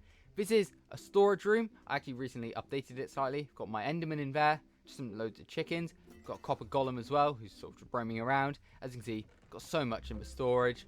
Loads of different chests. I've removed all my dirt from here though, as I've got a dirt factory next door. As you can see, one of my favorite factory designs, giant sort of pixel art diamond shovel, and I've recently interior decorated this once again. And as you can see, I've got loads of stuff, loads of dirt from all the terraforming I've done in this world. As you can see, I did just mention I've done a lot of terraforming, and you can see what it looks like here. This all used to be completely different. In fact, this whole industrial district used to be completely different. It actually pretty much was on sea level, but as you can see, I've built it up so much. We've got this house here, which is every block added in the Tricky Trials update. But I do want to focus on this terraforming for a second, as it took me so long and I want someone to acknowledge it. So as you can see, we can free cam, go underground. This is what the original terrain will look like. As you can see, I just built grass blocks on top of it to create this giant area, which I do plan on turning into giant sprawling crop fields in the near future. I think I'll either go for wheat or potatoes, or maybe a mix of both. But let me know your opinion, as I do want to build some city houses as well. But as you can see, we've got a mini village up here. This is one of the first villages I explored in my world. It actually was a plains village. But as you can see, I've turned it into a custom village. Another one of my favourite areas. I really like these house designs. Just got some villages and market stands. Some wolves roaming around the place. As you can see, we've got Crunchy the wolf here. Got a little well in the centre. This is actually where the original well of this world was. Where I got the Surge Protector advancement, which is the striking lightning near villagers. I got that advancement right here. So I decided to symbolise this area by adding in the well. As you can see, we've got another statue. This time it's dedicated to 6 years on my YouTube channel from last year. This was actually all made out of copper originally, but it's all aged over time. Got a little copper golem statue. Got a warm pig pen with loads of villagers and iron golems in. Another house. Some more crop fields. Or another animal pen, this time for warm chickens. And got villagers trapped in because they can't climb over trapdoors because they're idiots. As you can see, we've got another iron farm up there. I won't bother flying up because it's simply the same design. Lots of these are interior decorated as well. Got a librarian in here, which I've never traded with, so I should probably get a good enchanted book from him. This house got quite an interesting mob inside though, as it's home to another villager, this time a sharpness 4 trader. It's also home to Passive Pete, my passive pillager, which is a pretty cool mob. Just got him by breaking his crossbow. And as you can see, he won't attack me or anything. He won't attack this villager. So they live together now as husband and wife, I guess. You can probably see some smoke in the distance, and this is coming from my giant castle. I built this as one of the first proper builds in my world, as this is a castle dedicated to my dog in real life, Ted. And as you can see, I've got his Minecraft equivalent in here. Now, this isn't actually a black wolf. This is a pale wolf, just redesigned with my resource pack, as black wolves didn't exist at the time, and he's a black Labrador in real life. So he still needed to be in the world, so I've still got a resource pack for him, simply by naming a pale wolf Ted. But as you can see, he's got his own throne with its own netherite block, loads of diamond blocks. Got this sort of pixel art of like a world map behind him. It doesn't look brilliant anymore. Got pixel art of a wolf's face. Got a cursed jack-o'-lantern armor stand, because this doesn't actually exist in Minecraft anymore. You can't get a jack-o'-lantern on an armor stand. As you can see, let's head into FreeCam actually, take a proper look at this castle. As you can see, it's a really cool design actually. I got quite a lot of help from my brother to design this, but I still think it's a really cool build. As you can see, we can roam around. Once again, this is also terraformed on. This is the original terrain. As you can see, I did some pretty bad looking terraforming now, come to think of it. But this does have some interior decorations. For example, over here, we've got a 3x3, 4:4 scale map of my world. So this is the furthest out maps can go, and it's a giant area. I can't remember how far out. It's like a 4,000 by 4,000 area or something, or maybe even bigger. But as you can see, that's all the building I've done in my world, and it barely adds like a dent onto the map. So I've got a long way to go to expand my world. Here I've got a flower forest village area, which has been updated quite a bit. This is all locked in place though. Over here is meant to be a castle kitchen, which I've never actually interior decorated with. I should probably get onto that one day. But we've got some other decorations. We've got some like notice boards, loads of parrots. Got a little horse stables area. As you can see, got like a mule inside. Got some random horses. And we've got my original storage room, which actually still has some decent stuff in it. And I do come back here occasionally, as it stores all my end city loot. And it also stores all my armor trims and sherds I collect. But I guess now, let's just fly down to sort of almost like the center of my world, where I actually first started. This is my starter base island. It actually never used to be an island. Originally, this is a giant flower forest, all of its water, and it connected up to this little area, which I turned into an island and then subsequently terraformed this whole area away. But this is supposed to be my little starter base, fully protected by a stone wall, fully lit up, got all the sort of necessities, crop farms, a well, my original nether portals down there, which this little basement area really needs an improvement, as you can see. But I've got all the like necessities, crops, campfire, automatic bone meal farm, a llama banner, my enchantment setup, my strip mine area, as well as my pet chicken Pablo, who's always been on this island for as long as I can remember. And he lives here pretty much by himself. Other than, if we head inside, I've got Otto the black cat as well. But this is my starter base. I have changed it up occasionally, adding in like shelves, for example. Got my first set of iron armor, my first pair of shears. This is my first diamond sword. That's my first flint and steel. This is my first trial key. Got a couple of maps around this area. This is what the area originally looked like, as you can see, with just a wall, a little gap in between. But now this is what it looks like today. Also got my dragon egg in here, just an ender chest. I believe this is my first shield, which is pretty cool. This might actually be my first crafting table and furnace as well, which is pretty cool. But I guess let's now take a look at what I like to call sort of my ultimate farming area. It started up here with just a windmill and a couple crop fields, but I've expanded it so much over the past few years. Loads of crop fields around this whole area, as you can see, with a giant path crawling down into the center. Got a little market area with some different shelves. Got another wolf right here. You can cross this sort of broken bridge, get across to this side. A few more market stands. Got a couple of mud houses. A giant tower here, which I'm not 100% sure on, especially because it's built on top of a mine, which is designed, which has a roof. So I feel like this tower doesn't make too much sense. This is inspired by Thwip. Don't know if I should ever move it or destroy it or anything though. As you can see, this path continues up. We've got another statue here. Which one's this? Is this? Yeah, this is 3 years of my YouTube channel, which is pretty cool. And down here we've got a little fishing house with a few boats in the river. Heading up we have another stable. This time it's for Sage the donkey, who, yeah, he does still live in here. As you can see, we've got Sage, my pet donkey. Never really use him for anything. As you can see, we've got another apiary as well. This is the first one I built in my world. It actually doesn't have many bees left in it anymore. We've got a little hobbit hole here, which is pretty cool. Just very basic interior, but I actually really like this build. We've got loads of these sort of spices if there's like an old civilization or something around. As you can see, one of them has a lightning rod, I believe, as well. There it is. Now we can head over to this area. As you can see, the windmills right here. We've got another few houses. These are very simple designs, barely interior decorated. Little horse stable, another well. The first custom tree I ever designed in this world, which it looks so ugly now. And as you can see, I've got so many different custom tree designs, which is such an improvement over this. Heading down the path, we have other village areas. As you can see here, we've got a little frog statue, which I think is pretty cool. A couple of llamas tied up and a hobbit hole. And we can once again go down the path, as our windmill's not got much to show other than it being surrounded by loads of cool looking custom trees. Oh, I've just trampled some wheat. But as we head down, you can see here there's loads of ruined sort of cobblestone areas, as My sort of plan for this world originally was to have like a ruined castle here, as if it was just destroyed over time and became overgrown. As you can see, loads of wheat growing, leaves all sort of growing over these sort of towers. Got some more flower fields, some old trees, got some scarecrows. But I really like this area. It's just turned a random looking plains area into a sort of custom castle area, which I think is called log piles, more custom trees, skeleton horse, a couple mud houses, got cats. I've got cats all over my world to scare off like phantoms and creepers and things. Up here we've got another windmill. This is a much better design. I prefer this to that design, as you can see. I think this just looks a lot nicer, but we can continue up this path as it heads over to this area, which is just filled with like flower fields, custom trees and everything, and a few little houses, just like a mini pink village. As you can see, another windmill once again, some pitcher plants. Over to here we've got a donkey. Don't know what he's doing here. Hopefully he doesn't die on those berry bushes. And we've got another statue here, which, what's this dedicated to? 2000 Days in Hardcore. Wow, that was a long time ago. I've sort of stopped playing this world as frequently, which is quite sad, so I really need to get back onto it, which I have been doing a lot recently. But anyway, if we continue following this path up, we will head over to another village. As you can tell, I love building villages. This time, it's dedicated to one of my favourite mobs in Minecraft, the llama. As you can tell, my skin is a llama, so it only made sense to collect every llama in my world, as well as the rarest Minecraft llama, the llama with maximum amount of chest slots. And we have him right here. He's trapped in here, he's never escaped, never been used for anything, if I can actually parkour around. But over here, we have Harrydallama. As you can see, maximum chest slots, but I've never used him for anything. But if we get an aerial view, you can see the industrial district behind it. I actually really like the look of this area. I should probably come back at some point and just decorate it a bit more. Here we've got a really cool area. This was my first attempt of creating a custom forest biome in Minecraft. Now, one mistake I did was spacing the trees too far apart, so it doesn't look amazing, I guess. I still like it though. I'm never going to change it or anything, as I don't really like to change old builds. But as you can see here, we've got another statue, or sort of tower. I shouldn't really say statue, should it? This is dedicated, is it 2,000 subscribers, I think? Yeah, 28th of June, 2020. Oh no. I broke the sign. That's so bad. Yeah, that looks right. Let's walk away before I break anything else in this world. We've got a custom waterfall here.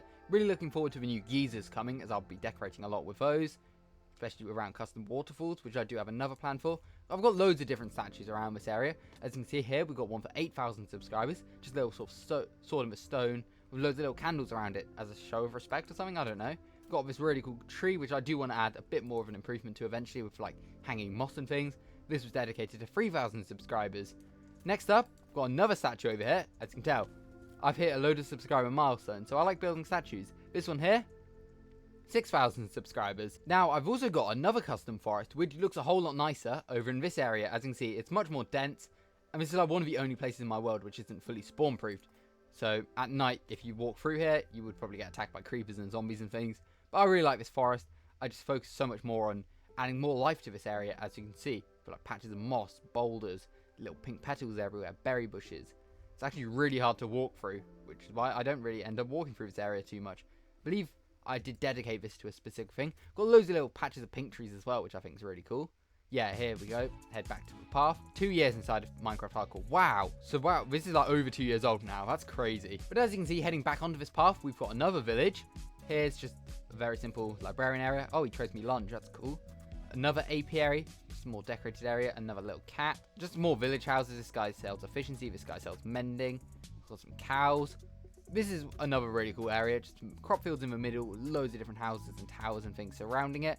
Got a little armadillo pen area. It's actually had some villagers in until recently where they all died. So I imagine a zombie got in. That's why there's now an iron golem here to protect them. Well, he should have been there to protect them, I guess. Heading down this area, which really needs a path, as I obviously want to connect everything up, we've got another barn. This was actually planned to be where I store loads of baby mobs, but I did realise how annoying it would be to collect every baby mob, or some of the baby mobs, as it's hard to golden dandelion individual mobs. Then you have to breed them, so you have to have the original ones, and then they don't grow up, so you can't multiply them. It's quite annoying. But as you can see, we've got a mini little pond here. I do want to continue this custom forest around this whole area, which I should probably get on to doing. But as you can see, we can fly out, get a view of it, get a view of this whole area. Loads of different fields around here. I believe some of these are dedicated to specific things as well. Yeah, this one here is the first field I built when Spring to Life came out, and the day 2,500, which reminds me, we're getting close to day 3,500. Here we got a little goat pen here. Got another field here. What's this dedicated to? Oh, built on Christmas Day 2025. So So I guess it's a yearly tradition that I build crop fields and things at Christmas now. So I'll need to remember that for this year. Also got a little pig pen over here. They're all crowding over there for some reason. A beetroot pen. Here's a cool build. We've got an axolotl statue right here, which you may have seen lots of shorts recently. And I've been underneath here breeding axolotls as I'm on a quest to find the blue axolotl. It's taken me a long time. As you can see, I've got so many axolotls already bred up. Sadly, no blue axolotl yet. You know what? Let's see how lucky we can get. I will grab out 2 buckets of tropical fish. And let's breed, let's breed the gold ones. These are probably my favorites. And let's hope we can get a blue axolotl. I mean, the chance is 1 in 1,200. So I very much doubt it will happen. Looks like they can't even get close to breeding. Okay, did it happen? No, it didn't. That's a shame. I obviously want to expand around this area a bit more. I've got like this custom market stand area, which I guess we can follow the path here, which leads to some pillages apparently, but also leads to this market area, which I really need to improve. I want to add Corsta around this area, maybe add in some villages. Now, this one's got a cow, for example, but just a little market area selling different things. We've got like foliage, cakes, pizza, and just builds like that. We've got windmills. As I planted so much wheat, this is another subscriber challenge. I can't remember actually how much wheat I planted. Maybe 10,000? I can't actually remember, but it's a lot of wheat as you can see. I think this area looks pretty nice. I want to add in leaves all around though, just to make it look even better. Got another statue. Is this dedicated to a subscriber milestone? Oh, it actually is. 30,000 subscribers. Forgot I built this one. When was this achieved? If I can fly in close. 20th of February 2026. Not too bad. But as you can see, loads of cool windmills, loads of sort of towers, and a few little village sections with some houses. Are these ones interior design? I can't remember. I think they are. Oh yeah, they are. I did do these. Yeah. I mean, it's basic, but I think it looks alright. Now, I guess whilst we're in this area, I should fly on down to this area, which really needs to be connected up to the rest of my world via a path. But this area right here is just a little coastal village. Doesn't really have much, just a little storage shed. Then a couple more houses here. We've got one with a tower. Got another lighthouse. Over there's my automatic mob farm. Little custom beach, which I have expanded a bit, and I do want to work more on this area in the future as well. But following where I do want to build a path, we can head over back to my main villages and things in my world. Here we've got another statue, this time for 5 years on my YouTube channel, with like a giant V statue. Got a firefly bush automatic farm here. This is sort of just automatic farms in different buildings. So we've got a bush farm here. We've got pink petals there. Got this little one here, which always reminds me of like one of the route gates old Pokemon games had, where you had to walk through to get to a different area. That's just what that reminds me of, I guess. We've got Chest of the Wolf. Got a grass farm. That's interesting. We've got here a double tall flower farm, which is also very nice. Got, I believe these are for like nether sprouts and things. What is this? Yeah, roots and fungus farm. Got another tower. This is a really fun decoration actually. Adding like fences going between the buildings and some hanging signs. Here, wanted rotten flesh. As I've got a cleric villager in here who would buy my rotten flesh from me, Edwin. Next up, we've got some automatic farms. We've got roots and berries in here with an enderman. I don't think he's ever been named. He does look pretty cool with a shine mod though. We've got a map here of what this area looked like on the 1st of July 2023. As you can see, there's another map down here, and it's quite the improvement. We've got some more houses, just some more random wolves sitting around. We've got Finn, another cat. None of my cats are already named actually. Got Ollie the wolf. Got Lily of the Valley automatic flower farm. Got this house here, which homes a zombie with a bone and some leather trousers. Let's trap him in there. Got Hazel the wolf. Got some more flower fields. This has got loads of different flower fields. Obviously, this was a flower forest originally. Over here, we've got I'm Breaking Free for sale from my Clarence villager. We've got another automatic flower farm, this time orange and white tulips. Now, this leads off to an area where I collected every Minecraft wolf. But I want to actually head over this bridge, which is one of my favorite bridges I've built in this world, as it connects up to this path, which goes through my sheep pen. As I want to head over to this area, like one of the first villages I actually added to this world. As you can see, we've got a little sort of boat workshop here. As you can see, got like chains and an iron bar. Don't really know what this tool would be, but it's fixing up this sort of oak canoe or something. We've got a cow pen here. We've got some more market stands sitting around, wells, some little clusters of barrels and things. And then just got a few simple village houses. We've got one here. Got this one here, which is actually a stable. As you can see, got loads of different horses inside. Got some carts. Got another custom tree. Pig pen. We've got a hot air balloon up here, which is a really cool build. I'll free cam so we can take a proper look at it. This is actually an AFK point, as I've got a creeper farm below this area. I mean, I don't think it works very well, but it was a fun early game build. Got this area, which is supposed to be sort of like a restaurant or like pub area. As you can see, Very basic interior. Continuing down, we've also got loads of double chests full of resources, as this whole area, obviously it's all flat now, but it used to be a giant hill. So it turns out I just like terraforming in this world, really. Got some more towers, got a mud castle, Hunt of a Wolf here, and we've also got an old barn. Now the story of this is literally the same design as the barn I showcased over there. However, it didn't really have much of a purpose, and one day it got struck by lightning, so I decided just to change it up a bit, make it an abandoned barn. Doesn't really have anything inside. It's got like bamboo growing. It's all overgrown now, which, I mean, it literally serves no purpose at all, but I think it's a cool idea. And then the path leads around to this area, obviously leads up to these sort of copper houses, but also leads to these few buildings. We've got an automatic pumpkin farm in here with Dinnerbone, the zombie pigman. But I guess let's just jump down here to my first automatic pumpkin farm, which I do take out quite a lot of the time. You can see it's a very simple design. Fly back up to this house with melon roofs, which is not a melon farm, it's a sugarcane farm actually. Instead, as you can see, doesn't provide the most sugarcane as it's quite small, but hey, if I ever need extra sugarcane in my world, I guess I can come here. Got another cat. Obviously the bridge leads back over to this part of this village I've already toured. Anyway, let's head back down this path, as I've got a few houses and so many wolves, as I've been doing a series on YouTube Shorts where I've been naming wolves with your ideas. I've got Pickles, Blossom, Rico. This guy doesn't have a name yet, but got every type of wolf in the game, as you can see. Got the black wolf, got the woods wolf, snowy wolves and things like that, pale wolves. We've all got loads of like custom names as well. Over here we've got, well, the actual rare snowy wolf, Brian, and then we've got the other wolf variants inside as well. Continuing down, we've also got sort of a mini custom forest, just a few trees clustered up together, I guess. We've got another sign, first field of a new house. This is when I moved house in August 2024. Just built a simple wheat farm area. But also I've got some more silos, as I wanted to properly expand this village, which I've pretty much done. I'm missing one house, I think. Got the town stables, got loads of wolves, got my creature zombie horse. Oh, I thought he had Netherite horse armor on. One of them does, I think. Maybe my zombie horse doesn't. That's not Netherite horse armor.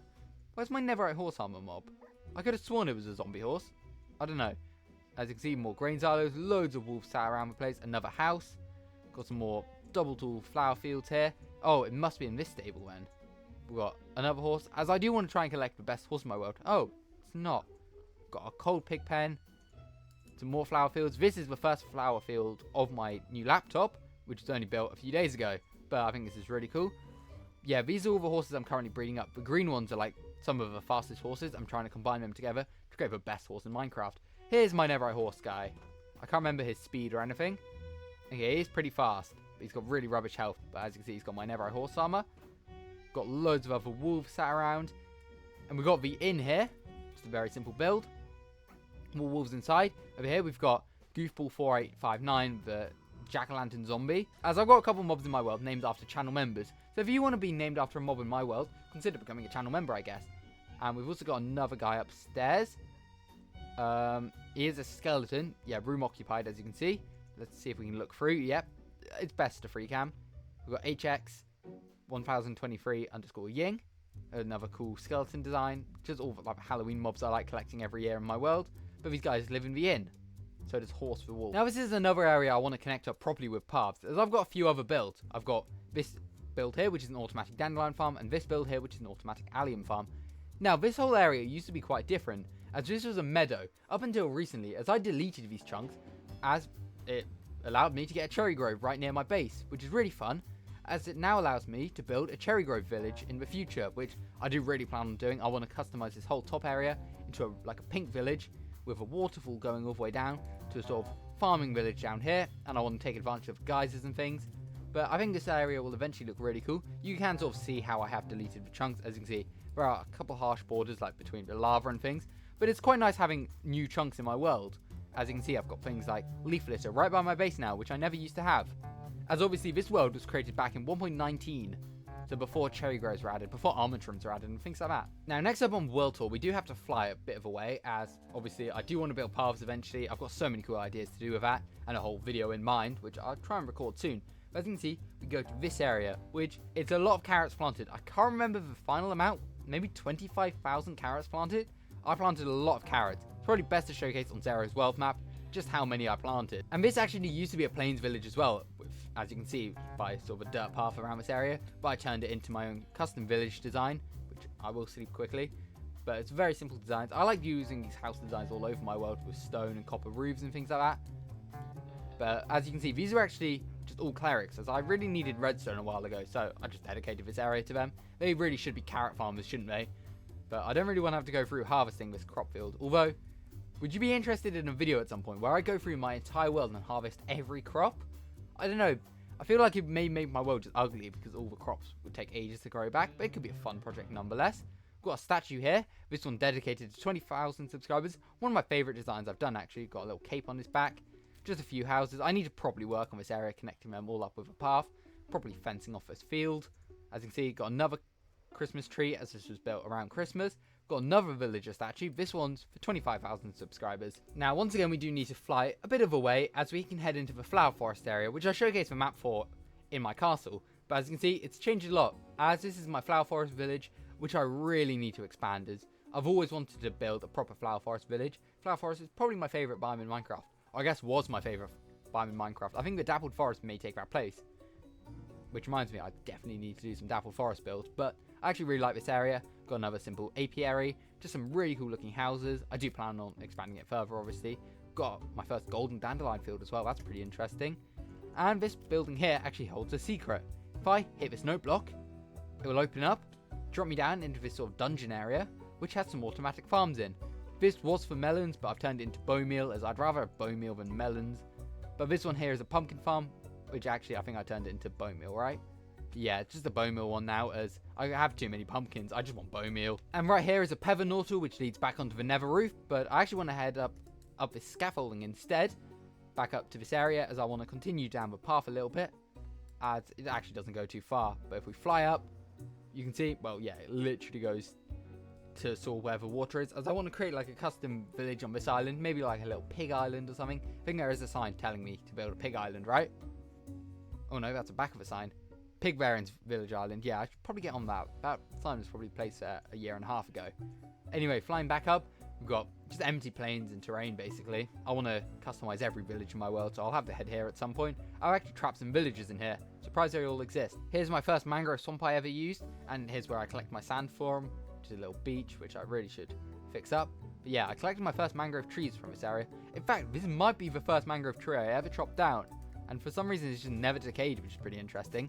Now there is one thing I want to showcase, and it'll be pretty much the last thing. I've got some builds a bit further off, like I've got a little area in the swamp, but I've showcased that in previous world tours and it's not changed since. Yeah, right here, as you can see, there's this little pillar of wool, as this was just built as my 4-year statue, as I want to customize this area, as Minecraft's going to be adding the brand new abandoned camp structure into the game. So I want to take inspiration and build my own custom campsite area. And I thought, why not have like a campsite around a statue? So I think that would be quite fun. And there's also a lake right there, so I could do a custom lake build as well. But as you can see, this statue here is dedicated to 4 years of Minecraft Hardcore, the 2nd of June 2022 till today, the 2nd of June 2026. And I will quickly look through the stats. So as you can see, times mined, grass blocks is the most, then stone, dirt, netherrack, leaves, gravel, short grass, logs, deep state and things. We can take a look at all the general. You can pause it if you really want. As you can see, obviously this is hardcore mode, no deaths. Time played 30.93 days. All the items, so let's take a look at times broken, crafted, used, picked up, dropped, and all the mobs I've killed. 45 allays, 672 chickens, 152,000 drowned, 10 endermite, a goat, 16 parched, 13 piglin brutes, and I've never killed a warden bow. But if you enjoyed today's world tour, make sure to leave a like, subscribe, and let me know what your favourite part of my Minecraft world is. And thank you so much for all of the support. It means so much. Like, I need to say it over and over again. I've recently bought a new laptop, and it's literally just because of everyone who watches my videos. So I really do appreciate it. And I guess long may my hardcore world continue.